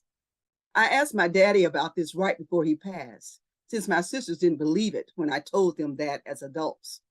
He said that was a true story. In the 5th grade, we learned African American history the entire year. They were probably getting us equipped for school desegregation. My caring and knowledgeable and quick thinking civil rights activist parents and my school gave me the love, support, and caring needed to protect me and laid the foundation for later success, but they also opened my world. These events happened when I was in middle childhood. I'm focusing on helping parents and families of that age group, along with children ages 11 to 14 and early adolescence. The ages of 9 through 14 are important ages that contain similarities. If you have children or relatives in that age range, you know what I'm talking about. Too grown and childish at the same time. These events were connected to later events in my life, and I used them as starting points for my research to become a better professional and parent to my daughter and 4 sons. Your connections help you to become who you are today, especially if you're comfortable with what you're doing with your children. As happened with me, each of us has had good and bad experiences that later connected to other events in life. Your parents and other loved ones in your families helped you to grow and develop and taught and loved you as your first teachers. They help you become who you are today, or you may have had to work against what they taught you to become who you are, according to your life circumstances. Many of us don't think about it, but parents and families are not just personal entities who show love and caring to their own children as they grow and develop. They are also important to our communities and nation. Families are the smallest social unit and institution in society. Just as our schools and religious institutions help us meet societal needs, families do too. Families are important to the functioning of our communities and our nation, and they lay the foundation for success that helps support children so they can become productive members of society when they become adults. And a lot of us forget that in our country. So much has happened over the last 3 years that point to our nation's and our families' weaknesses and strengths in some ways. We take so much for granted. But the pandemics, the new viral pandemic, and the long-standing social pandemics put our weaknesses and strengths right in our faces. Healing and learning are needed. It's time to be serious during this period of rapid changes, extreme weather, and instant information that make the world smaller. Updated 21st century skills are needed today to prepare our children for the world they will inherit. This is going to be our legacy to them. And as you know, we're leaving a lot of major problems with our children. We need to be open to learning more while using updated skills when engaging with each other. Learning in the past was simpler and easier to function in society, since literacy was clear-cut and included the 3 R's of reading, writing, and arithmetic. Today, being literate requires a shift in deeper thinking and actions on more levels. Parents need to model this shift to their children so children can learn them, especially since some schools don't teach them equally to all children. Parents need the courage and commitment to show positive attitudes. They need to be willing to learn new facts and concepts and learn how to do some new things that will assist their children in becoming prepared for their world. Nothing is simple, but it makes sense for today, and other things will fall into place. Updated 21st century skills include thinking critically, clear communication and collaboration skills across cultures, creativity, which demands play and innovation, and also included our attitude changes of continuous learning, hope, positivity, relationship building, and planning for the unexpected. We also need an understanding that the earth and its climate must be protected since it gives us life. Everything is connected, and we need to have faith that things will work out. Wow, that's a lot in a 12-minute talk about success. But I need to give that as a prelude to change so that we can start embracing that change. And I can send you a list if you'd like. How do parents begin to deal with those things? First, they got to start looking at themselves, something we feel that other people should do sometimes, or our children should do. What are you about? Are you trying to make life look and feel normal, or are you searching for something better? Both parents should look at themselves and their relationship. Do you work together or against each other? Your children are learning skills from you. My former husband and I had to do this self and couple work, so I know what you're going through. When you do, your children will notice what you're modeling, and they will possibly try to do the same. Do the research that needs to happen, or more easily, prepare our children for their world as a guide. After both parents make some changes, they can be ready for that next step, which is the first family meeting. In the family meeting, all children in the mix and who can talk are brought together at a meeting setting. You know, it's just like what you do when you go to a meeting yourself. And sometimes your children have gone with you to meetings. But they're going to have a voice, just as the adults have a voice. You're changing the culture of your family, so this type of change is a good starting point. An important note, no technology is allowed during these changes. Look at people, communicate with them, pay attention to each other, not to your phone or whatever. So in a way, you're going back while moving forward, like Sankofa, pulling those wise things from the past. Doing something different is what you need to prepare children for success in the future world they will inherit. How many of you are up to the challenge? With your second or third family meeting, you may want to view a video together. As a family, look at the world through the same lens, then discuss what was seen. The video I'm referring to is A Future for Us by Sir Ken Robinson. It's only 15 minutes long, so it's not too long. Look for it on YouTube. This video presents a futures orientation, which is the practice of looking ahead and accepting that the future of all of us is unwritten. We have to be open to change and continually learn what else needs to happen. After watching and talking about the video, children may be inspired to try new projects at school using new knowledge, while parents may be motivated to start new family projects directly related to information in the video. People with a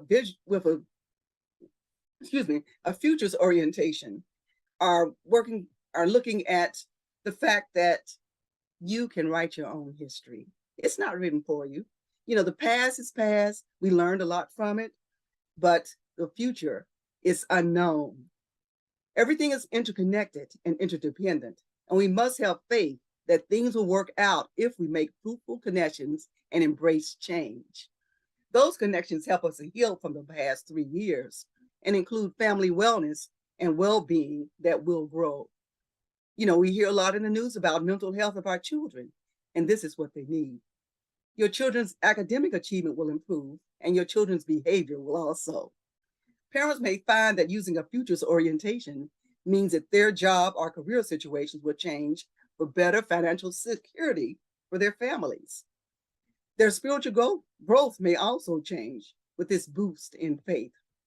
But change at home means that their schools need to change too. Share the video with your PTA and school and community-based parent organizations.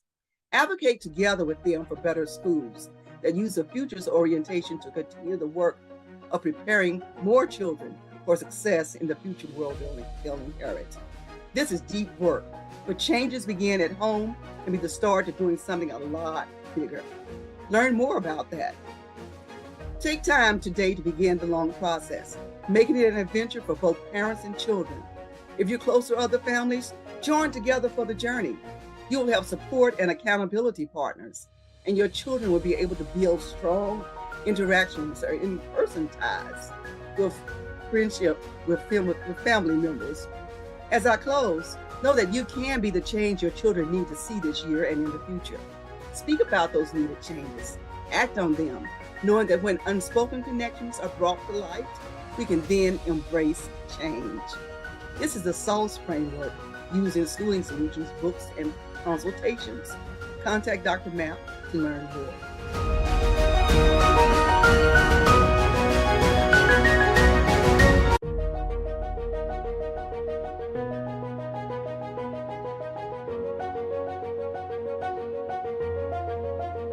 Well, hey, everybody. I'm here tonight with Adrienne Allen. Miss Adrienne Allen. She's speaking at SuccessFest. Welcome, Adrienne. We're excited to have you with us. Thank you. Thank you so much. Thank you so much. So let me ask you, what's been your biggest obstacle to overcome to be a part of SuccessFest? I want to say that it's me. That's self-sabotage. The thing that tells me that I don't belong, the thing that tells me that you can't do it, you shouldn't be here. This is not a message for the world. But I bless God for the fact that, you know, through all the obstacles, through all of the sabotaging, I'm still here. I'm still standing. I'm still there. And I got a word. So I believe that was my biggest obstacle. So it sounds like serving others is really what you're here to do. What about you makes you want to serve other people?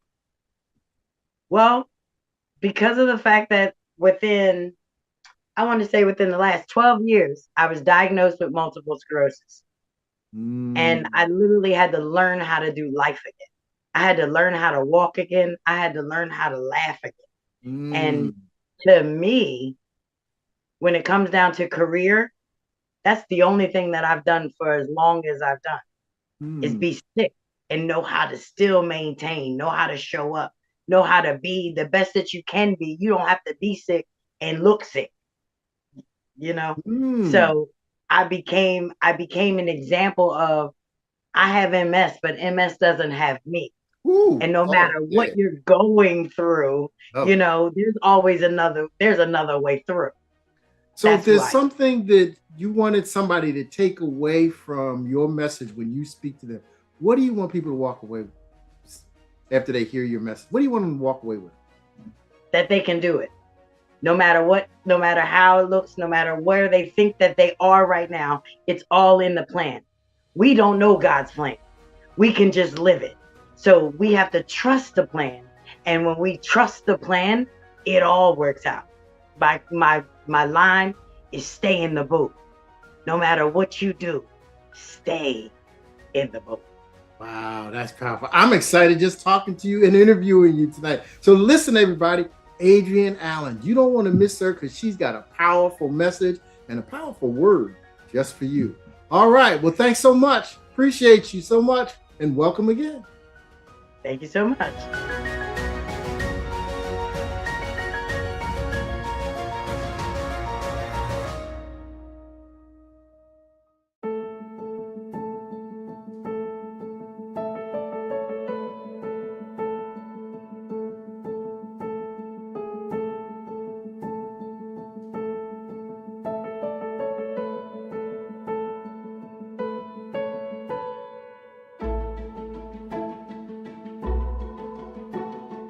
Stay in the boat. Stay in the boat. Regardless of how I was to say it to you today, I need you to understand that it is imperative that you stay in the boat. With all of the things that are happening today in this world, we can get caught up in looking at what it seems to look like. And it looks like demise. It looks like people are dying senselessly every day. Our children are dying. Our children are dying before they even have children. So if you have eyes, you can see it. If you have ears, then you can hear it. And if you're left to your own devices, you will feel it. But I came to tell you that no matter what, stay in the boat. Now, they say that a rising tide raises all ships. And by show of put some ones in the chat if you really know what that actually means. Now, some of us have heard of it, some of us haven't, but for everyone's sake, I'm going to laugh. Let's just say, don't quit. Stick around. See what's happening around you, but regardless of what you do, make sure you stay in the boat. I'm reminded of a time when I was actually in school, and I knew for a fact that I was in the wrong class. I was doing something that I had no idea what to do, and all I wanted to do was quit. Every day, I said to myself, this is not for me. That sabotager, that self-sabotager came along and was just like, this isn't for us. Okay, maybe we should get sick and stay away for the week. I'm so glad that I didn't, because regardless of how I really felt, I went to class every day. I took notes, and I took more notes, and I took more notes. But one day, all of it made sense to me.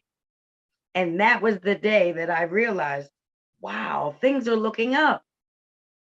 But I would not have known that had I not stayed in my boat. Now, each one of us has an individual journey that we are on. So the reason why I say stay in your boat is because regardless of how you're going to travel, 9 out of 10 times you want to do it on the boat, because you can get further in the water, but the water sometimes can be rough. So it's easy to want to jump. It's easy to want to bail. But what we have to do is we have to make it to the other side. We got to keep going. So what I did was I timed it in 7 simple steps. I named it What It Is to Survive. Now, if you're a note taker, that's an acronym. We're going to use an acronym, SURVIVE. And if you're not a note taker and you're just listening to me today, then let's walk with me and talk with me, because this is going to be the new roadmap. This is going to be a new way of life for many. Some might be able to just tuck it away and keep it away for safekeeping. But whatever you do, these are all ways that help you stay in your boat. So for S, it's all about the story. The story you tell yourself versus the story you tell others. Because unfortunately, what happens is you have this story in your head, but because the story is not really real, it's really hard to manifest anything out of it because it's not a true story. So the first thing you want to do is be truthful about the story. But then once you are telling the truth about the story, it helps you understand, which makes the you. Understand. You must understand why things happened the way that they did. You might not be able to pinpoint exactly what went wrong, but you will understand how it went. You will understand how you stayed in that situation or how you got out of that situation. The point of it is, regardless of the story, you have to find understanding. Now, if you're anything like me, sometimes you understand it and you really want to get it do-over. I wish I could do that over. Unfortunately, you don't get another shot to do anything over. But this R can be used as a rewind, as a replay. What if you had not done that thing? Or maybe if you had done it differently, things would have been different. Or maybe if you had just kept walking. See, we all get an opportunity to look at it. So once you tell your story and you can understand your story, and when you're replaying that story, now the blessed part about it is, now let's say you want to change characters. I'm the person, I wanted to change characters. I wanted to pick the other one, not this one, because this one hurt my heart. So I figured that other one might have did me better.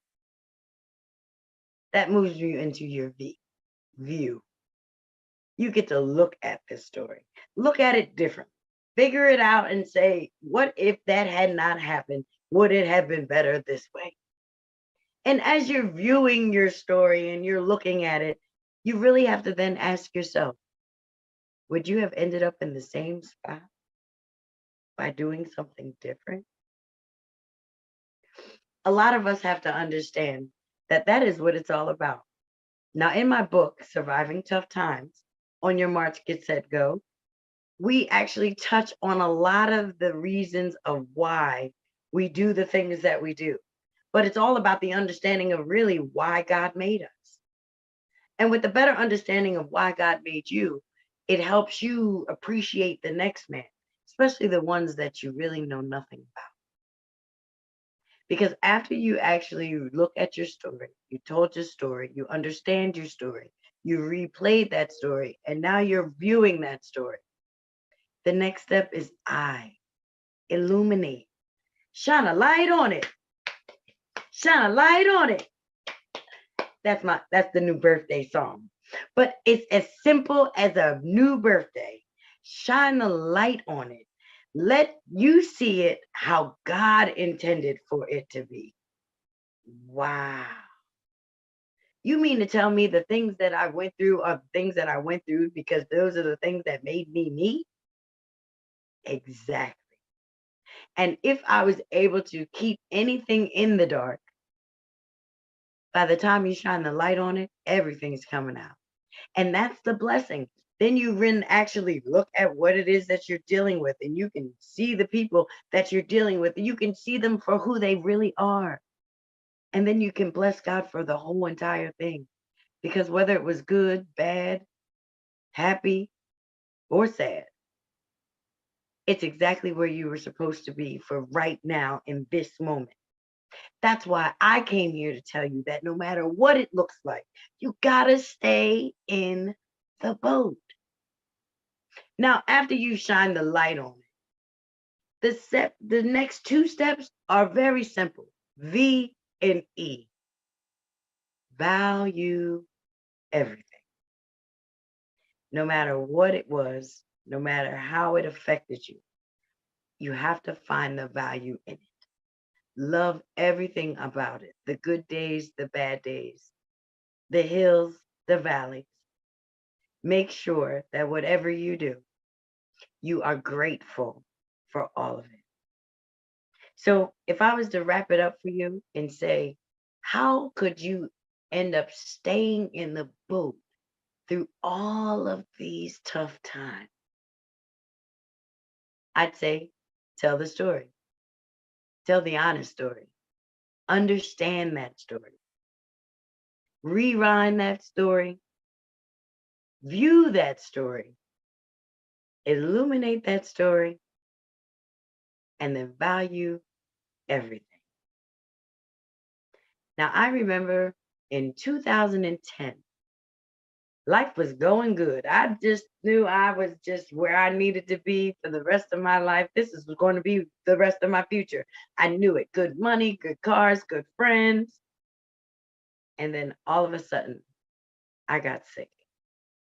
And not a sick like a good sick, because I didn't even know what was wrong with me. So at the end of the day, I wanted to quit because there was nothing else to do but roll over and quit. But that's when I realized I can't quit. I can't give up now. I got to keep going. I got to stay in my boat. People were telling me, oh my gosh, what's wrong? What's wrong? When you find out what's wrong, it's okay. Don't worry about it. Don't claim it. Don't do this. Don't do that. I was later diagnosed with multiple sclerosis. It changed my life completely. And everyone told me, don't claim it, don't claim it, don't claim it.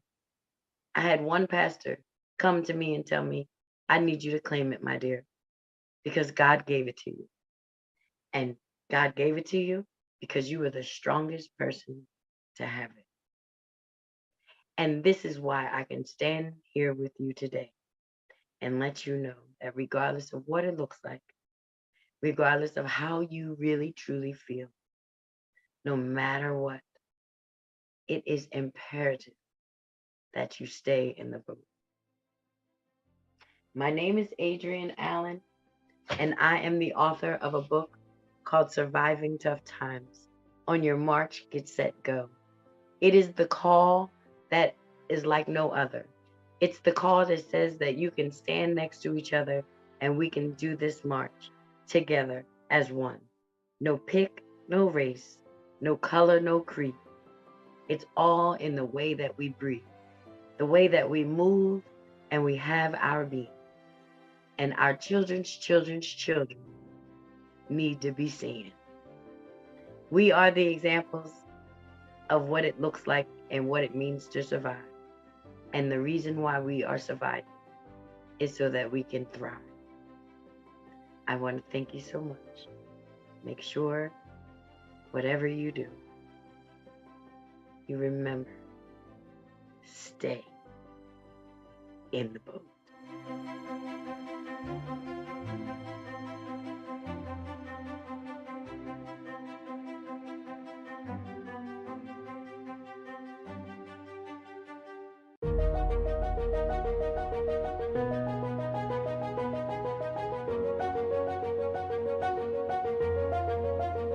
Hello, everyone. My name is Cynthia Owsley-Gary, and I am a speaker at SuccessFest 23.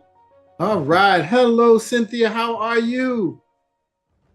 I am good. How are you? I am fantastic. We're excited to have you here. And Cynthia, what is the title of your keynote?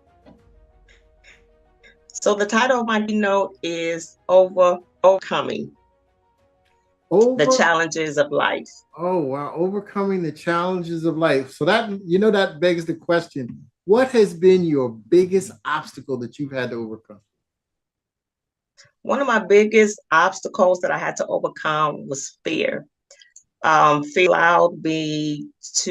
stopped me from doing so many things earlier on in life. So that is the biggest obstacles that I had to overcome was fear. Okay. So by overcoming your own obstacles, what makes you want to help other people overcome their obstacles? The reason I want to help other people overcome their obstacles, I believe that I am called to help people to become better, to help people change, to help people make a difference in their life, to help people to become all that God has called and created them to be by helping other people overcome the struggles that they may be facing in life that is hindering them from fulfilling their God's divine purpose, for fulfilling their purpose in life, the things that God has called them to do. Sorry about that. That's okay. So after meeting with you, working with you, what do you want them to take away? What do you want them to be able to start doing? And so what I want people to start doing, I want people to believe in themselves. I want people to believe that they can do and become all that God has called and created and designed them to be. I want people to understand that they have a true identity, the identity that was uniquely made in the image of God. And so I want people to know that in spite of their struggles, in spite of their dark moments in life, they can overcome any challenges of life if they put their hope in God, their faith in God, their trust in God, and not give up and without wavering. Okay, fantastic. So everybody wants to leave a legacy. Everybody wants to be remembered for something. What is it that you want people to remember you as and how you had an impact on the world? And so I want people to remember me that I am a woman who have faced difficult moments in her life. I'm a woman who had many scars, a woman who was wounded so many times, a woman who was rejected and betrayed, lied on, mistreated, a woman who almost contemplated suicide because of the dark moments, the struggles she had in her life. And so I want people to remember, if I am able to overcome the struggles of life,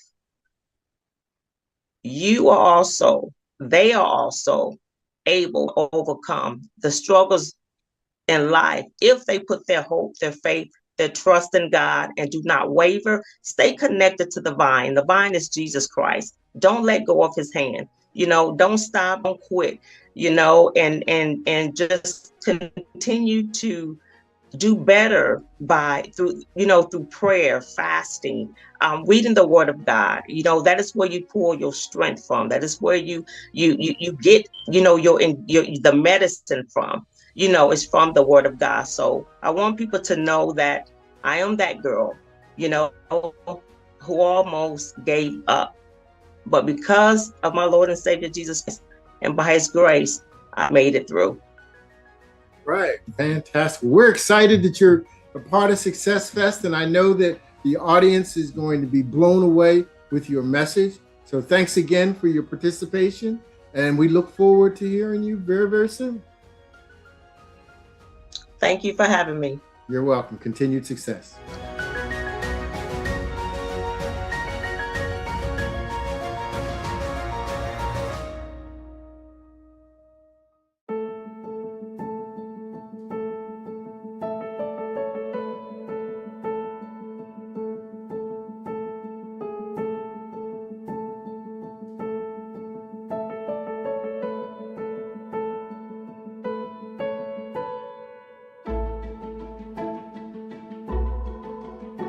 Hello, everybody. My name is Cynthia. I am the CEO and founder of God's Divine Purpose for Your Life. I am a certified life coach. I have a degree in biblical studies. I'm the author of 7 books, and I plant seeds of positivity and growth in the lives of all people from all walks of life. And so today, what I want to talk to you about is how to overcome the storms of life to help strengthen you when you are faced with troubled times. Many times we don't pay attention to what might be the very problem that is hindering us from walking in our destiny. With that being said, begin looking at yourself. Do some research about yourself and examine yourself. Find out what it is that's causing you to be unaware of obstacles. The enemy's job is to destroy the air you are breathing and stop you from functioning. If you stop functioning, you will also stop growing and be unproductive. This will lead you to move in different directions that God has not planned for you. And we all know that trials and tribulations, they are not going anywhere. We are living in troubled times. And we know that obstacles, they are imperfections that can weaken our mind, our body, our soul, and our spirit. So how do we deal with these obstacles when God is trying to build up our temple? How do we deal with these obstacles when they are trying to destroy the very temple that God wants to build up, that God wants to use, that God wants to develop and mature, that God wants to use for His purpose? How do we deal with these difficult storms of life? How do we respond to these storms? And so when you are going through troubled times, what is your response? Do you want to throw in the towel? Do you want to give up? Do you want to quit? Do you want to contemplate suicide? Do you go to a place of stress and depression? Do you go to a place of silence? Ask yourself these questions. When you are dealing with the storms of life, what do you do? Or do you believe that God has given you every spiritual blessings in the heavenly realms to help you become successful, to help you to mature and grow and develop, to become all that He has designed and created for you to be? It is your choice. You have to make a decision when it comes to dealing with the difficult storms of life. And one thing I've learned is that we live to experience obstacles, and we encounter obstacles to experience life. And I wanted to share a brief story. At the age of 13, I was so sick. I was diagnosed with this disease called the meningitis. I did not understand why this great storm was attacking me. And so this meningitis led me to be in the wheelchair for 6 months. I had 2 casts on my legs. I had to learn how to walk again. I did not know my parents, but this storm was very difficult for me. It was very painful for me because I was at such a young age. I had goals, I had visions, I had things I wanted to do in life, even as a kid. And so as I got older, I had another great storm.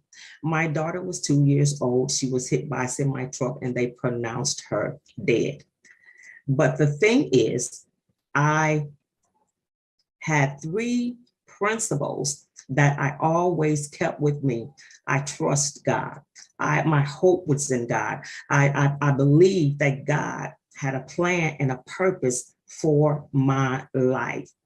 And this is what I am encouraging you to do when you are going through difficulties of life. You must follow 3 principles. You must trust God. You must believe that God is who he say that he is in your life. You must walk by faith, not by sight. Faith, it is impossible to do anything without faith. And you got to believe that you can do all things through Christ who strengthens you.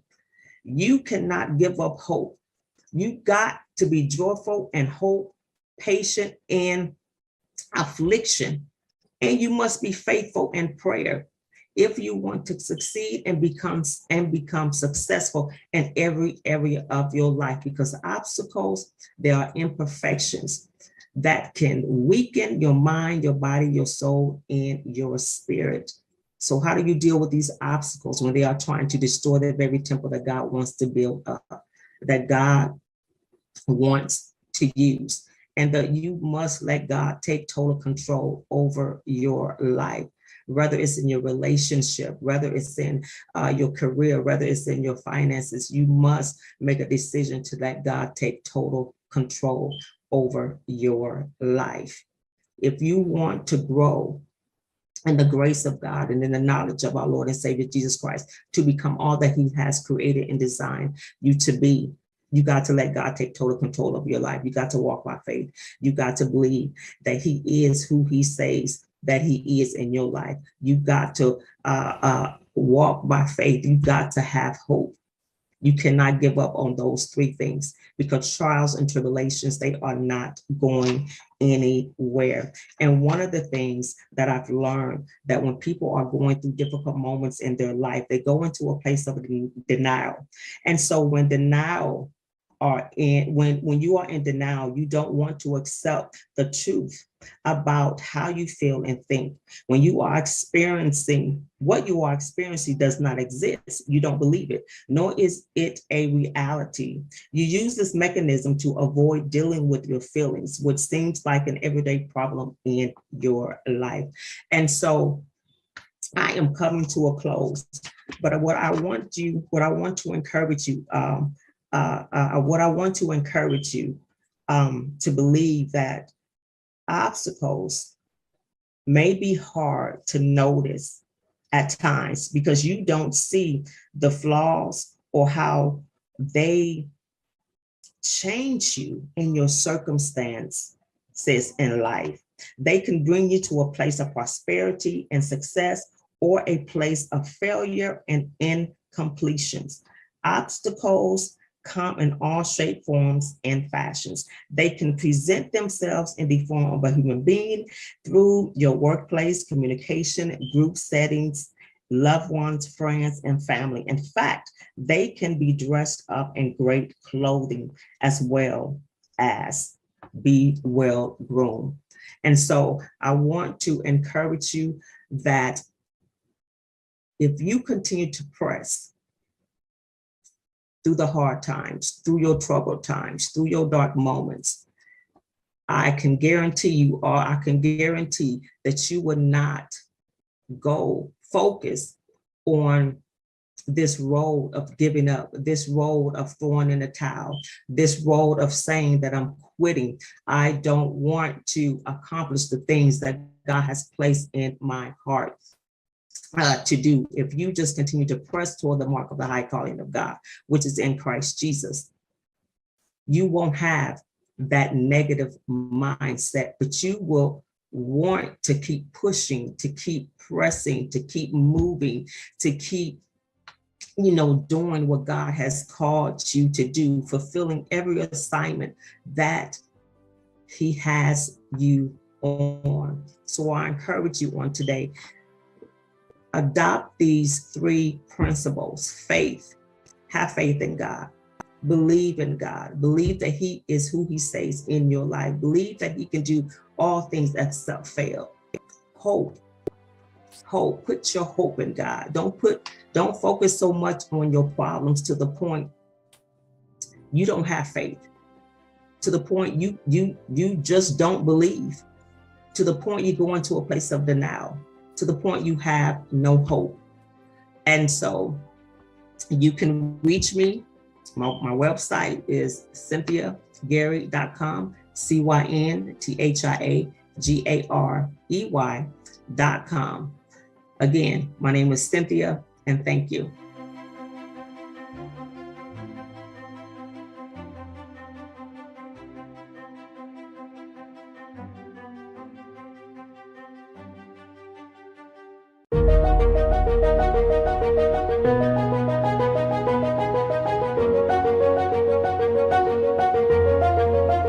Well, greetings and welcome to Success Fest.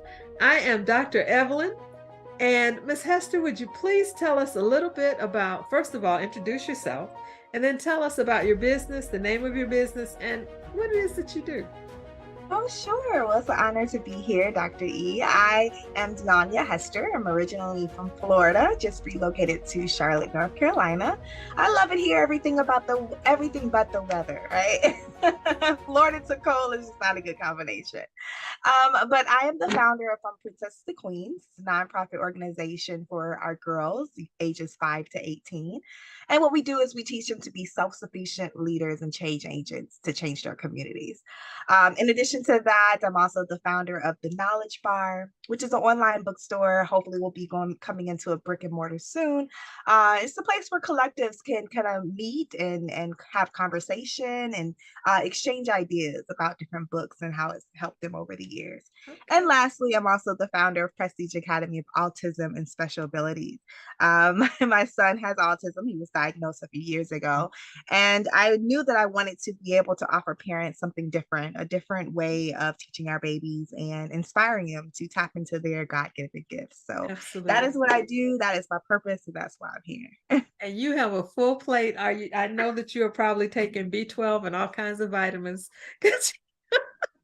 Well, he keeps me going alone. So, it's never a dull moment with him, I swear. I am sure. I am sure. But that is such a blessing because sometimes information in our community is scarce. And it's really wonderful to see someone with your energy and your personality that can help parents navigate and offer something that helps our children to just be their best selves. Definitely. Yeah, it's a bit scary when you first get that diagnosis. So I want to make sure that I'm there to kind of coach them through the process. Absolutely. That's wonderful. So now with SuccessFest, how do you see it being beneficial to helping you get your word out?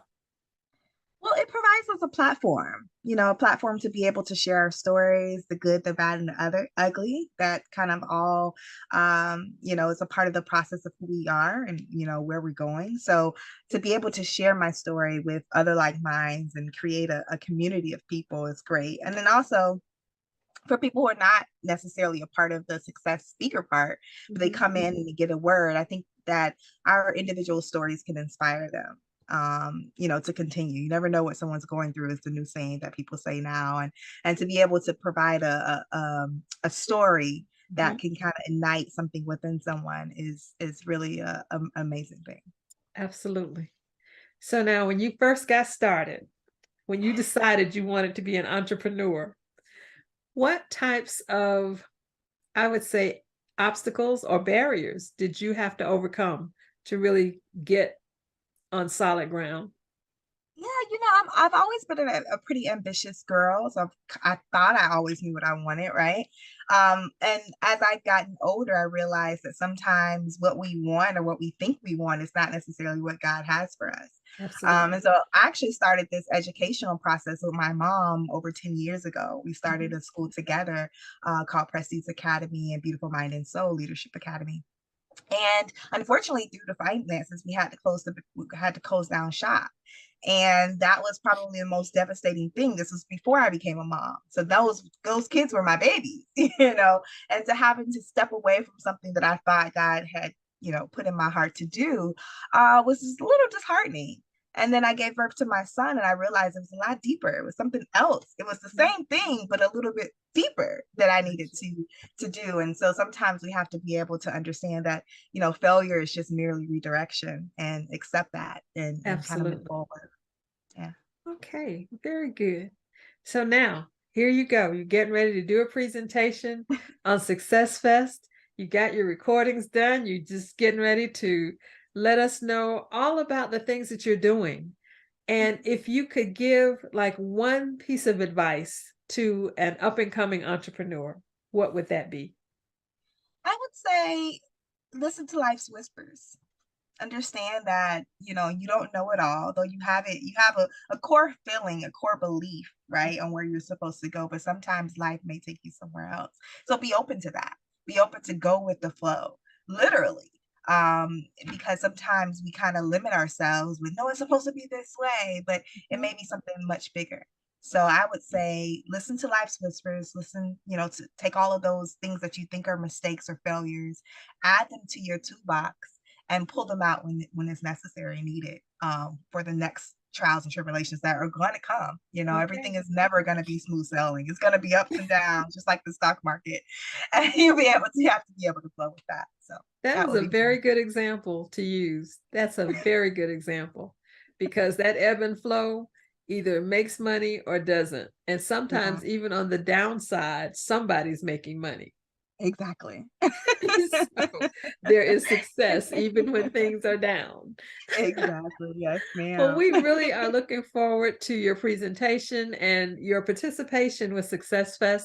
And we want to thank you for being able to come in as a speaker and inform, because information is the key to freedom. When you don't know, you don't know which path to take.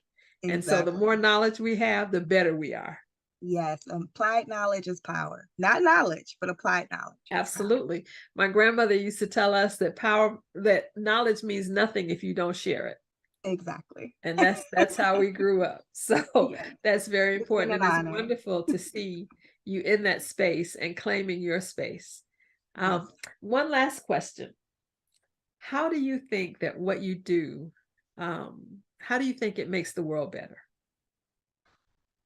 Well, I kind of march to the beat of my own drum. And so I don't have that hive mind concept. And I think to have an individualistic thought process on how I approach things, and to be able to inspire our kids to tap into who they are and to drown out all the noise, because social media is taking over, right? And everyone wants to be like someone else. But what you have is important and is necessary and needed. And so I have the ability to help our kids horn in on what their talents are and to be able to give that to the world. And I think the next generation we worry about. But if they're under the guidance of Miss Hester, you don't have to worry about them. They're gonna know who they are and know what it is that they're here for, and be able to share that with the world. So that's kind of my gift, and that's what I hope to see them as they grow. Well, that definitely makes the world a better place. We want to thank you again, and I'm just really happy that I had an opportunity to speak with you before your presentation. So enjoy, and we look forward to seeing what you have to say. Thank you for being a part of SuccessFest.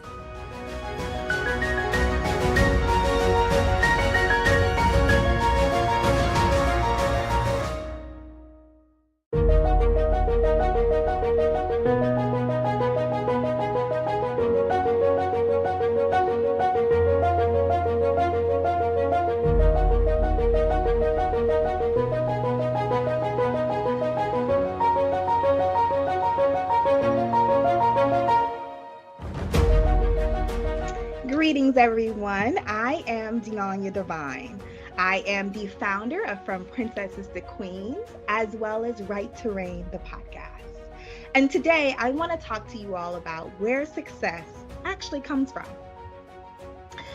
Earl Nightingale says that success is merely one's finding themselves. A successful life is simply being able to overcome life's obstacles without losing your esteem on your goals. So I want to start by telling you a little bit about my story. As I said, I am Deonya Devine, and I'm originally from Jacksonville, Florida. I've recently relocated to Charlotte, North Carolina, so I'm excited to be here. Um, my story starts way back in 2008. I was an undergrad, graduated with my degree in business management, and then went on to complete my master's degree and receive my MBA. I decided that I wanted to open up a school, a private school. My mom has already been in business for ever since I can remember. And I knew that I had something that I wanted to give back to our youth. So me and her together founded Beautiful Mind and Soul Leadership Academy in Jacksonville, Florida. It was amazing. For once in my life, I felt that I was living out my dreams. I was doing what I was destined to do. I was doing everything that God put me on this earth to do. And then, of course, the challenges. Yeah, the challenges came, knocked me off my pedestal. And I actually had to close the school because of some financial issues. I was lost. I was confused. I was angry, really, because I felt that I had to start all over. Why would God take something away from me that was so profound in my life, that meant so much to me? I didn't understand. I was confused. And then I went to the doctor and they told me I was pregnant. Now I'm really confused. What are the odds that I'm closing a school, a private school? And not only was my private school a small, structured, loving environment, but it was geared towards kids with special needs, with learning disabilities, kids who just didn't do well in the traditional school setting. And I just knew that that was going to be where I was going to be for the rest of my life. And now this doctor is telling me I'm pregnant. I'm going to give birth to a child. How is this even possible? And I remember hearing a still voice, and it said, I need all of your attention. I had to take that away from you because this child is going to require everything from you. And I want you to have that ability to give him that. And so, fast forward, Ramses Knowledge Williams was born, and a healthy, beautiful baby boy. And I was excited. I felt alive again, right? And then the doctors told me he may never speak. He may be always nonverbal. He's going to be on the spectrum. He's going to need your help for the rest of your life and the rest of his. And do the best you can. And I was not going to take that. Again, I named my son Ramses. What a powerful name. And I know he's sent here to do great things. And so after working with him and therapy and just putting him in different activities, he loves to swim. And so now he's on the swim team at the age of 6. He's still working on his verbal skills, but I realized that my child, my gift that God gave to me, was here for a special purpose. And so I was able to start up the school again, which will be opening in 2025. It's going to be the Prestige Academy School of Special Abilities. It was basically brought to me by my son. And now I understand that little kids and little boys and little girls with his on the spectrum with autism and all other disabilities and orders that people give them and limitations that they put on our children, I want to make sure that no other mother ever feels like her child is a burden, like her child will never amount to anything or her child won't be successful, because that is a lie. The devil is a lie. You know how they said that in church? The devil is a lie, and I refuse to let anyone ever feel that way. But I share that story with you to let you know that there's no such thing as failure. Earlier, when I told you about opening up the school with my mom and having that, opportunity to inspire their kids, and I was on cloud 9. I felt like I was doing everything I was supposed to do. And then life came. And so I'm going to rewind that back to what Earl Nightingale says is successful living is the ability to overcome obstacles and not lose enthusiasm on your goals. And yes, I did lose a little enthusiasm because I had no clue how I was going to be able to move forward and move past what I was able to do before. But now that I've been given such a wonderful blessing and I can bless so many other families, it all makes sense. And I remember Oprah saying that there's no such thing as failure, merely redirection. So it's how you look at things. Sometimes things are just not meant to be, or if they are, they're supposed to be on a greater level. And I realize that now that I have my beautiful baby boy and his elements and his special superpowers, is what I call them. I can help other kids like him tap into theirs. So before I leave you today, I want to leave you with 4 key points so that you realize that everything that you need to be successful comes from within. Oftentimes we look outside of ourselves for validation or, direction, when everything that you need is in here. So one thing that I want to leave you with is that you have to have a clear objective, a clear vision of what you want yourself to be and where you're taking your goals. And that means writing them down and making them plain, having a vision board, which I have here, with all of the pictures of things that I want to accomplish. So that's the first foremost thing you want to do, is have a very clear-cut direction and objective of where you're going, because life is going to knock you around. It's going to pick you up and drop you down a couple of times. And you got to be able to get up and look at that list and know that you're still on your journey to success. The second thing is you want to have the ability to listen to life's whispers. Oprah calls them life's little whispers that guide you to where you're supposed to go. And so life's little whispers could be anything from a billboard sign to a radio ad to just a still voice in your head. You have to learn how to listen to that voice and to understand that that is what is guiding you forward. The third thing you want to have is the understanding that success is not a destination. It's a journey. It's a process. Every single day that you're on this planet Earth, you're going to be working towards your goals and working towards living a successful life. So just know that it's not just one destination. You got a lifetime to go. And the last thing I want to leave you with is the ability to appreciate and find joy in building something. Because as I stated before, success is not a destination, but it's a journey. So why not enjoy the journey? Why not enjoy the scenery? Why not take the time to bask it all in and enjoy the process of building something great? Because that's what you're on the road to do. Now, before I leave you all today, I did want to leave you with a Bible verse. Now, I am a PK. I did not tell you guys that. I am a pastor's kid. So the Bible is etched in my mind, I guess you can say. But this is going to be Luke 17:20-21. And it states, once Jesus was asked by the Pharisees when the kingdom of God was coming, and he answered, the kingdom of God is not coming with things that can be observed, nor will they say, look, here it is, or there it is. For in fact, the kingdom of God is among you. It's inside of you. It's who you are. And it's your gift that was given to you by the Creator. So don't forget to tap in and remember those 4 things that I left with you. Making sure you have that clear objective of your goals and know where you're going. The second thing is have the ability to listen to life's whispers and the wherewithal to understand that that's guidance for you. Also, you want to remember that life is not a destination. It is a journey. It's going to take a while to get to where you feel you want to go. And then when you get there, it's going to be more places you want to go. So why not enjoy the process, which is the last and final step?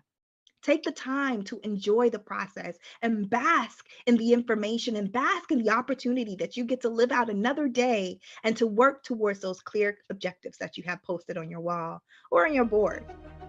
So remember, everything that you need to be successful is within. You have it. Sometimes you have to drop things that no longer serve you. Toxic relationships or friendships.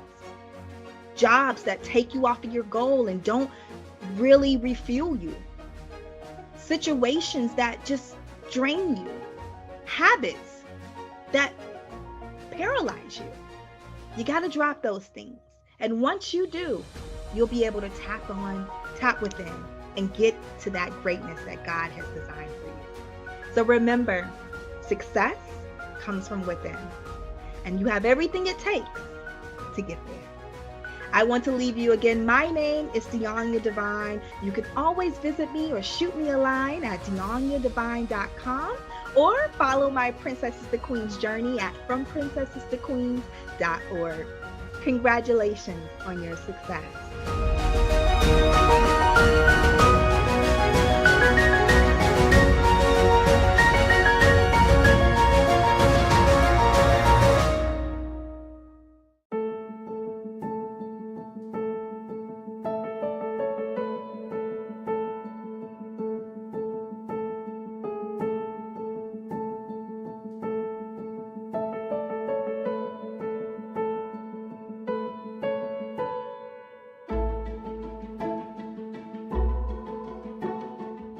Hi, I'm Dr. Robert Benson, and I'm a military man. I spent over 20-something years in the military, and I have a great family. Well, come the time for me to get out, we get a great assignment. It's in a place that my wife and I love dearly. My kids love it. My sons, they're having a great time. White picket fence, all of that stuff's going on. It's great. Well, enter conflict in the fact that I have to find a job. Well, I get a call for a job. Well, the job is not like right around the corner. It's not an hour away. It's 7 hours away, 7 hours away. And I have to go and decide whether I'm going to take this position. Well, the wife and I, we discussed it a little bit, and you know, there's some legitimate concerns, obviously, because when you are a military guy, you have certain structures in your home.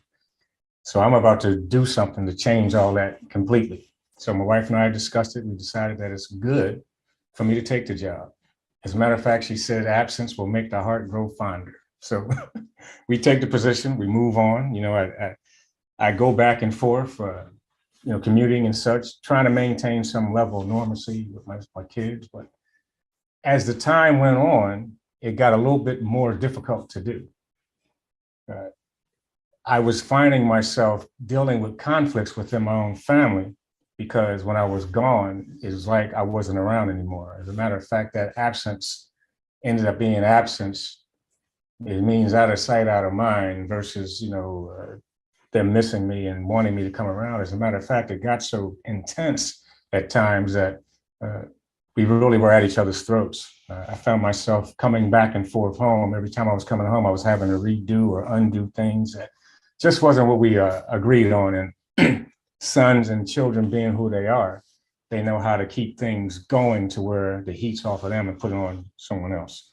Long story short, as time went by, we started getting more and more egregious situations that happened. As a matter of fact, one time when my wife and I both were away from home, my son had some kids come over, and one of them had a gun on him. This kid had a gun, and the gun went off, and it shot one of my son's real friends. As we did some investigation down the line, we didn't even know who this kid was, had never seen him before. But at any rate, this happened. There was a shooting in the backyard of my house. Thank goodness my son had learned some of the things and retained some things we were trying to teach him over the years. So he actually saved this kid's life by stopping him from bleeding out, because it hit him in his leg and it hit the major arteries. I could have killed him had my son not acted appropriately. Well, yeah, that's admirable, but the bottom line is that this is a situation that should have never even happened. Well, eventually I get a chance, I get back home when all this has happened, and I try to talk to my son. I want to know what's going on. How did this come about? Who is this kid, et cetera, et cetera, et cetera. That, including a bunch of other things that it was time for him and I to have a big conversation about. Well, this kid is the one who I see myself in more than anybody else. I see myself in him more than anybody else. I mean, this is mini me, so to speak, as they say. But anyway, he and I get to talking, and it gets cantankerous. It gets loud. He gets so angry at me that he punches a hole in the door, in my house. I was pissed, okay? I was pissed. I wanted to hurt him. But I had to take another step back because Schroll says that life is pretty much 10% of what happens to you and then 90% of how you respond to it. Well, keeping in mind the fact that we're African-American men, my son's African-American male, and African-American men, we're dealing with all sorts of lockouts, things as far as education. We're not getting the same education opportunities as others are. After school programs and all these things that happen for a Black man, they're kind of being left out of. But here I am in the middle of getting ready to have altercation with my son, a physical one. Never mind the fact that Black men account for, young Black men, at one time in the last couple of years, they accounted for 37% of gun violence. 37% African-American men, that's crazy. And, not to mention the situation surrounding police. Now, later on, I'll talk to you about police and how police can be good or bad. Well, actually, for African-American men, they are actually more bad than they are good. And this is something else that's going on, but yet here I am. I'm in the middle of a situation where I'm about to be violent with my son.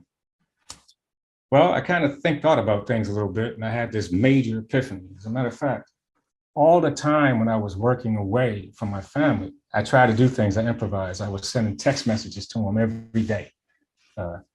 And actually, over a period of time, those text messages that I put together led to me producing or writing 2 books. I wrote 2 books, and both of them are books of quotes that I was sharing with my kids. I was motivated, stoked to try to work with them a little bit more. One book is called The Book of Dad, Quotes and Antidotes for a Lifetime of Wisdom. And another one is Book of Dad 2, More Quotes and Antidotes for a Lifetime of Wisdom. Yet and still, I'm at this point where I'm getting ready to have an altercation with my son. Well, not only that, I didn't just do a couple books. I actually have a podcast, a radio show, where I talk to people about the very thing that we're talking about right now, how to get out of these situations. Well, trust me, it wasn't something that I learned overnight. And at that point is when I realized I had to do something different. I had to step back. I took a step back, withstanding the things that I just mentioned, the issues with education, with crime, and opportunities and things like this. And I realized that what my son needs right now is for me to meet him where he is. Because ultimately what I discovered was that he was just as angry, pissed, and hurt as I was about everything. And we looked at each other. There's tears in his eyes. There's tears in my eyes. I mean, I know this kid, remember? Well, at this point, I decided to do what I like to call a team mentoring workshop. And in this workshop, what I do is I equip people with the tools to deal with situations that I'm talking about right now. Because the ultimate thing is that what I want you to know is that it's normal to have those kinds of altercations within your family. It's normal. Happens all the time everywhere. The other thing is that the frustration and the anger you feel, you're going to feel that. But what I want you to feel now is motivated to go back in and revisit these situations with your family, with your children. And what I want you to do is to allow me to help you with my team mentoring workshop. So what I talked to you about today pretty much is this, is that you got to survive. I mean, when work situations come about you, there's going to be things and situations that put you away from your family. I have the tools to help you deal with that. And if you allow me, I'll share those things with you. And now let's just revisit my son, the situation where he and I were about to bump heads. And as I said before, it was an emotional time. We both had tears in our eyes. We were very upset about it, about what was going on. But the thing that I walk away from is that we looked at each other both in the eyes, and I said to him, we got to fix this. He said, yeah, Dad, you're right. You're right, you got to fix it. The first thing I asked him, I said, was, what was on your mind? What's the matter? And it was like we let the air out of a balloon. He thought, dang on, this man wants to hear what is going on with me. So the bottom line is that, we can go back to another quote and say, you can get more bees with honey. And communication is probably the best tool you're going to have in dealing with any situations. But these are the type of things that I like to share with you. And if you'll allow me to do that, I will. I'm Dr. Robert Benson, and I'd like it very much if you allow me to share my team mentoring workshops with you. Thank you.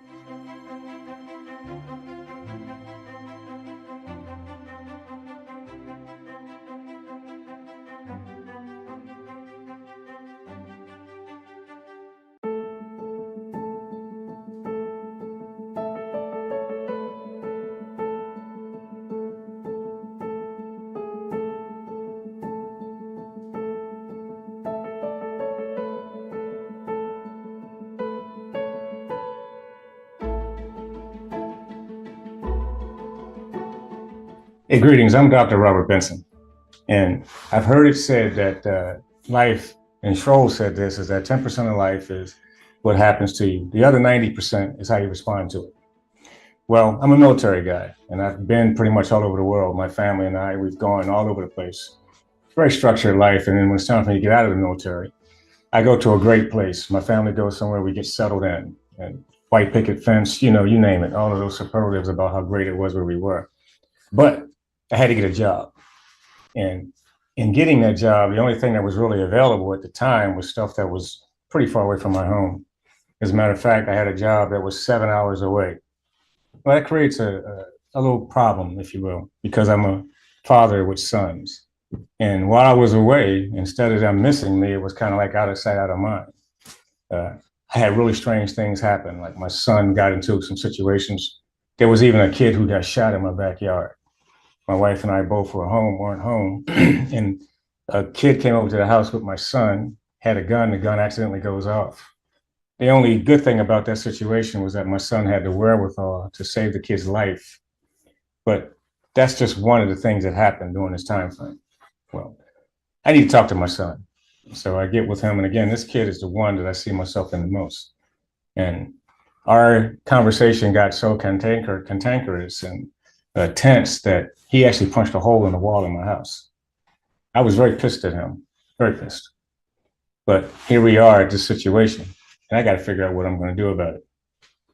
Well, if you'll allow me to, I want to teach you today and show you a bunch of things to combat situations that are just like that, because it's normal to have these interruptions and interactions that are not always positive with your family.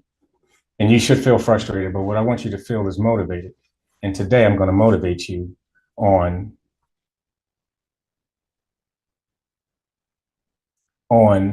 how to handle those situations. As I said before, my name is Dr. Robert Benson. And what I'm going to talk to you about today is team mentoring. And it's basically team mentoring, which are tools and information needed for survival. So for a quick overview of what I'm going to talk about, I'm going to state the problem to you. Then I'm going to present some statistical data from 2 different time frames. I'm going to talk about the team approach and how mentoring and team development works towards addressing the type of problems that I just indicated to you. I'm going to identify some people who can help us and some people who shouldn't. But in the middle of all that, you're going to see that there's a group in particular that can fall and has fallen on either side of the fence. Okay. And then I'm going to talk about some national initiatives that are out there. And at the end of all that, I'm going to have you do and sign and commit by signing off a pledge to be a team mentor. And we'll summarize and conclude, and I'll share some information about you with my other stuff that I do. Well, simply put, stating the problem is that the African-American male is in a serious lockout. The urgency of now lockout crisis is something that was developed by the great Barack Obama. And some of the things that he identified in this lockout were National Assessment in Educational Progress, the NAEP. Black men tend to fall by the wayside in these types of programs. There's an early childhood education lockout. We're talking about where kids are younger, African-American men or males don't seem to be getting their attention in that area. Student-centered learning. This is where we're taking those concerted efforts to reach a student, each one individually. But that's just not happening for the African-American male right now. Well-resourced community lockout. This is huge because if you go outside your door and there's nowhere to go, nothing to do, there's no resources available for a young child, and that's definitely a playground for an idle mind or the devil. Interestingly enough, though, the other one here is this gifted, talented, and AP lockout, which is advanced placement courses. These types of courses are huge for kids to get into school because it allows them to fudge and increase their grade point averages if they're able to get into these courses. Again, the participation in this program from African-American males is pale, okay? And then, of course, the post-secondary attainment lockout, that's just simply going to college. And as we talk more about this, you're going to see that there's a disparity amongst African-Americans in this area as well.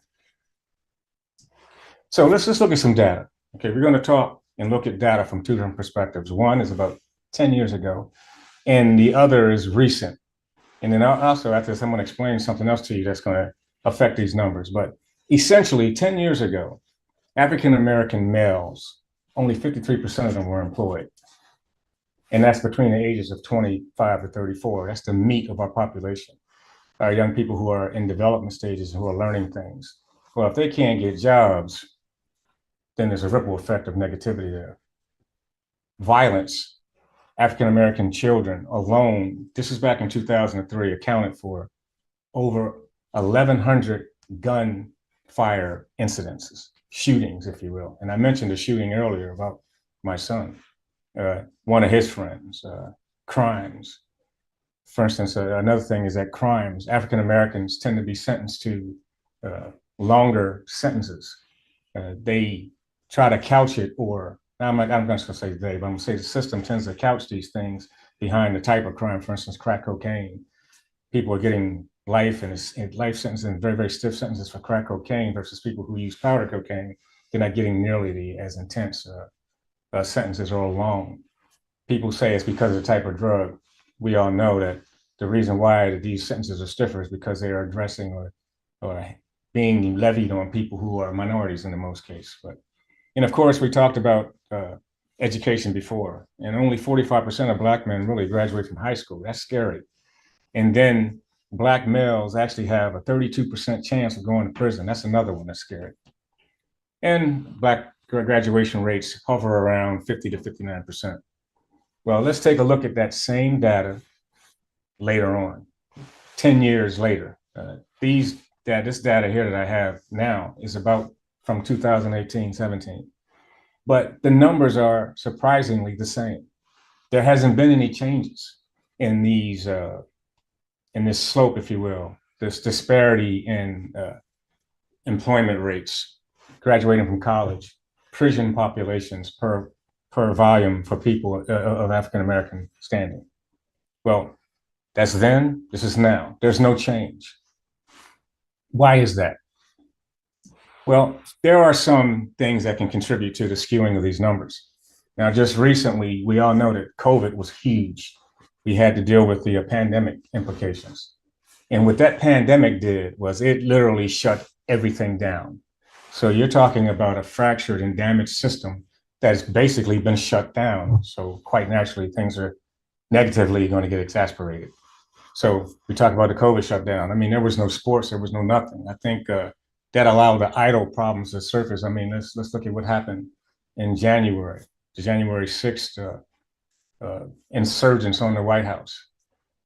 I beg to, I submit to you that the reason why that was able to go on at the magnitude and the level and volume that it did was because people didn't have anything else to do.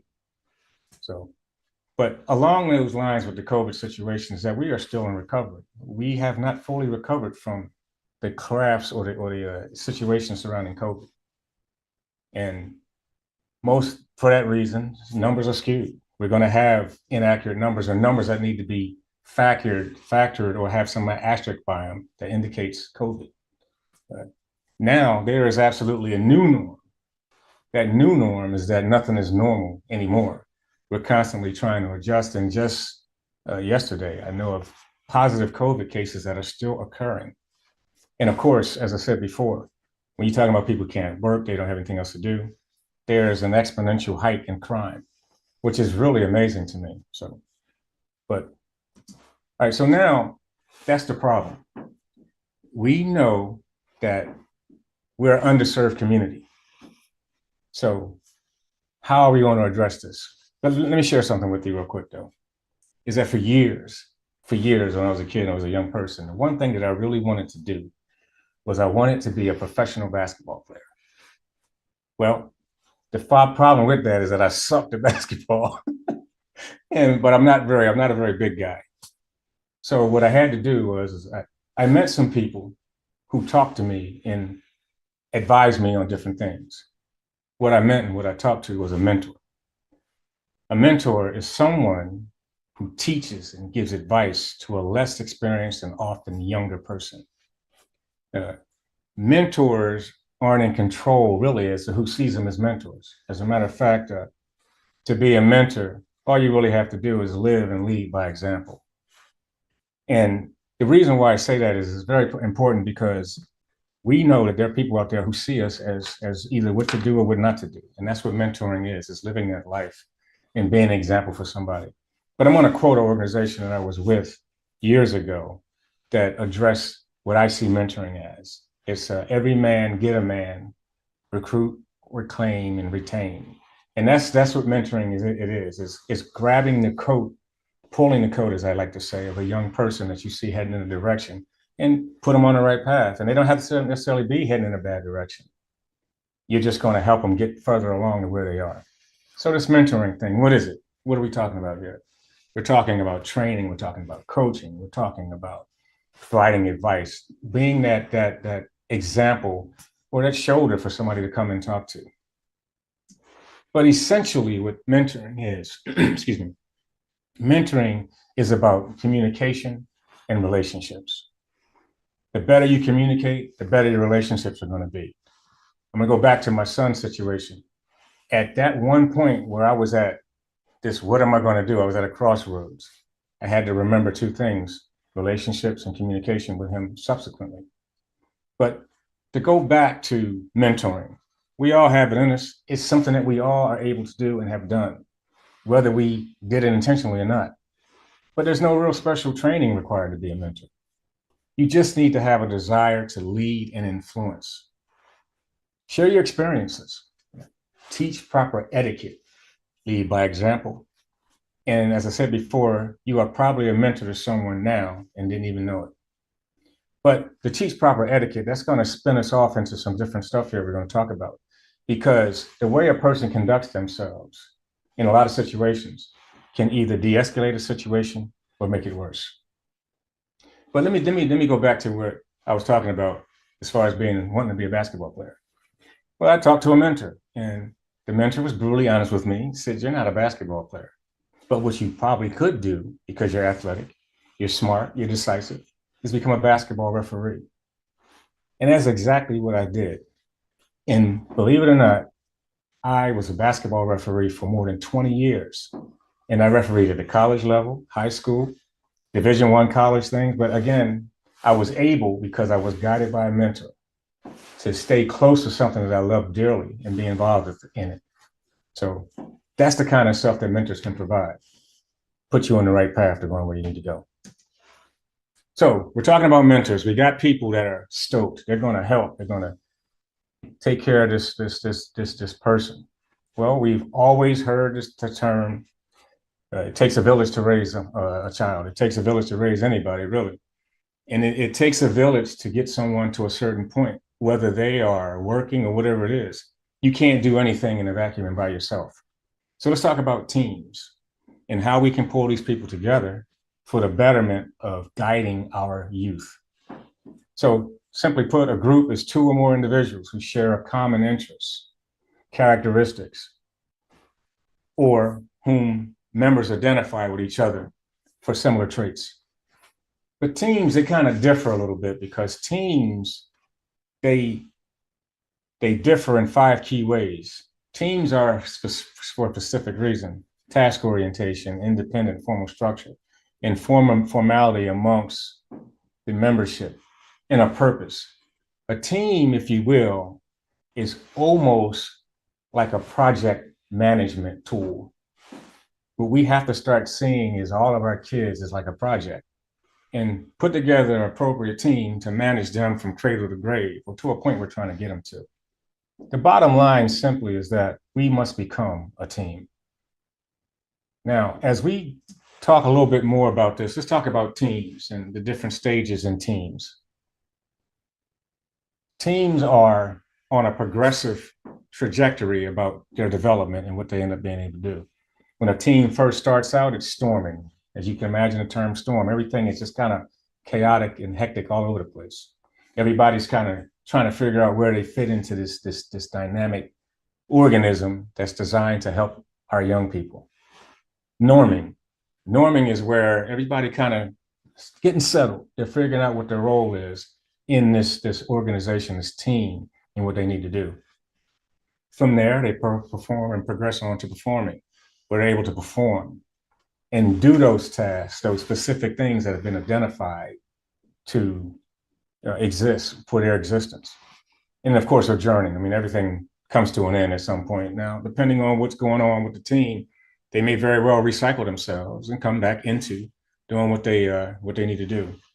These 5 stages are identified by Tuckman, and they're called his 5 stages of group development. But the thing I find interesting about teams is that you can always make teams sort of analogous to sports. Some of the highly functioning teams are sports teams, and we're going to talk more about that as we get into this. I think perhaps the most functional team is a family. Everybody has their role. We're all members of this team, and we have this common goal of what we're trying to do. So a family, in most cases, I would have to say in almost all cases, barring any attrition, is the first real team that a person is a part of. But let's talk about team memberships and roles and how we need to learn a little bit more about ourselves and what we need to do in this team.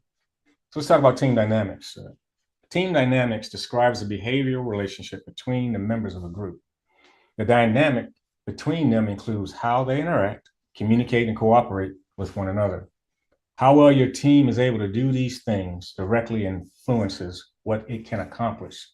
As simple as that. It's basically just knowing your role and understanding what that is. Now, you don't always go into a team with that mandate.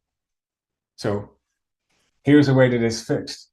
These 3 things make sure a team stays the way it needs to stay or does what it needs to do. We're talking about alignment. Here, each member of the team understands the direction and goals. There's no ambiguity around what needs to be accomplished, resulting in less tension.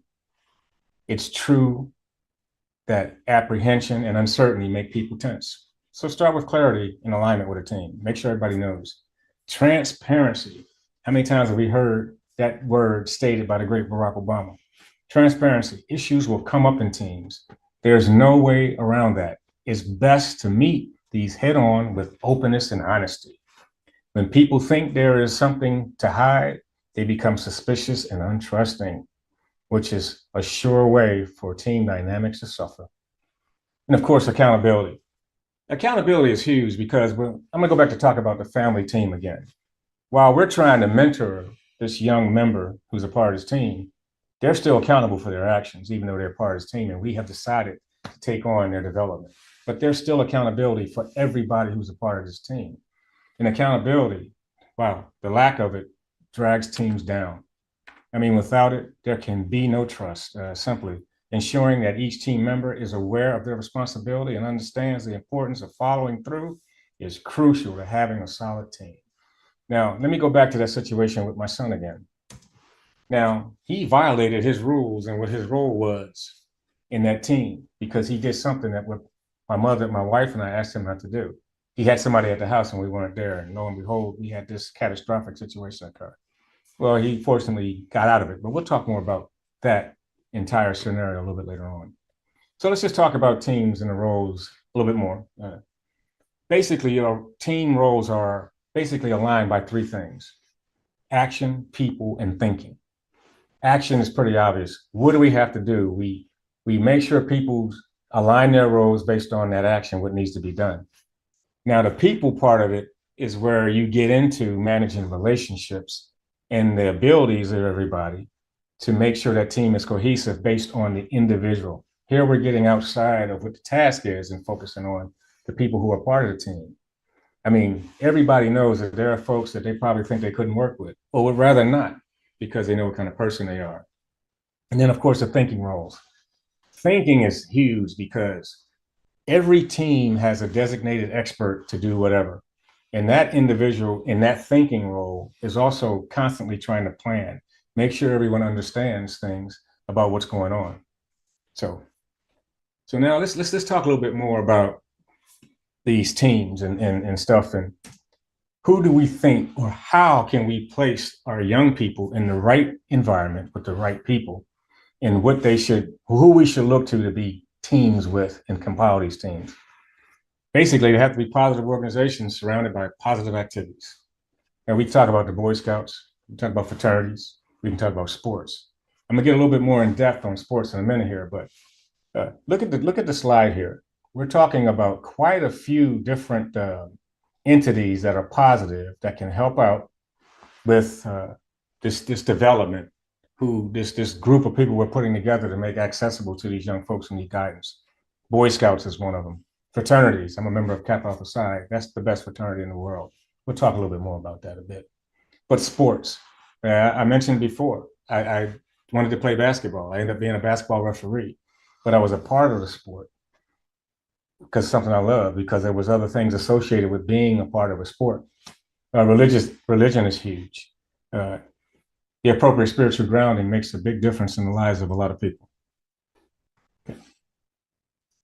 But let's talk a little bit more about sports. The benefits of sports are almost immeasurable if you think about it on some levels. Basically, number one is this physical activity. And number two, we're talking about camaraderie.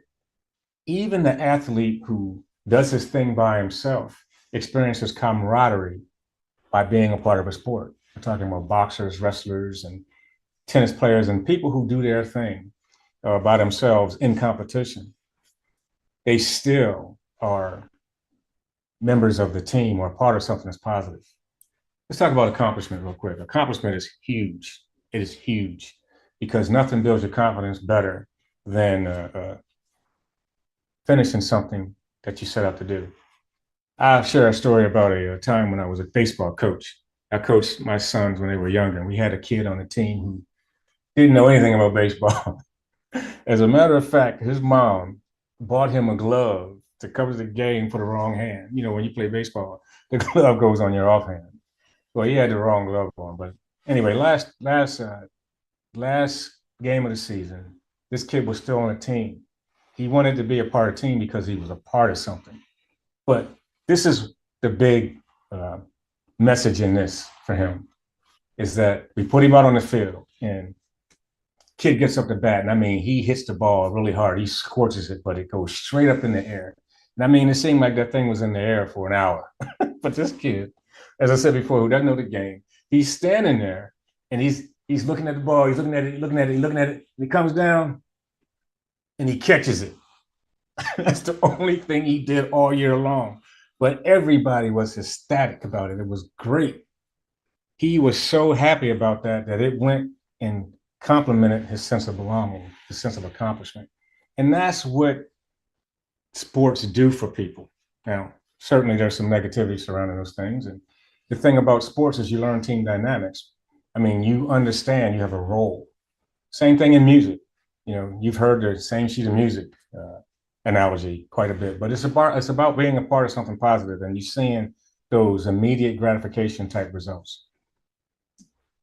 So now that we know there's some good things to do, let's step back for just a second and look at things that are possibly negative surrounding being a part of a group. Well, there's definitely negative influences. I mean, peer pressure, competition within. Now, the competition is really, really strange because it's kind of an oxymoron, if you will. You're on a team with a person who you're competing with. Well, everybody on the team probably wanted to play quarterback, but only one of them ended up being that. So that kind of competition can be negative at times. And it's a hard pill for a person to swallow when they realize, like I did, that, hey, you ain't a basketball player, man. You're a referee, or you could play something else, but definitely not what you thought you were. And that can create some conflict depending on the personality of the person impacted there. Followership can be bad. because we talked about peer pressure. Those are kind of go hand in hand. Peer pressure, I mean, there's courses and volumes written on the impacts that it can have on a person's life, immediate and long term, because they don't learn how to lead.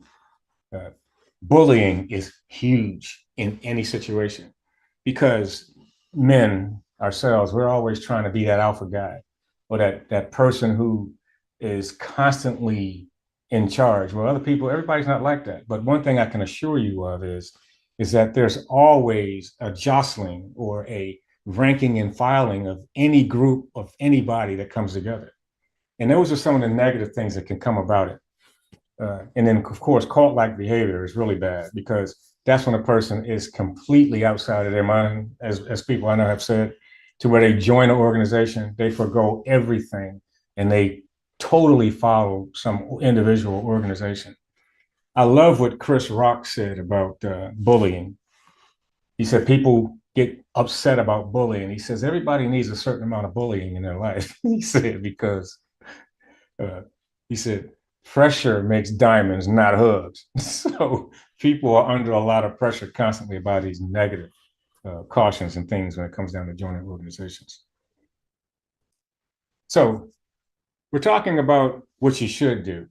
Let's dig a little bit now into what you shouldn't and who you shouldn't be dealing with. Because let's face it, gangs are one of the strangest entities there are.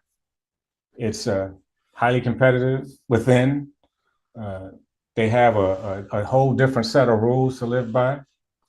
And once a person becomes a part of it, they seem like they just can't get away from it. Drugs is a big problem. I'm going to talk a little bit about drugs and after I cover this next section. But hate groups are huge. I mean, imagine that at this stage in our development in our country, that we still have organizations whose sole existence is just because they don't like a group of other people. That to me is amazing that it still exists. But hate groups, drugs, and what is that last one on the bottom there? Police. Well, let me share something with you real quick here. I mentioned I like Chris Rock before, but Chris Rock said something some time ago. He said, it's been said that the Black man is an endangered species. Chris said, well, that ain't true because endangered species are protected by the government. The African-American man is not protected by the government. As a matter of fact, let's talk about the police. What's a better representative of the government than the police? Police are walking bureaucrats who are implementing policy by the very actions that they take. In its basic form, when a police officer shoots an unarmed person and kills them, they have in fact instituted the death penalty without due process. Now, I know that sounds kind of far-fetched, but that is exactly what it is. Now, because of that, that puts police on the good versus bad dichotomy in either case for African-American men. Now, there's an obvious disparity in the mindset of the tensions between African-American in general and the police. Police shootings of African-Americans are documented, well documented, and are constantly a source of social and political unrest in many communities. Basically, what I tell young people and what I'm telling you now is that there's 3 C's you need to comply with when dealing with police. One of them is to communicate effectively. The other one is to cooperate and clear yourself of the situation. As I said before, communicate, cooperate, and clear. What I used to do whenever I got pulled over, I used to stick both my hands out the window of the car so that they saw my hands. Now that's extensive, but that's how paranoid you become in fear based on what you see everywhere, constantly. Basically, you have to see yourself on the other side of the encounter. Well, police aren't all bad. I know some great ones. I had an uncle that was a cop. And matter of fact, he was my football coach when I was younger. And that's what we got to get back to, that level of interaction where police are more involved and more aware of their community. But it's not all bad. Believe it or not, there are some special steps that are being taken right now in different places to improve the situation we just talked about. And I'm going to share that with you right now is that Lincoln University in Missouri, which is the HBCU, there's two Lincolns, one's in Pennsylvania, but this one here is actually in Missouri. And what they've done there is they've set up a law enforcement program, certification program, specifically designed to reach African Americans and bring their interest into being police officers. This is huge. This is huge. I actually talked about this with this gentleman on my podcast, the Book of That Radio show. It's called, his name is Gary Hill. He's the chief of police at Lincoln University. Wow. I mean, you're talking about taking a step to try and meet a problem head on. The type of things that this guy is teaching people is de-escalation techniques, which is very important, and community involvement. I think community involvement is probably more important than anything for a police officer. There's a term I like to use called representative bureaucracy. And what that means is that people are being represented by themselves. I mean, it's the reason why you have a rainbow coalition in Congress. Well, policing is the one area that we really don't seem to have that representative bureaucracy, because you have a lot of people in neighborhoods policing folks who they don't know. If you don't know somebody, you won't understand them either. And that's the big problem. But as I said before, this program is great. It's taking that special step to make sure that we get that interaction and people learn more about policing. So, as I said before, this puts police on both sides of this dichotomy. They're good for us, but they're also bad because of some, the history speaks for itself. So basically where we're at this point now is we're talking about teams. We're talking about mentors coming together to guide the activities and actions of our young youth, our young men. Now, let's talk a little bit about drugs. Oh my God. If you don't want to mess with the cops or have them after you, stay away from the drugs, the illegal ones. I mean, we have pharmacists who are legitimate and make good money. I mean, the drug industry is in the billions, so there's money to be made, but street pharmacy, on the other hand, is a problem because it creates addiction. It sets people up for trafficking. And there's entirely different rules for drugs on the street. We talked about gangs and other things. I have a young cousin who was killed because she had something that belonged to somebody, and she either didn't give it back to him or didn't pay for it to him. And this individual killed her instantly. And she thought that this guy was a friend. Now, here's a problem with it, though, is that it never really was proven who did it, or he wasn't ever really brought to justice, but everybody knew who it was. But the other characteristics of why you shouldn't deal with drugs are obvious. The risk of life involved with it. These days, they got so much designer stuff out there that if you take one puff or swallow one pill, you could be dead. Simple.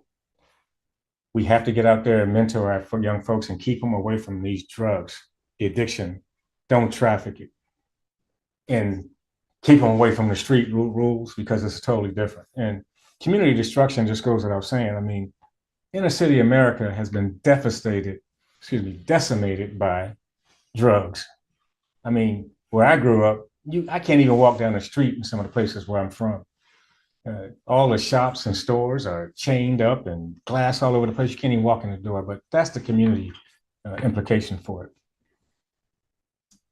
Okay, so now we're at this point where we're talking about what we need to do to fix the problem.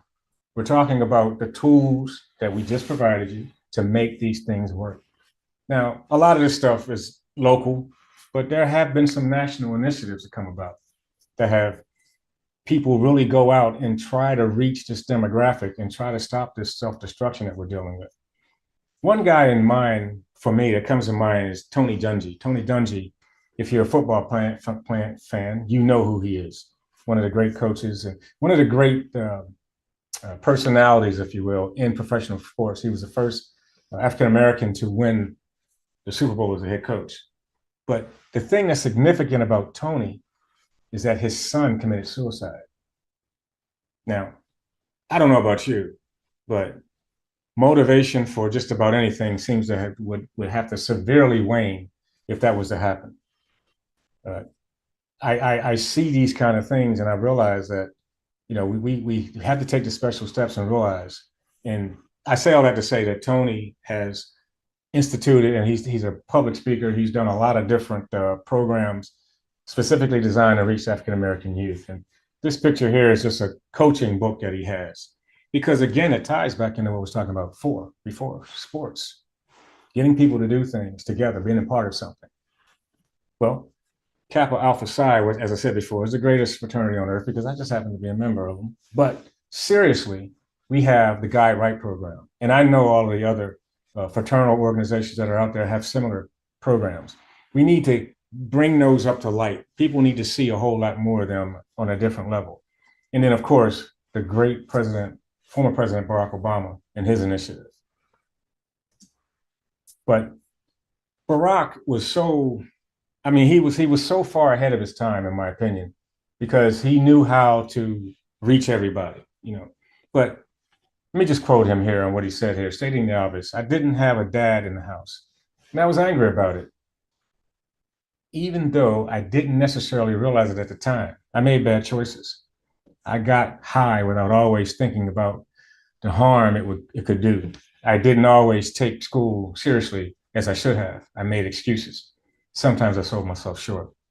Wow. And that statement is what I saw was a problem with my son.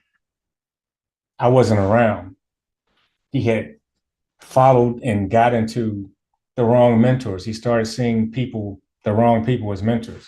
And when you do that, misery loves company and things come together and it gets worse. But anyway, long story short, this initiative was Barack's $200 million 5-year My Brother's Keeper to help Black youth. And he was stoked or pegged to do that, if you will, by the infamous Trayvon Martin situation. Okay, so we're talking about national initiatives, and there's a lot of different things we can do. Me personally, this workshop is what I'm doing to get you to understand that we need mentors. We need people to come together as teams, and we need to make concerted efforts to reach this population. We can't turn our back on them no more. Hence, I came up with this acronym. It's Team Mentoring, which is the name of the course, workshop. But together, establishing an affirmative mantra to minimize efforts and negative tactics organized regularly in opposition to the Negro male group. Wow. And I don't want to sound like I'm prejudiced or I'm isolating one particular group, because what we're talking about here can help everybody. But at this particular point, I want you to focus in on us rescuing this perceived extinct population. So let's go over some sources real quick. Where I got this information, how do I know this? The urgency of now is a Barack Obama thing. This Black Chicago is a document that really talks about a lot of these issues that the African-American male faces. And something that Jimmy Carter said some time ago was that African-American men are 5 times as many Black men in prison than when he left office some time ago. So basically what he's saying is an escalation of prison population for African-Americans while he was in office. Some other places that provide good data is the Brookings Institute in Raleigh Bright. Beth Osborne is who I got a lot of the information surrounding teams about. Okay, so now we've gone through all this. I've talked to you about what you need to do, how you can become a mentor, get teams integrated, team dynamics and all that stuff. So now what I want from you is a commitment. I want your commitment to go in there and fix things with our young youth, with our Black men. So here's the oath. It says, I take this oath with the goal of becoming the best mentor and mentee I can. I pledge to remain humble, open-minded, and to honor the legacy of the mentors and mentees who have come before me by paying it forward in the same communicative tradition. I recognize my duty to adapt to the dynamic landscape of social interaction and to the tremendous growth in community peace. I pledge to help everyone entrusted to my care to the best of my ability, in line with the founding principles of Team Mentoring Initiative. I recognize that my treatment of contemporaries, peers, assignees, and general public should not only reflect my general knowledge, but also the art of respect and dignity suitable for a well-groomed gentleman. I need your signature. I need your commitment. Here it is. So we're at the end of this thing here. A couple of things going back. I'm going to briefly go over what I talked to you about.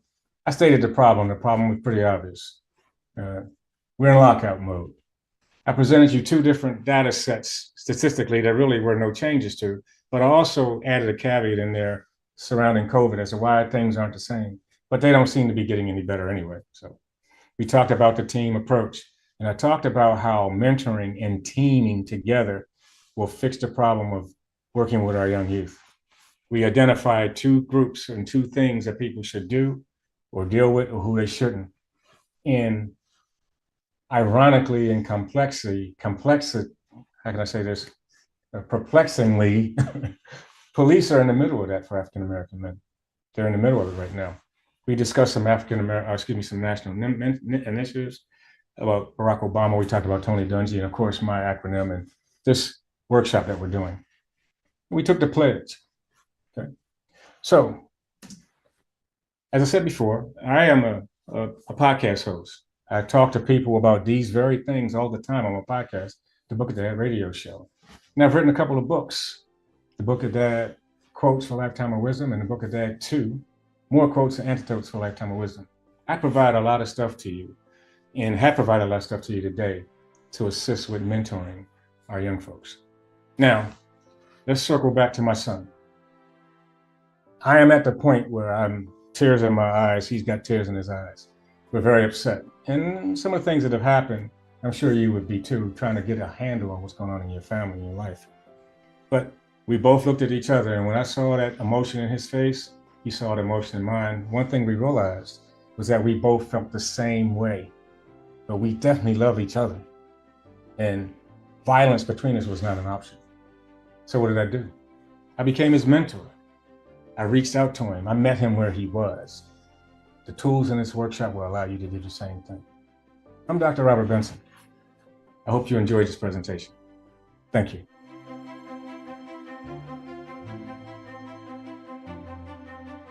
Ooh, you all, day 3 has been so juicy. What an incredible journey that this has been, you guys. You all, we've achieved so much over the past 3 days, and I couldn't be more proud. Today has been about taking the steps needed to reach our goals and being empowered to go after what it is we want in life. Don't forget to take the lessons of this event. These lessons, take them with you. They will be invaluable on the journey towards success. Ooh, I can't fan myself, y'all. It's been so good. It's been what? Fire. Thank you for joining us today and being a part of this incredible success journey. Let's make sure to take full advantage of all the opportunities that this event has provided. Don't forget to say it, believe it, and do it. Say it, believe it, and do it. All right, you guys, it has been my pleasure to serve as your host, and I am who? Dr. Stephanie Wall, the Tower of Power. It's been amazing. Take what you have. Don't just throw it away. Listen, it's time to implement. All right, Success 23. It's been cool. Fine.